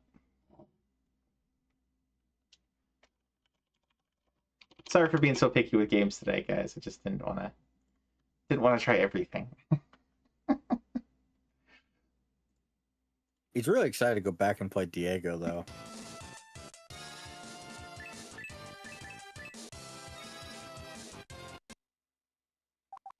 Yeah, this is a game I've actually been really interested to start because I've played the PS2 games before, but I'll be honest, I probably didn't even know that there was GBA games that were turn-based. Like I probably wrote them off as like a GBA port like action game.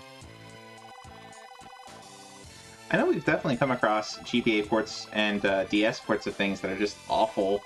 Like, what was it, the Star Wars, Lego Star Wars GBA version is pretty bad. So, don't blame you.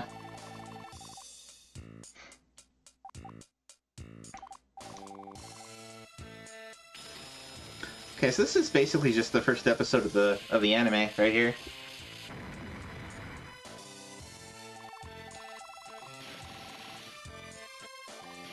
So it's kind of a if you're not familiar with the story of the anime, it's basically a Frankenstein tale where they try to resurrect their mom and various things happen, and the older brother ends up trading his arm to bring his brother's soul back after his brother got essentially turned to dust there, and it puts him in a suit of armor.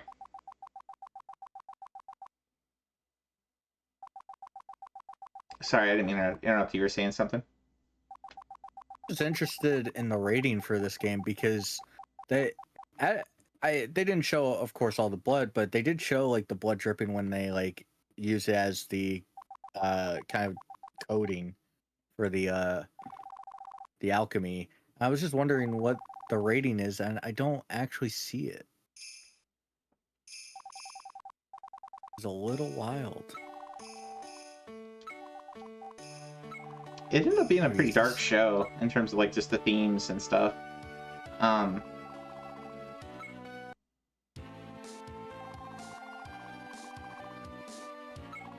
so I could see it getting like an M rating, but it's also, you know, pretty silly, and I don't know, and like it certainly wasn't considered like very adult in Japan, the series in general, even though it had a lot of darker stuff going on. But probably like shonen, I would say. So like you know, 8 years old to about like mid-20s would be like the demo for a shonen. Older would be seinen, and that would be like late teens to early 30s. There's definitely a shonen series. It's definitely marketed as one, I would say. And in the manga, the publisher was a shonen publisher rather than a seinen publisher. For what it's worth.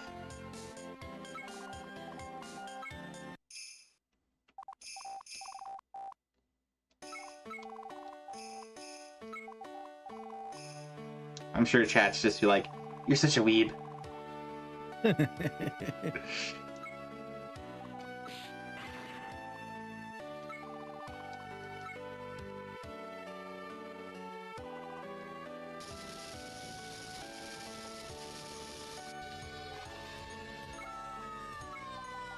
I didn't even do anything.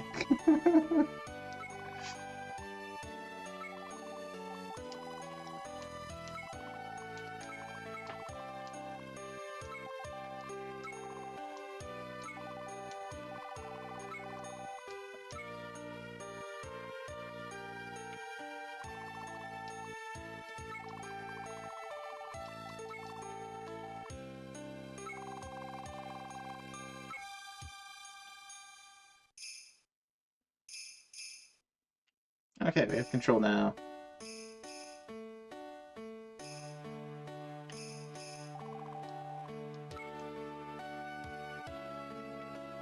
Can we break pots? Oh, hey, it's got like a Secret of Mana style menu here.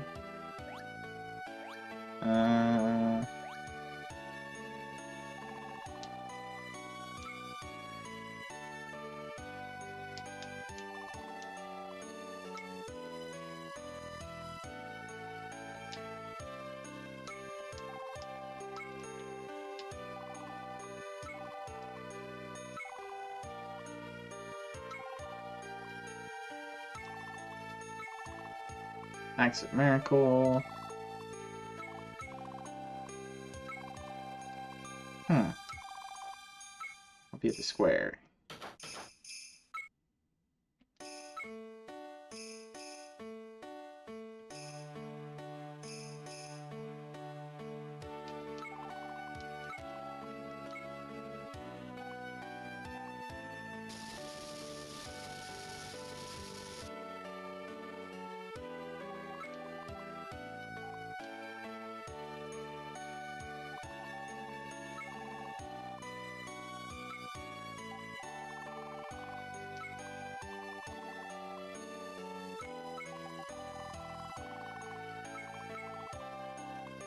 Equal value to obtain something. These are ignoring that rule.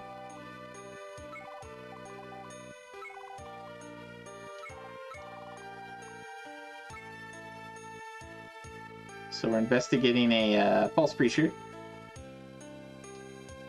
There's a cat.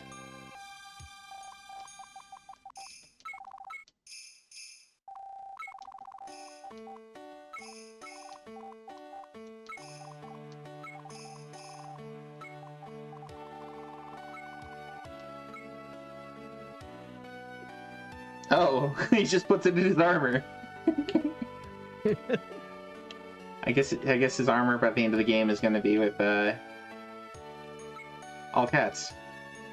Oh hey, we got a there was an item in the pot.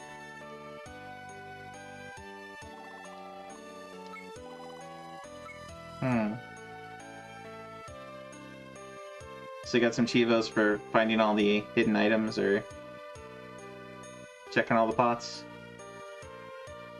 Is there anything on the left side? No?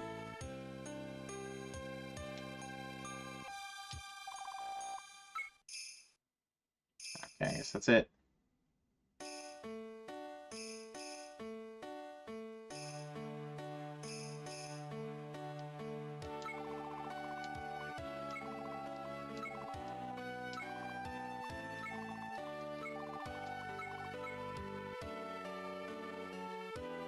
Alright, we'll just play at least until we get into a fight.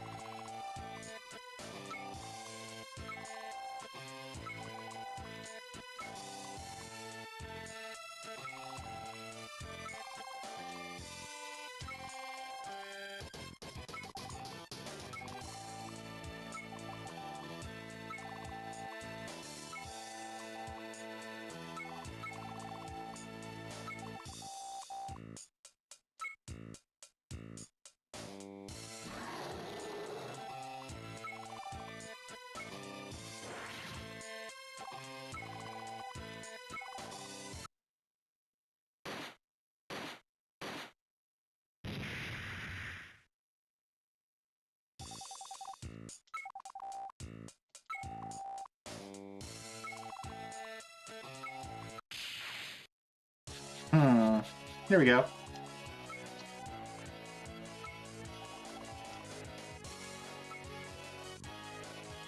I guess it's like an ATB system.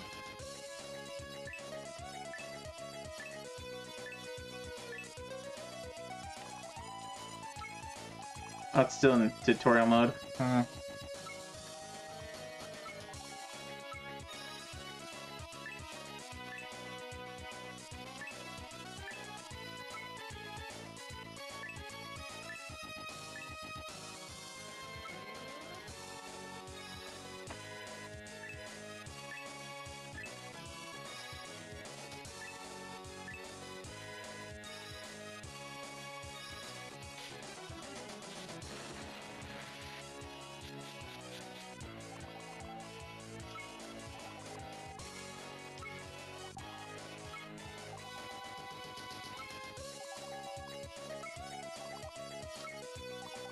Getting material thing, this one more.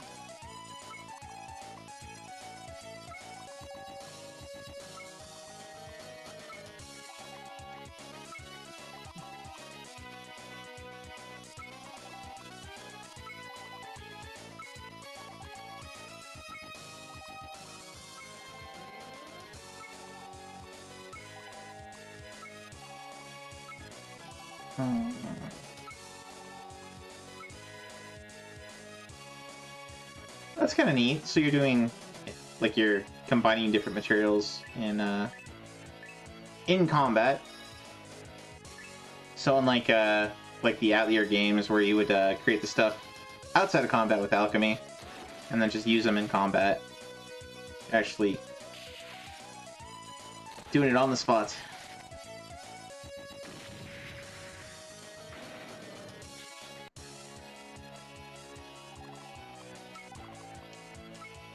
Oh, that's cool if all of them have their unique like animation, because that's like 200 different animations.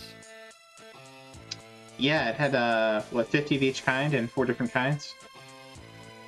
It's actually really impressive for if there's. I'm guessing there's some stuff that overlaps, but at face value, it seems like a lot. Mm-hmm.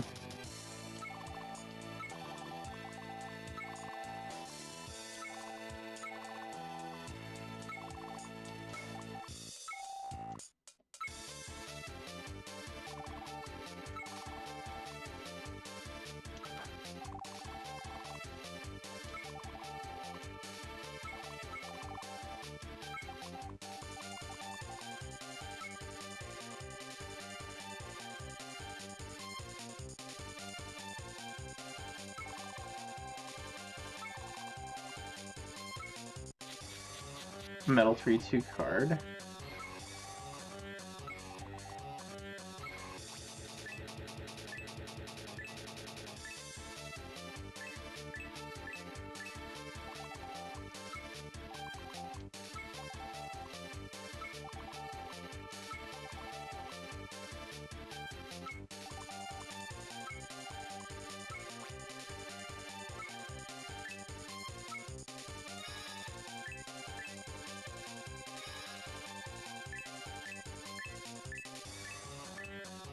Hmm.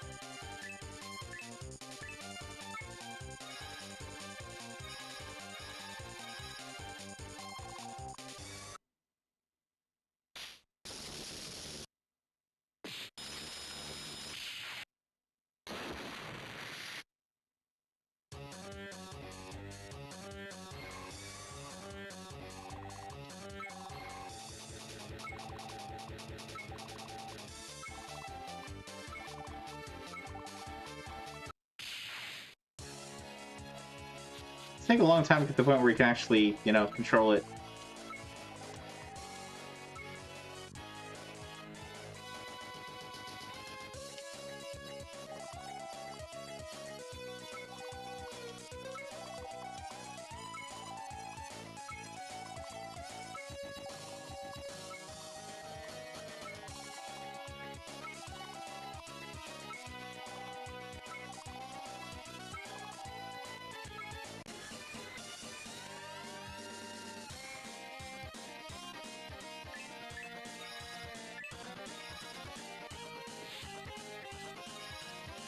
Okay, you can also just do attacks.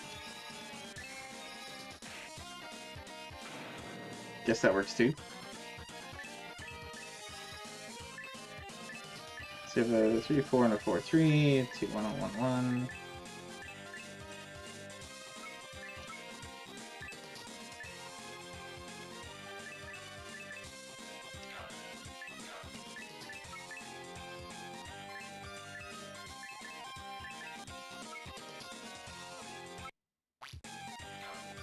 Okay, how do I... Oh, I see, I see.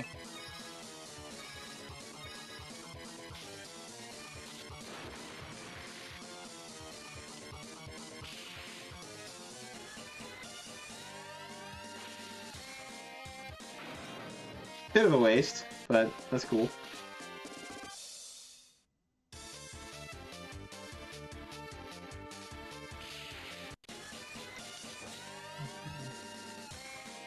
Random encounter.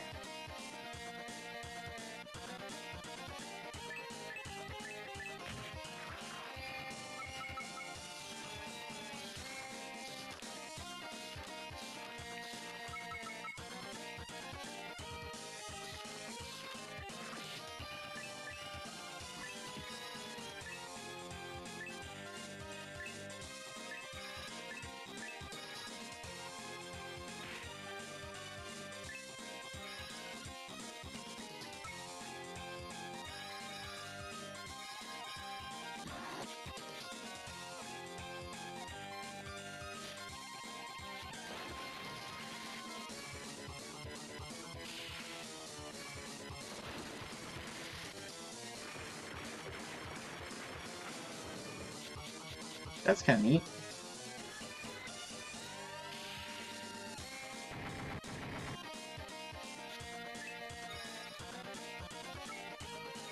It's a pretty neat game.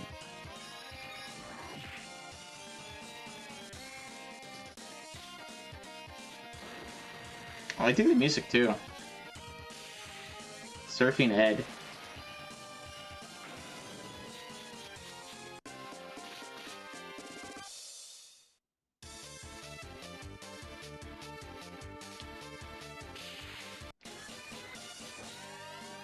Pretty high encounter Neat rate. game overall.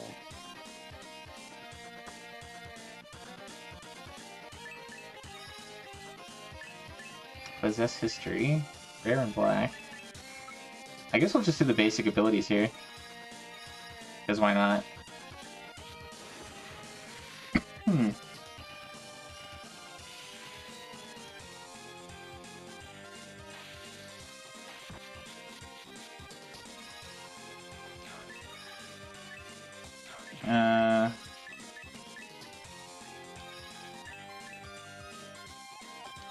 Oh, so I guess only Ed, Only Ed can do the alchemy with the abilities.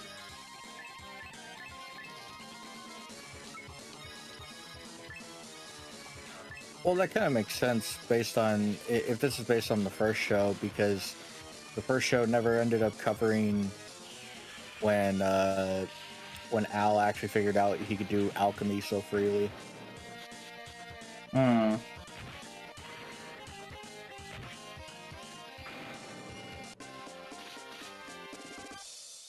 That's cool. The tongue weight just.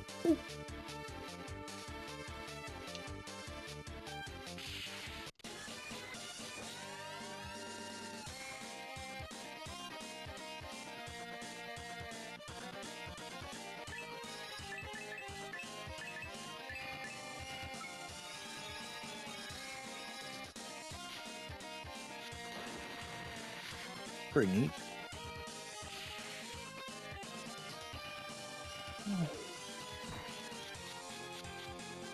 Well, it looks like I have to get going. You enjoy the rest of your review. Oh, already? And I think after this battle, good we'll one. move to the next one. But thanks for popping in, man. Really appreciate it. No problem. I'll probably catch you later.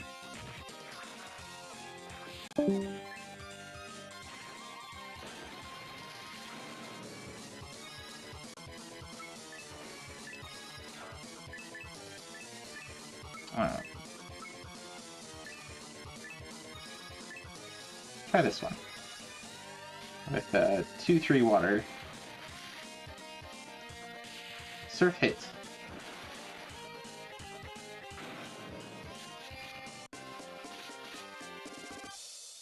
Gonna need to heal Ed here pretty quick. Sure.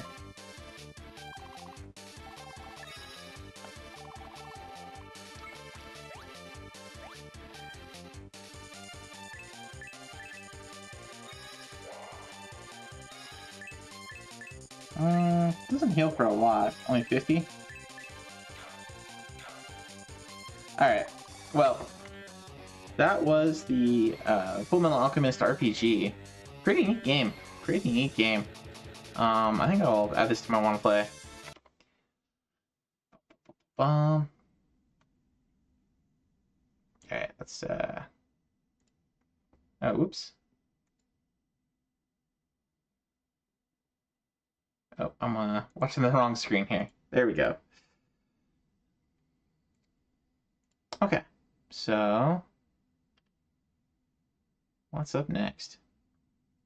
Got a couple of hacks. We typically skip over the hacks just because we don't want to go through everything, and we're really more interested in seeing some games that are kind of more along the lines of main release games, licensed stuff. We got Tomb Raider on the Game Boy Color. This one's cinematic platforming. Let's see here. As far as the set goes, we get pick up some items.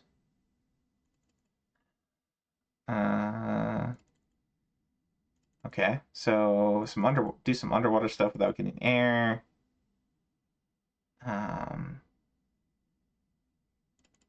Beat the Snake Guardian using default ammo. Snake Guardian without getting hit. Is there only the one boss? Huh. Obtain some rapid bullets. Alright, well, let's see about this one. Let's pull this one up if we have it.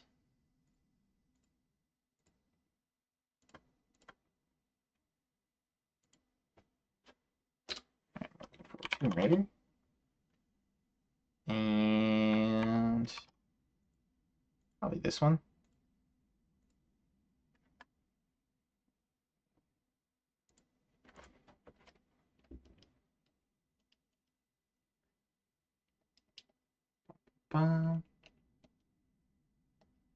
Only appropriate to play a game about a British girl with English, right?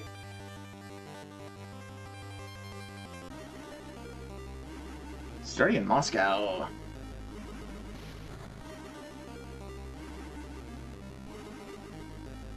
That is, I mean, it is Game Boy Color, but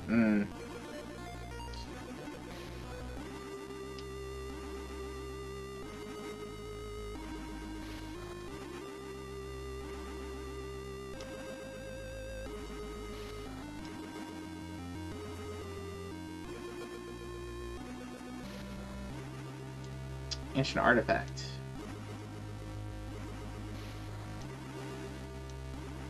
Going after an evil stone.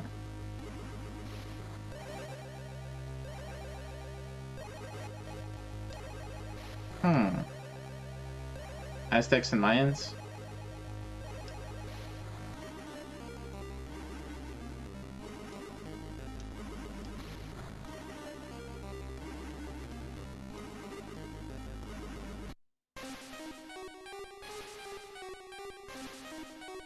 Okay. Small meta pack. So we can run. Oh, no. Okay. This is kind of like Prince of Persia. Is that dynamite? Okay. Can we jump? Can we grab? There we go. I'm not quite sure how I grab there. I think with one of the other buttons.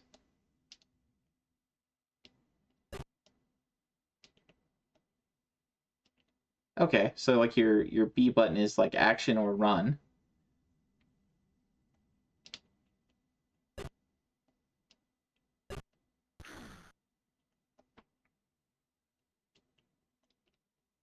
Maybe. Can you get up there, Lara? Oh, okay. I'm not quite sure how to run yet. Okay. So you don't hit up, you just... Okay. Is she gonna run? Is she gonna jump?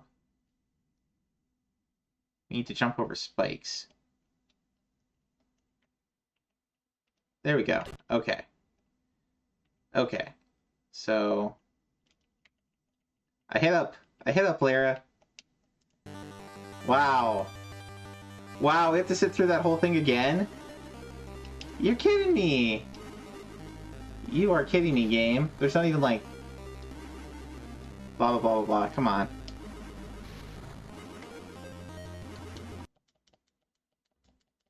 Okay. Is there like a... Can we save? Or something? We can pull out a gun. Okay, select pulls out your gun.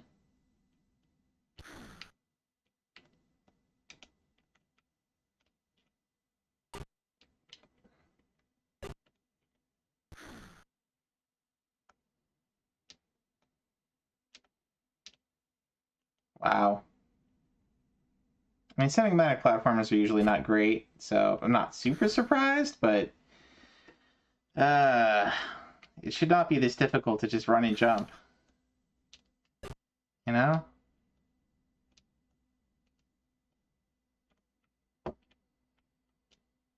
Okay. So once you get going, you can hold A to keep running. And then jump. Okay. I was thinking you'd have to make this weird up and right movement.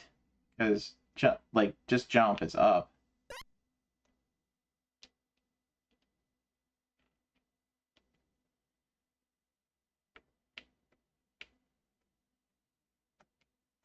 Can I fire? Okay. Can I... Lara. Wow. That's bad. Didn't think Tomb Raider controls could get any worse. Hey, Frosty, welcome in. I mean, the main game, the regular game, is not that bad. I mean, it's tank controls. It's a product of its time. But it's not bad. Oh no. We have to shoot a bat. Oops. Ah, pull out your guns!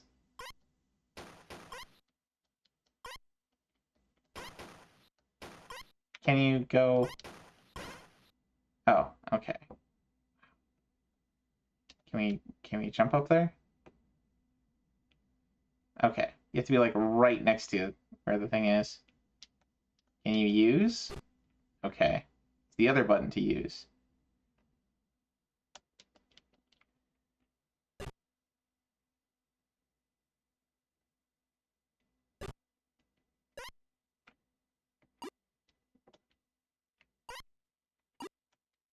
Okay. I don't know which button is which here, but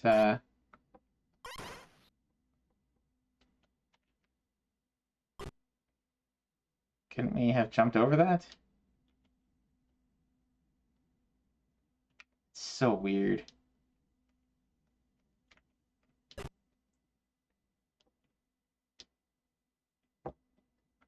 Come on, shoot.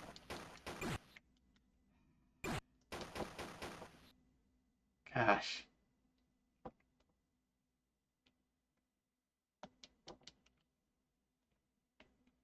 Okay.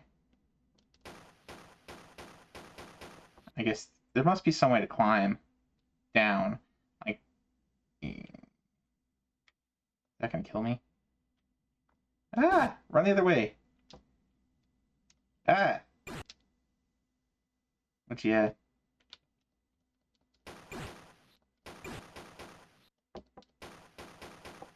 Why do scorpions have so much health? I'm gonna die.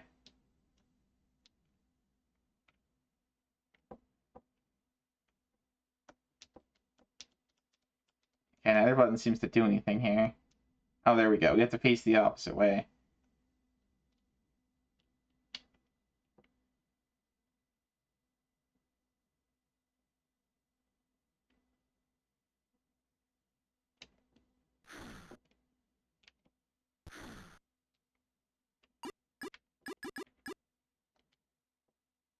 Oh, there we go. At least we can heal.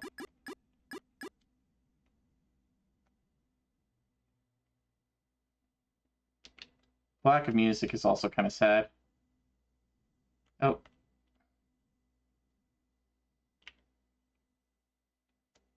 Okay. Go.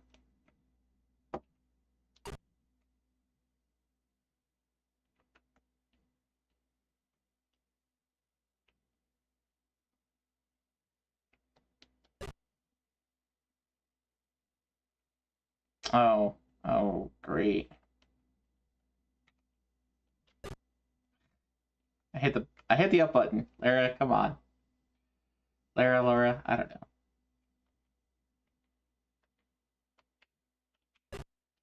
What? Okay.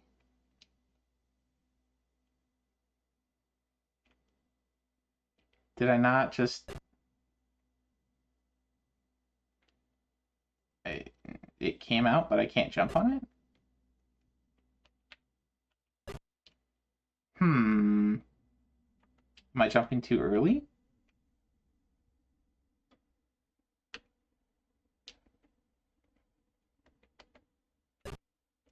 Okay, no, I was jumping too late.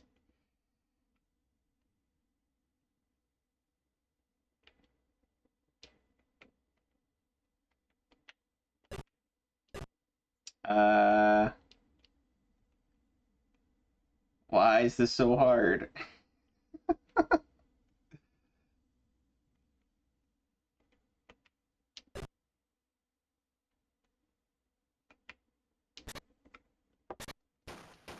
I guess I should have shot it before I came here. That would have been the smart thing to do.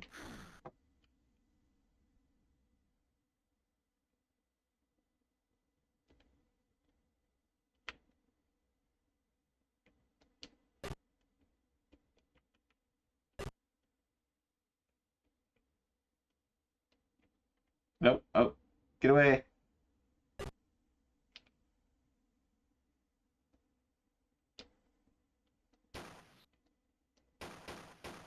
Oh, you can just hold it down. That's good to know.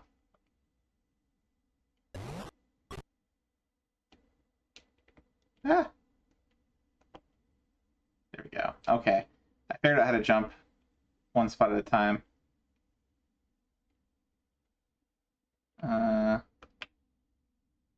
Let's see. So we hold down B. Do that. Can I shimmy down? Yes. Okay. I'm kind of figuring this out.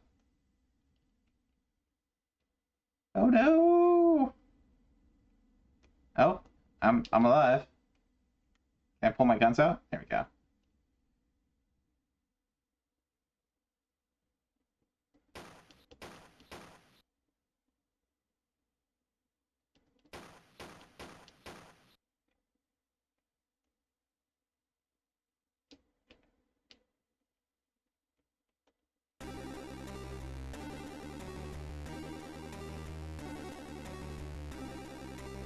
You shall pay for your greed. You have awoken the guardians of the temple, and they shall not rest until you're destroyed. Huh.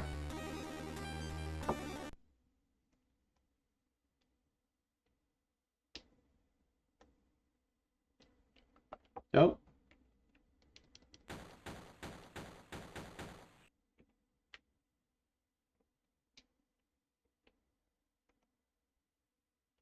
Okay, I have to be like directly underneath. Or not.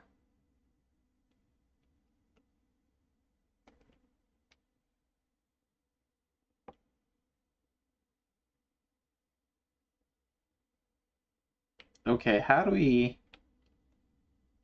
Oh, okay, that works. Kinda.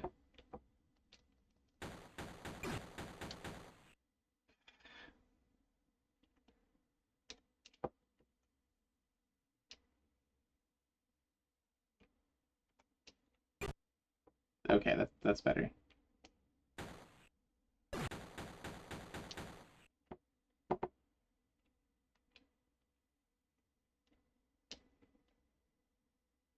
Okay. Die, Pat. Okay. Wow, that hurt. Okay, let me save here. Alright, I think this is enough for this one.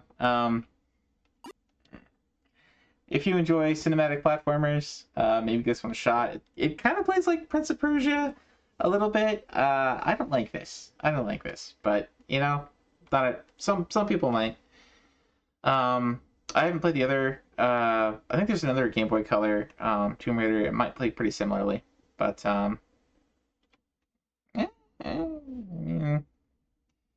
it's okay for what it is, I guess. Usually I see cinematic platformer and I'm like, probably not my kind of game. I mean, 2D platformers in general are not my kind of game either, but still love you. Alright, next up we got Radical Rex on Sega CD. So this one is a 2D platformer from Beam Software. Let's see, let's complete all the levels. Complete them with at least 99 eggs collected, so a lot of collection Chivos, and complete levels without taking damage. Looks like. Well, at least 50% health left on that one without taking any damage on that one. All right. I did actually play through the first level of this earlier when I was playtesting because it's actually a pretty fun game.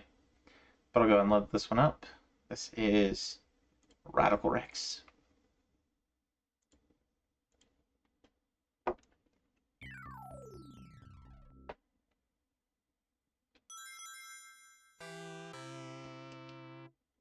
Sega.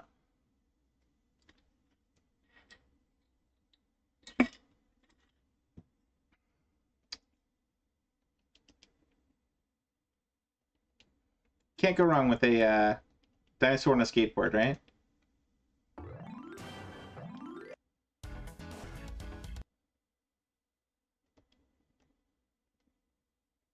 Aside from loading times, because it's Sega CD. You are in my power. It's the mammal's hour. Until you're done, we'll be number one. Oh, it rhymes.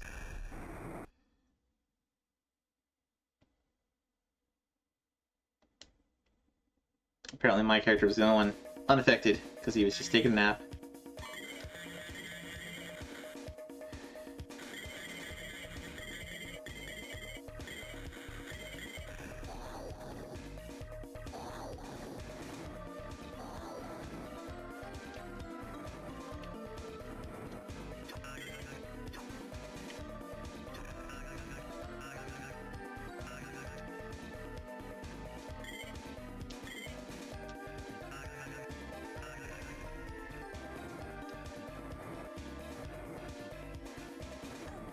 Oh, come on.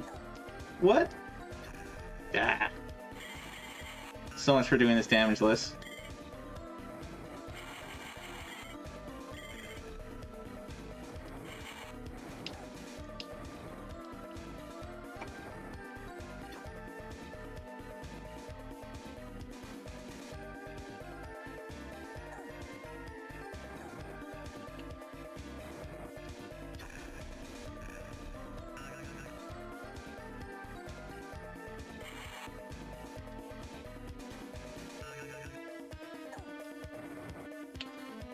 Oh gosh. Okay, it'll swallow you up. Alright.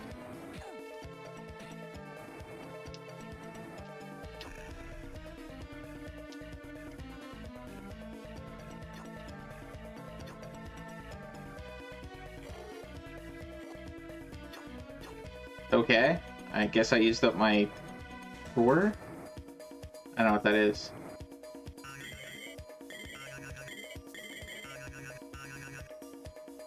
Got 39 eggs though.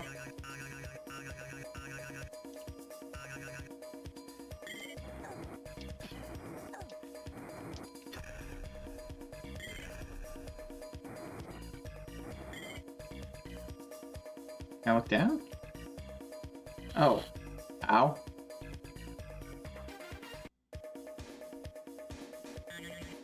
Okay then.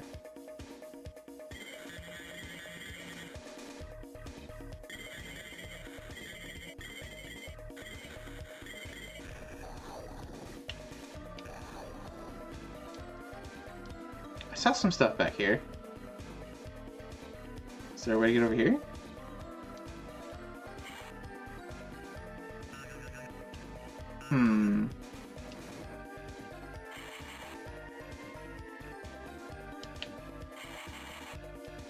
Get there? Maybe? There we go.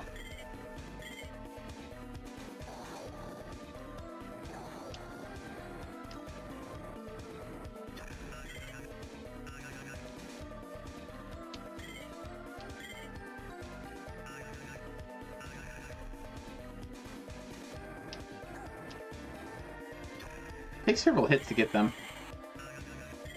Alright, is there anything down here? Nope.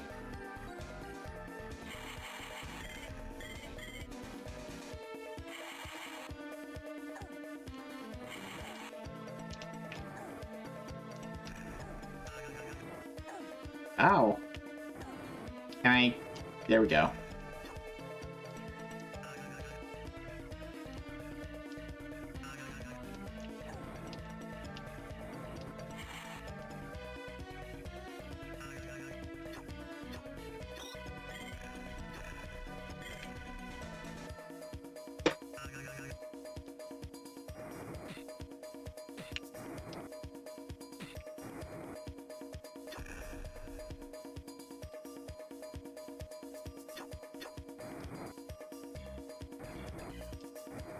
See, I got that one right away. I don't really get it. I don't really get how you can get some and not others.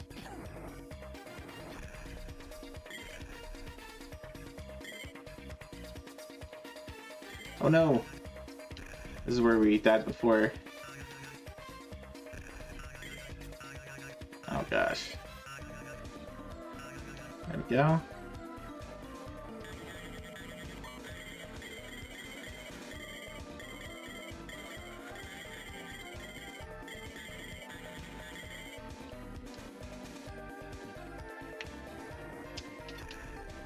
See, I got that one before it attacked me. 76. Maybe because my fire breath is higher at this point.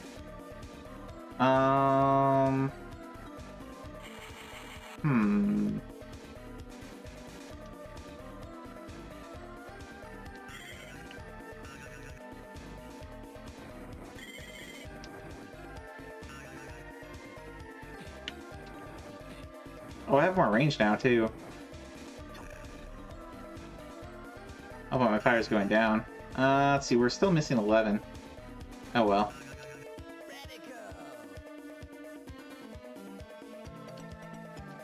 Go to bonus level.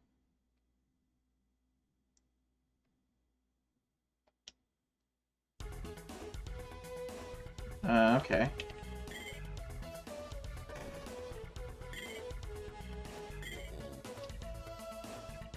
Oh. Well, I didn't quite know what I was doing there.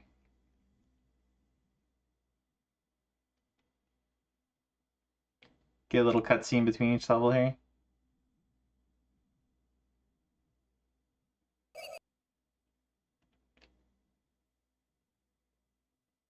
Now we're in the swamps.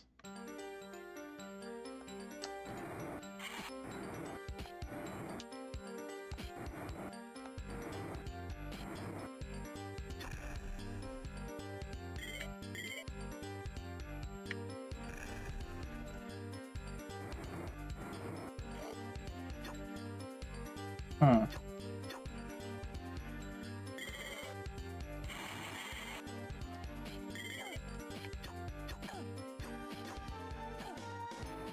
At least you have to burn them before you can attack them. Boy, it takes a while to burn them. Anyway, this was Radical Rex on Sega CD. Pretty fun little 2D platformer. If you enjoyed 2D platformers, give it a go. And the set, I mean, those damage lists are not easy. Not going to be easy, but I think collecting all 99 is just a matter of, like, you know, exploring the level out and so on. So, not, and damage list does make it kind of a rough set, but I don't know. If you're good at these kinds of games, give it a go. Alright, next up we got some PlayStation games. I didn't grab these ones either. Par for the course? Yeah, pretty par for the course. Well, you don't usually see a lot of damage lists throughout a whole level. You'll see, like, you know, Deathless or, well, I don't know. There are some games where it's like one-hit kill, so Deathless basically is damage list. Excuse me. Like, Contra has that, for sure. But, I want to say you don't... most more straightforward 2D platformers don't have, like, damage lists through the whole level, unless they're, like, really easy, you know? But, and then they have to have some kind of extra challenge like that. But, the collection achievements are pretty par for the course, that's for sure. Alright, next up we got Mercenaries, Playground of Destruction. This is a third-person shooter sandbox. I didn't grab this one, so I won't have it for tonight, but you can check it out on YouTube.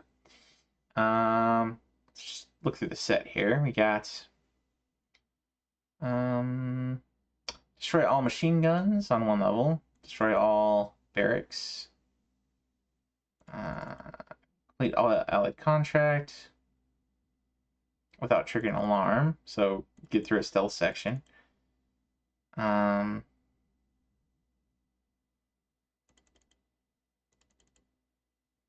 seem to remember one of my friends liked this game a lot. I don't think I ever played this one, but I think at school I had a friend that was telling me about this game long, long ago, and that it was one of their favorite PS2 games.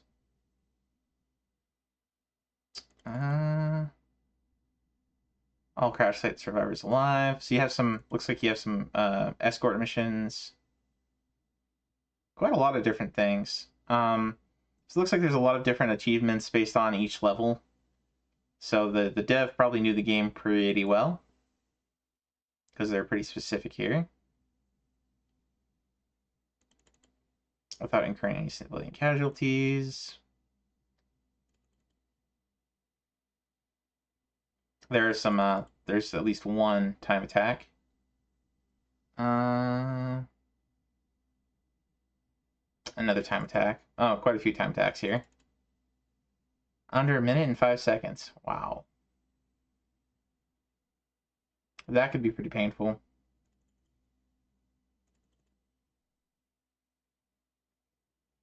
So you have some collection achievements, I'm guessing?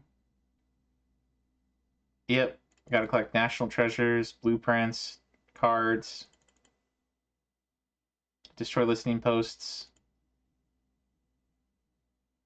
So yeah, a lot of exploration collection achievements.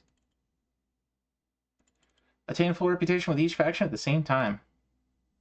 Become hostile with every faction.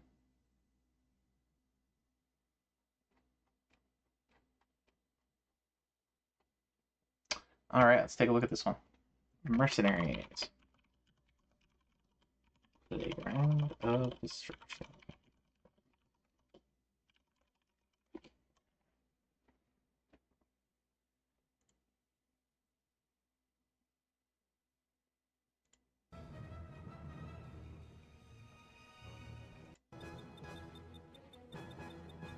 onto the coup, the media are all over it. Anyone operating in this is going to be famous. But we're proposing single operative profile and not in total chaos. There's field.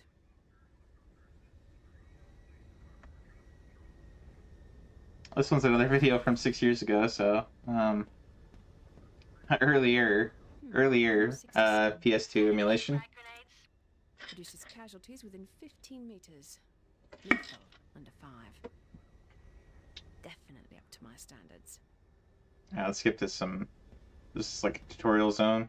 Get the allied soldiers into a vehicle.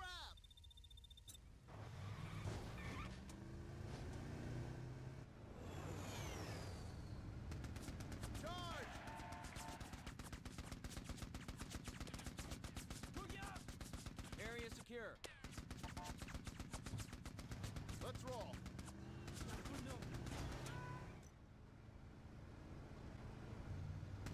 Well, that's rough on people that. There's some more flashing lights. Hopefully it runs better these days. I don't know. Is there any other? We should maybe look to see if there's any other videos more recent. 4 years ago, 2 years ago. Reports from Pyongyang indicate North Korean military forces have staged a violent coup.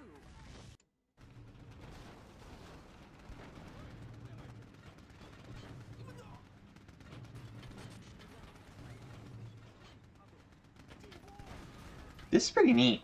So you get to jump into different vehicles.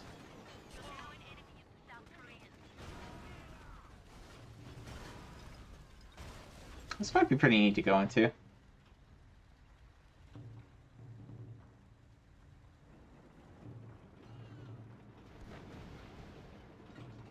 I'm probably a bit politically correct for these days. Fighting through North Korea.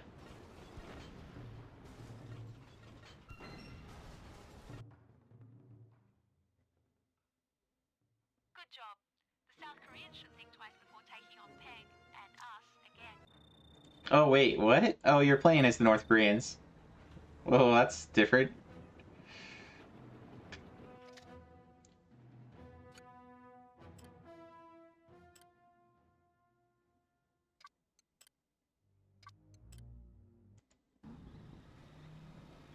Disguised as Mafia.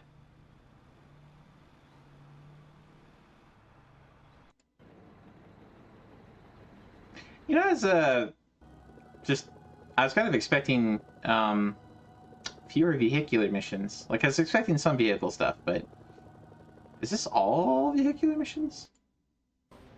No, okay, you do jump out and do stuff too.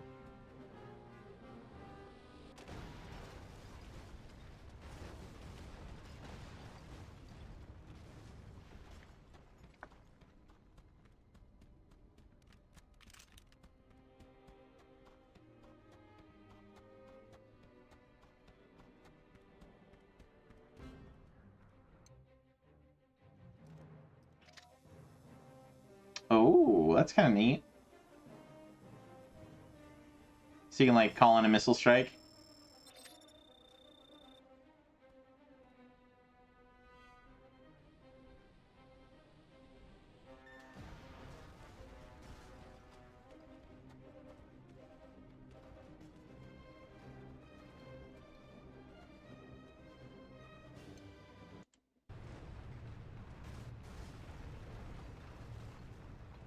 Okay, this is pretty neat.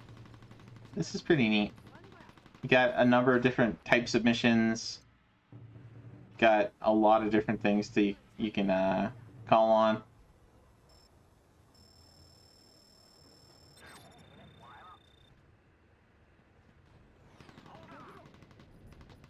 That's a very expensive way to... What was that? Like a black hole?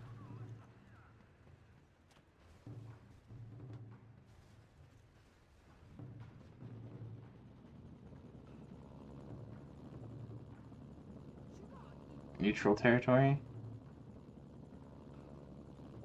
Okay, that's kind of neat.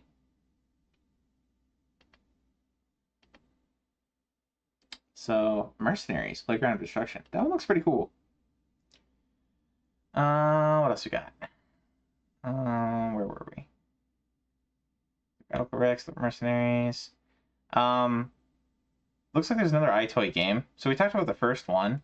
I'm guessing this is another minigame game. Yeah. Okay, so not a ton to say about these ones. Yeah, it's again just a set of mini games using the camera.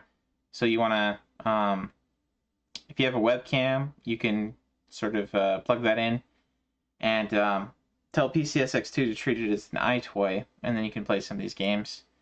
Might be kind of a fun stream game, actually. But it is, very early on in terms of motion control games, so it's going to be a bit jank as far as like hitbox detection and such. But pretty straightforward sets. Basically, you just got to finish everything on hard and get at least certain scores. Doesn't necessarily mean it's going to be easy, because like some of the mini games are going to be easier than others, obviously. But there you go. If you need some exercise, maybe give this one a shot. Next up, we got a 32X game. NBA Jam. Actually, heard this one. I want to say I think this is the one I've heard about being actually pretty decent on 32X. I'm again not huge on sports games, but NBA Jam on NES is kind of a classic, and I think the Genesis version was pretty good. Had kind of pretty cartoony characters, and a lot of like big head mode type stuff you could do. Didn't take itself too seriously. Good game to play with friends. Abuse the opponents to a combined energy rating. Win a game with Bill Clinton. Yeah, it's a game that doesn't take itself too super seriously. Get a double-dub with a Beastie Boy. 20 dunks with a gorilla.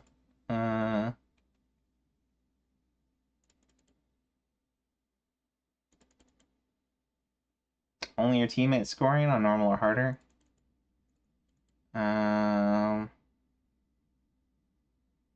Tournament go an extra hard. Alright. Let's check for this one. NBA Jam 32X.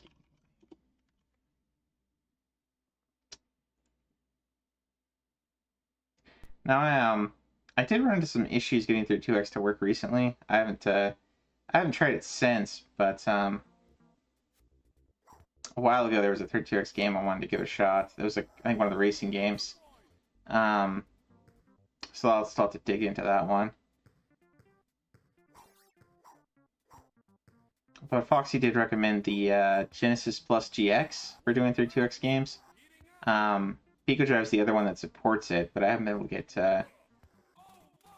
get either to work of late. Possibly with more updates, maybe they'll start working again. Never knew.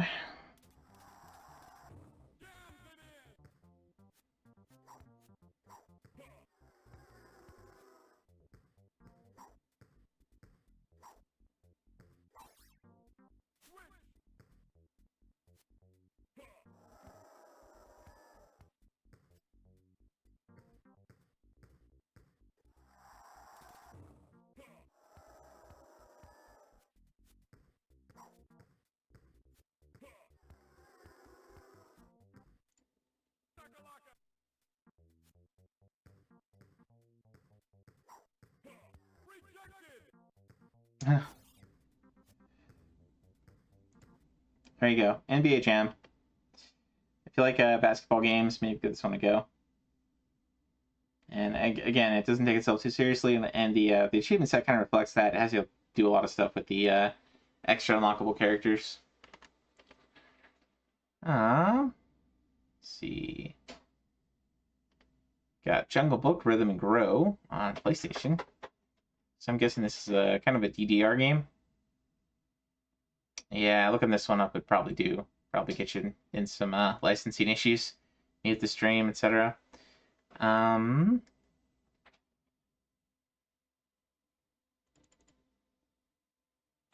if you like Disney songs, this might be one for you if you're good at rhythm games. Yep, and as kind of expected, you gotta clear these without misses on hardest difficulty. Or at least on hard. Unlock crazy difficulty. And you have to, oh no, you have to clear them without misses on crazy difficulty too. Okay. So yeah, basically you gotta complete each song perfectly on hardest difficulty eventually. Full combo and expert difficulty or higher with all perfect or bullseye notes. Oof. So there you go. If you like, oh, there's already quite a few people who've already mastered it, so people are getting it. People who are maybe good at the rhythm games. There you go.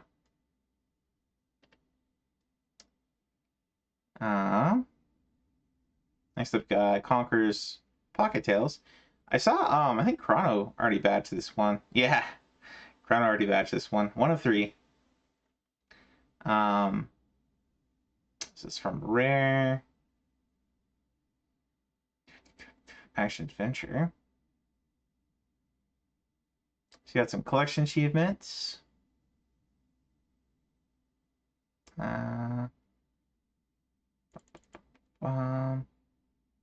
I guess for progression, you got to get all the presents in each level. Get high ranks.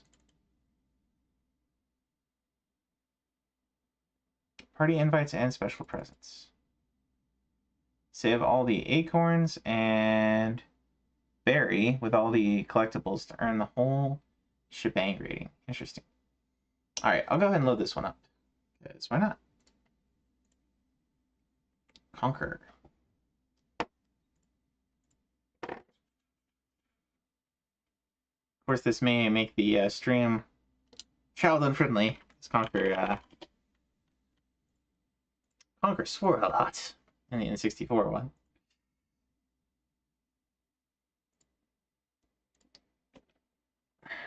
But here we go. It just says action adventure on this one, so I'm not quite sure what we'll get.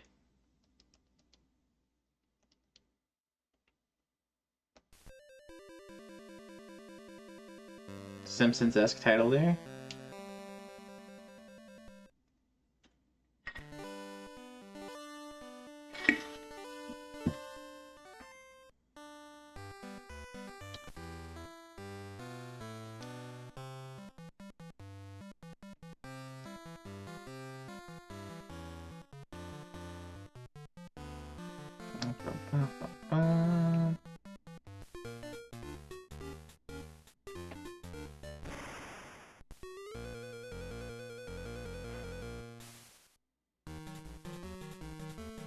Oh, I took your girl. Alright, time to get her back.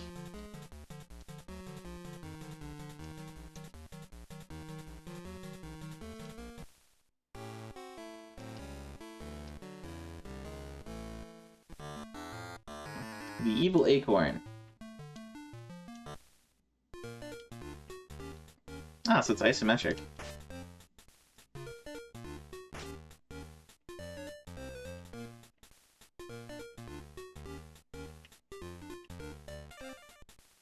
Conkers provide ammo for the slingshot.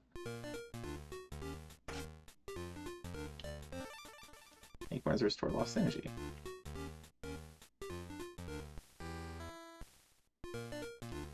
Okay. Can we jump up on that? Have kind of a foot stomp.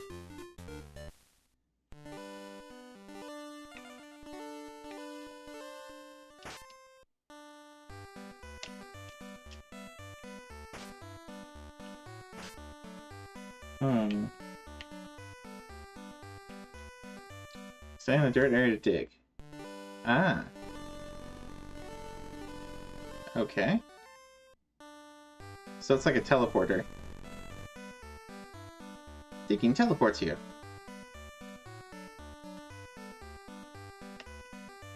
Spooky forest.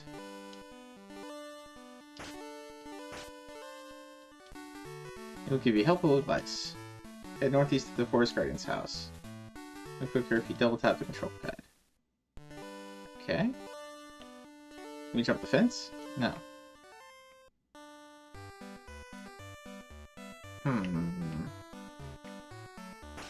Wait, is that an enemy? Is that someone we could talk to? No? I'm so confused. Alright, we need to get in there.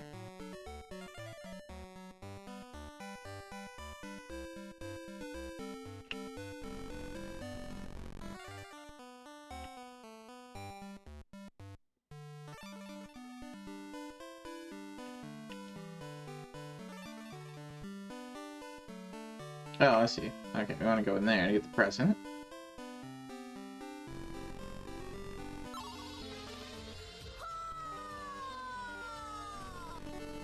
It's worth 5 points just for the first present, huh?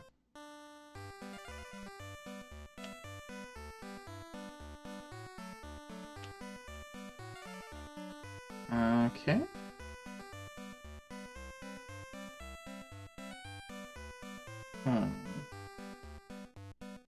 Oh, they come back. Interesting. Okay, so we can just keep collecting these.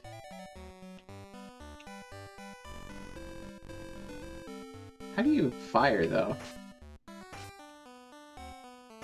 Hold down, maybe? No.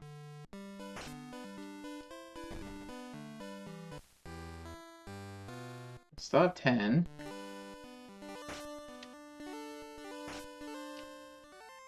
There's no,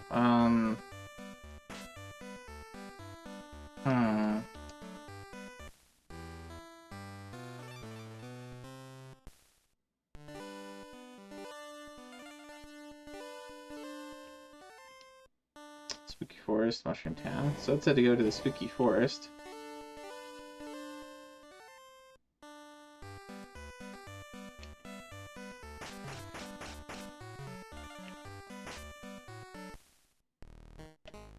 Okay, I guess this is Spooky Forest. Store won't open.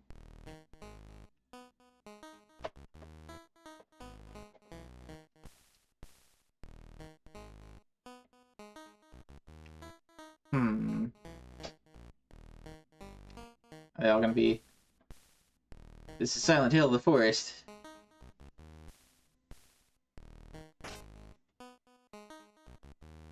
I don't really know what that does. It looks like it's an attack, but it doesn't seem to hurt anything.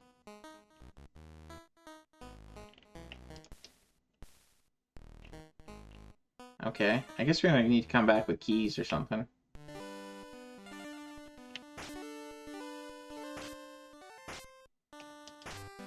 I don't get it.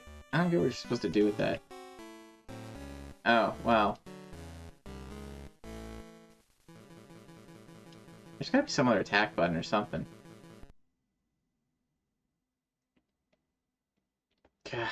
Okay. We saved. Does it not go back to our save?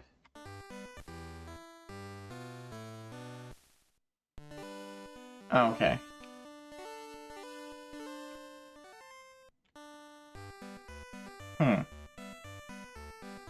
Let's restore his health.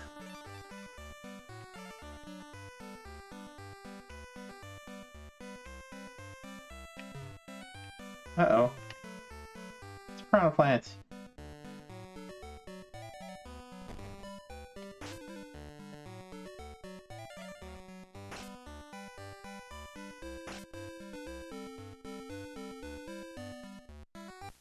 Mushroom Town.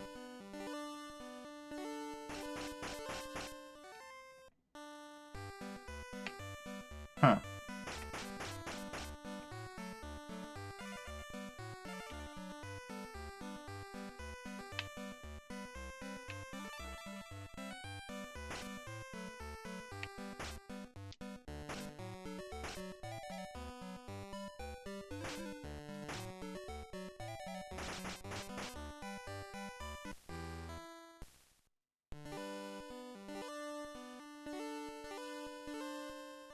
Well, whatever.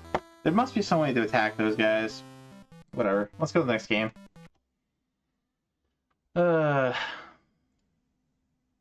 Kind of a Zelda-like Conquer game. Probably a lot more fun if you can figure out how to attack. Anyway. Next up we got Shadow the Hedgehog. So we were talking about this one a while ago when we were looking at what Cassette was up to, because Cassette went and badged the reloaded version of this one. And there's a subset that came with this one to get all the different endings. But the reloaded is basically this game plus some, I think, fan-made patches and fixes for various things that were not quite working right. This is the original vanilla game. So I think there might be some, jank and bugs in here that got fixed and reloaded. So I think the reason they did reloaded first was that was the more the preferred version, I guess, as far as things go. But anyway, this one wants you to complete the whole game on expert mode, get A ranks in every level.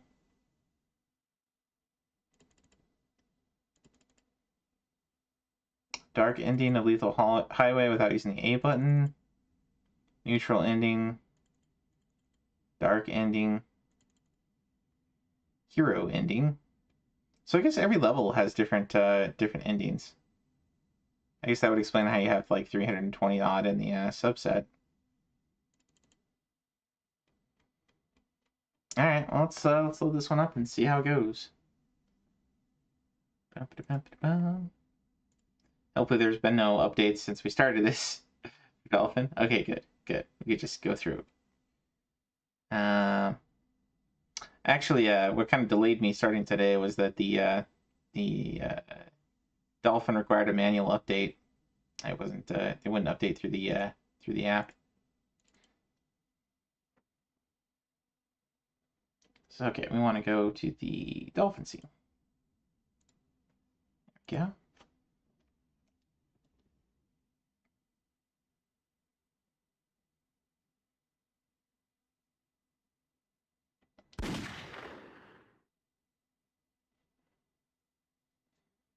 So I don't think I played Sonic Generations a bit.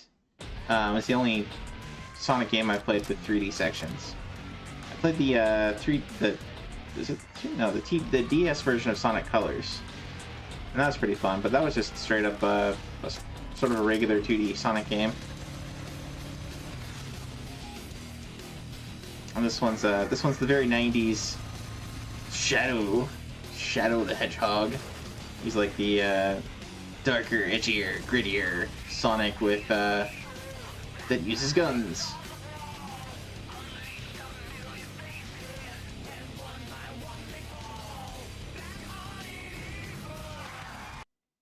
All right, let's keep going.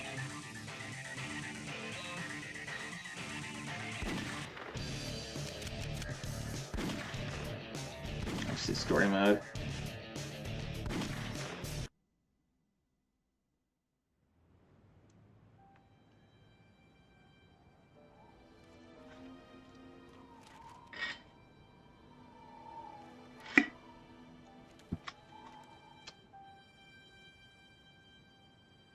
Shadow the Hedgehog. Why does that name haunt me? It's the only thing I can remember. And that gruesome image.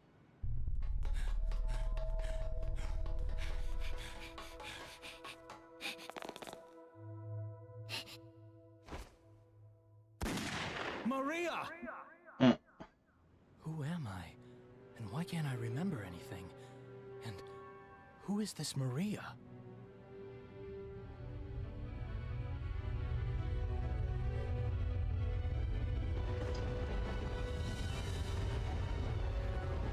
Hedgehogs and princesses. I know I want to say the 2006 Sonic game also had Sonic teaming up with the princess or something, or saving the damsel in distress, as opposed to being Amy as a princess.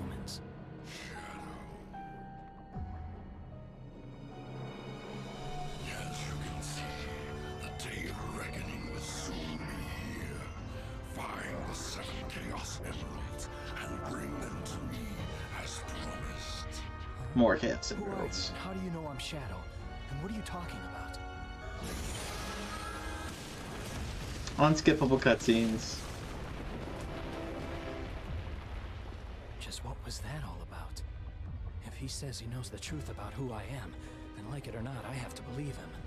The only way I'm gonna get the secrets to my past is to get those Chaos Emeralds.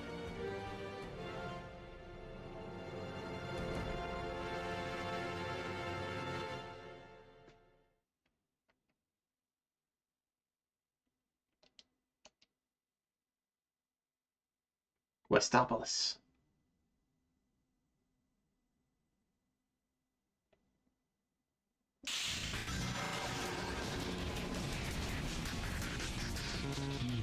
Promise time. Time to go and fulfill this promise. Okay. Man, this is kind of rough. Going too fast. Can I do like a spin? There we go.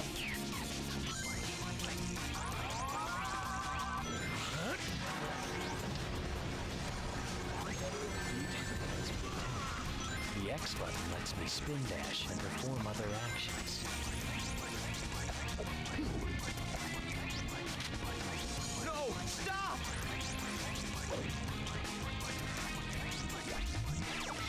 Okay, so you can switch characters. The B button lets me attack. The X button lets me spin dash and perform other actions. Hey, Shadow. Long time no see. Looks like these black creatures really mean business.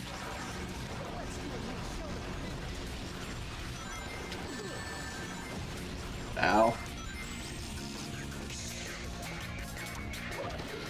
Gosh, it's kind of hard to steer. Hey, he's on our side. Is he though? Is he really, son? The number of enemies defeated is in the upper right-hand corner of the screen. Let's go get them all. Press the A button again for jumping to hit enemies using the homing method. Okay. Hey, Shadow, that's one of the Chaos Emeralds. With that Chaos Emerald, you can unlock unlimited power.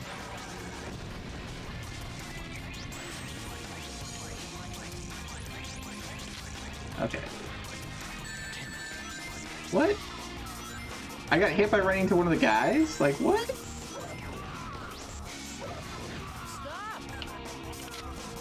But they give me guns!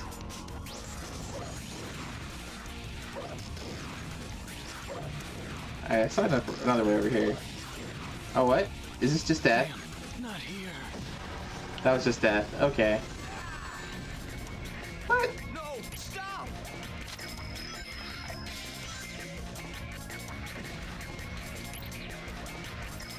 Hey, Shadow, long time no see. Let's you and me show them a thing or two. Let's just go through. Hey, Shadow, that's one of the Chaos Emeralds. With that Chaos Emerald, you can unlock unlimited power.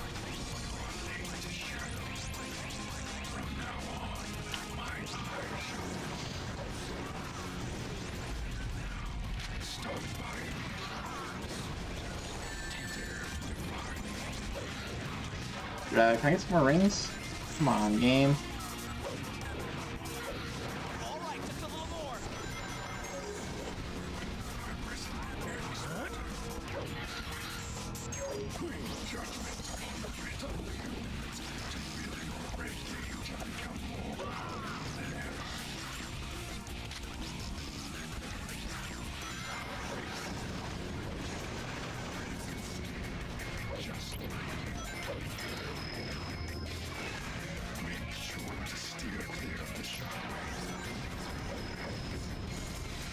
Can I get some rings? Thank you. Ooh, nice. Can I... Yeah.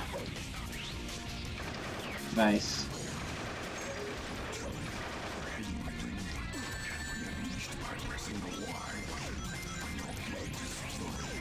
Damn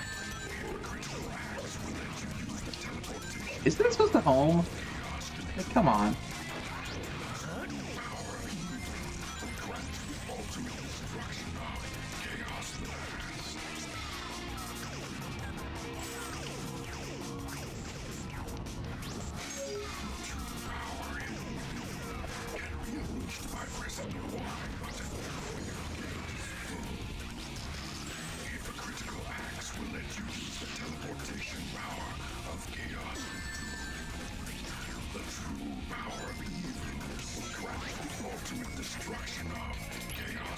That's like a checkpoint.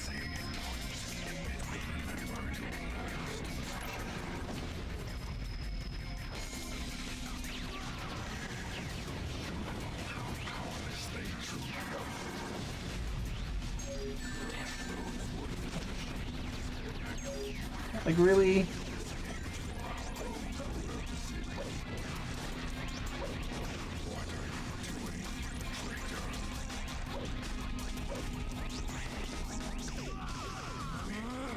Death to all who oppose me.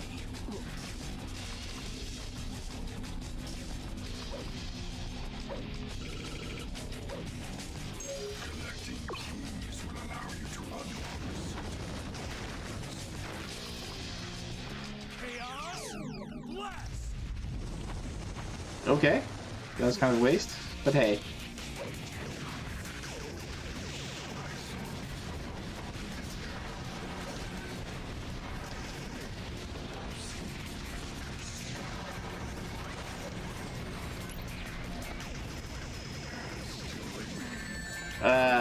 I shot that.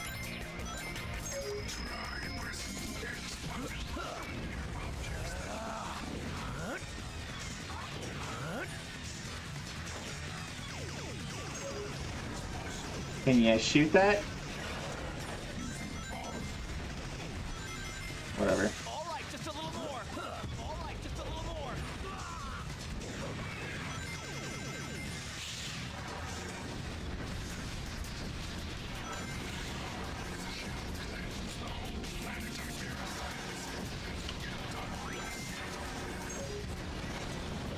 Okay, I got stuck on a sign.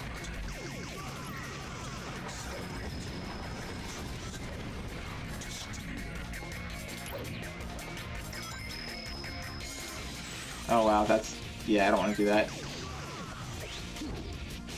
Pick up gun.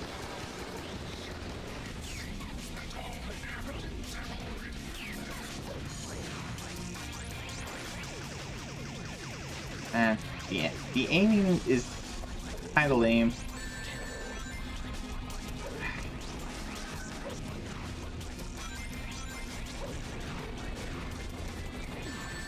Okay. Now I'm supposed to hit those. What's this thing? Oh, this is the...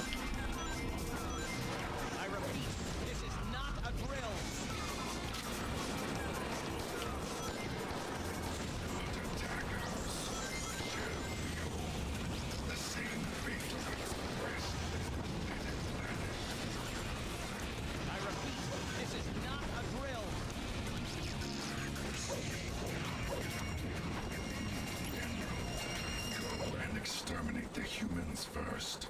Can I get the... Once I find all of the emeralds, then I'll find the truth. normal mission? Rank C. That was pretty awful. Yeah, I'm not great at these games. Alright.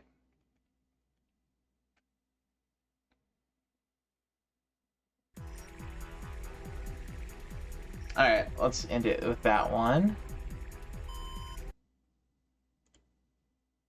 Alright. Head back over. Here we go. So that was Shadow the Hedgehog. If you like the Sonic games, maybe give that one a go. Next up we got Shadow Tower Abyss. I thought this one already had a set. Or was that Shadow Tower? Okay. Shadow Tower Abyss. These are both, I should probably grab these, honestly. These are both from Soft Games. fairly early. This is pre Miyazaki coming on.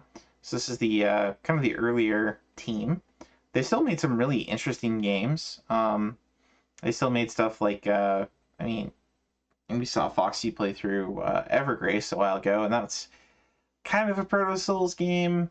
Has some of the elements there. Very, very janky hitboxes. Yeah, not super balanced. Has a lot of one-hit kill kind of situations. Definitely very much in the spirit of what would I say? I guess a lot of early Japanese games that took inspiration from the Wizardry series, which is trying to be kind of out to kill the player. These were first-person shooters, kind of a mix of the Kingsfield games, as far as I understand it, a mix of the Kingsfield games plus first-person shooter, some of those elements to it. So kind of a mix of like dark fantasy and sci-fi elements. Maybe a bit like what was the other game? Can't remember that other game, but very unique stuff. If you played Shadow Tower and like that one, definitely give this one a try. I've still got on my list of things that I've heard about that I haven't really picked up myself. I have played through some of the Kingsfield games. Those are pretty good. They're not easy on the eyes, but they're. You got to get good at strafing, that's for sure, to get good at some of those. I think the same probably applies here.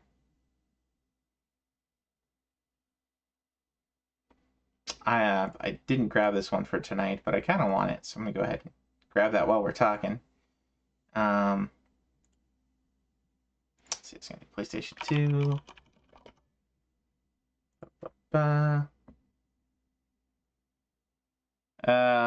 Had a little bit of a stream disconnect there. Okay, so that would be why we don't go for trying to grab games while streaming. There we go. I think the video's back. Sorry for that hiccup, guys.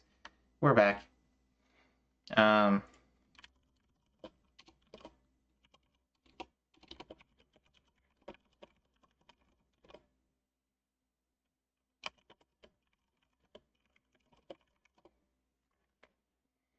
Okay, so I was just looking at the set for Shadow Tower Abyss here.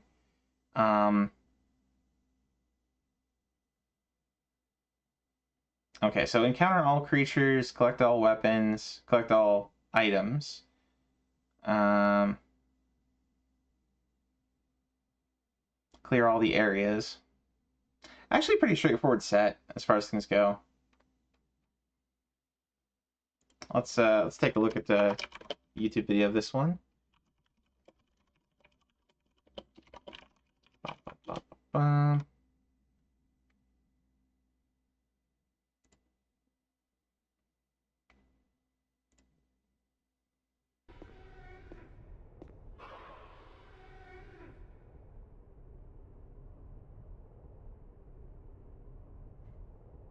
I'm a little curious as far as supported game files. They don't even support the regular version. It's the translated version only. So there is a translation out there, and that is the version that they support.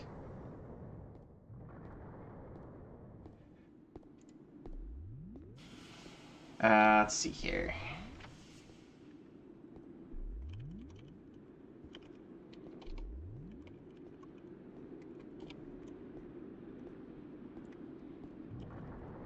Gonna see if I can't find the translated version.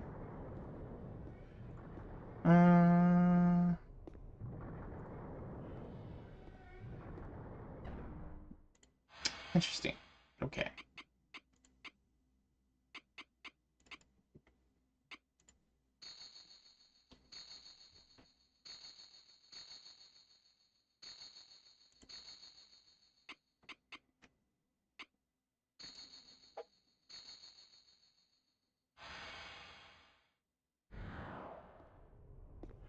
So let's get into, let's kind of skip forward to some of the combat here. Yeah, this plays very much like the Kingsfield games.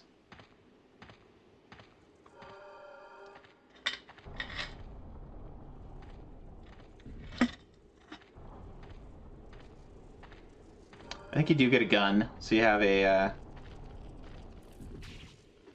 melee and ranged.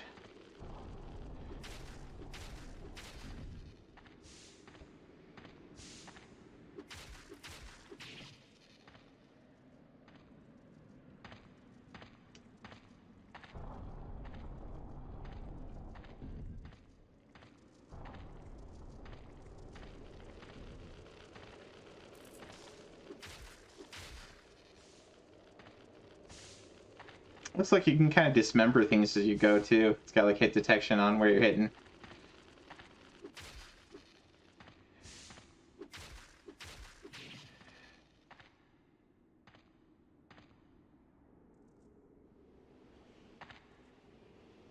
The bugs keep appearing here. There is no doubt about the Queen's secret.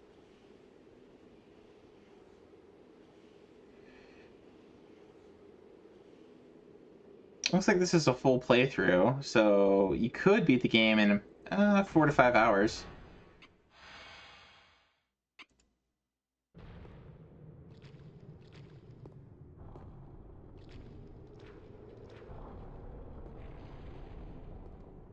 That's from 2 years ago.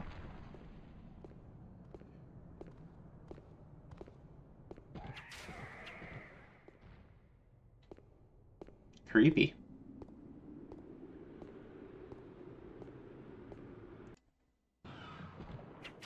Got some underwater sections.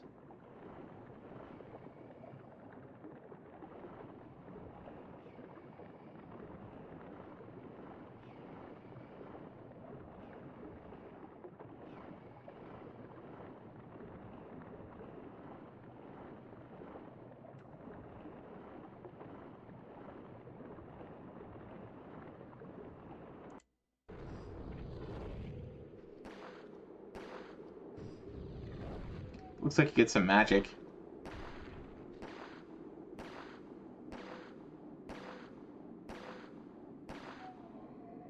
Another game with lots of poking. With firearms. Alright, so that's Shadow Tower. Shadow Tower Abyss. I definitely want to give that one a shot at some point. Pretty neat. Pretty neat. Pretty straightforward set. So, might give that one a go. Might give Shadow Tower a go first. Shadow Tower's, I think, got very similar mechanics. A lot of missables there.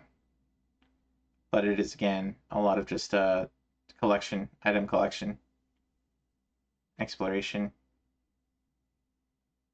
Whew, so many achievements. I think Chrono has this one badge too. Yep, Chrono does.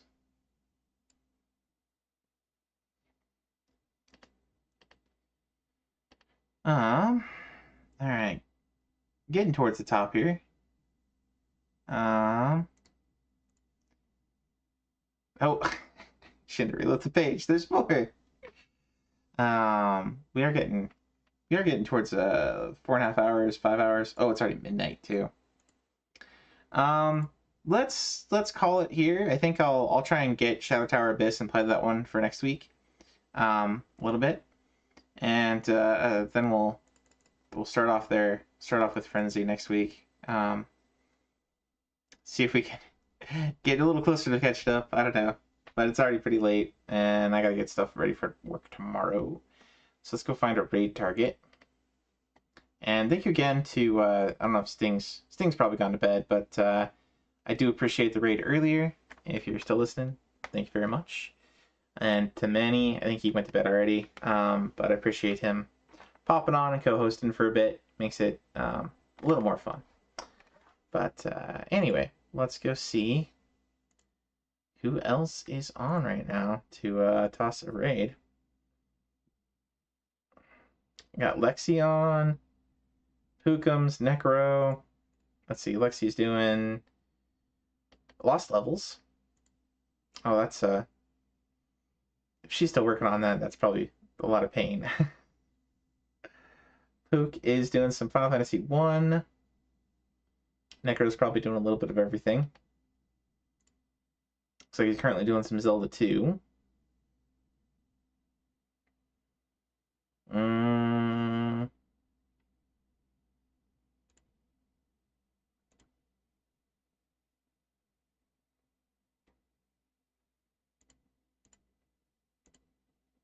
Alright, let's throw it to, we haven't raided Lexi in a while. Let's go raid Lexi and give her some support through Lost Levels.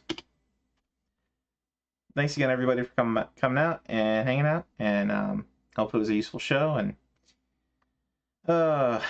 sorry that we didn't get all the way through, but like I said, it is getting kind of late, and I'm gonna try picking up some of these other ones that I didn't get time to grab today for next week. So hopefully we'll have some fun next time. And I'll see you guys out with the redeem here. There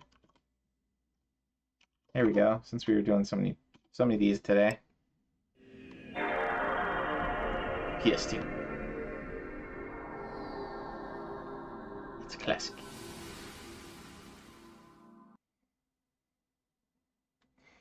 All right. God bless everybody. Have a good night. Get good sleep. And give Lexi some love.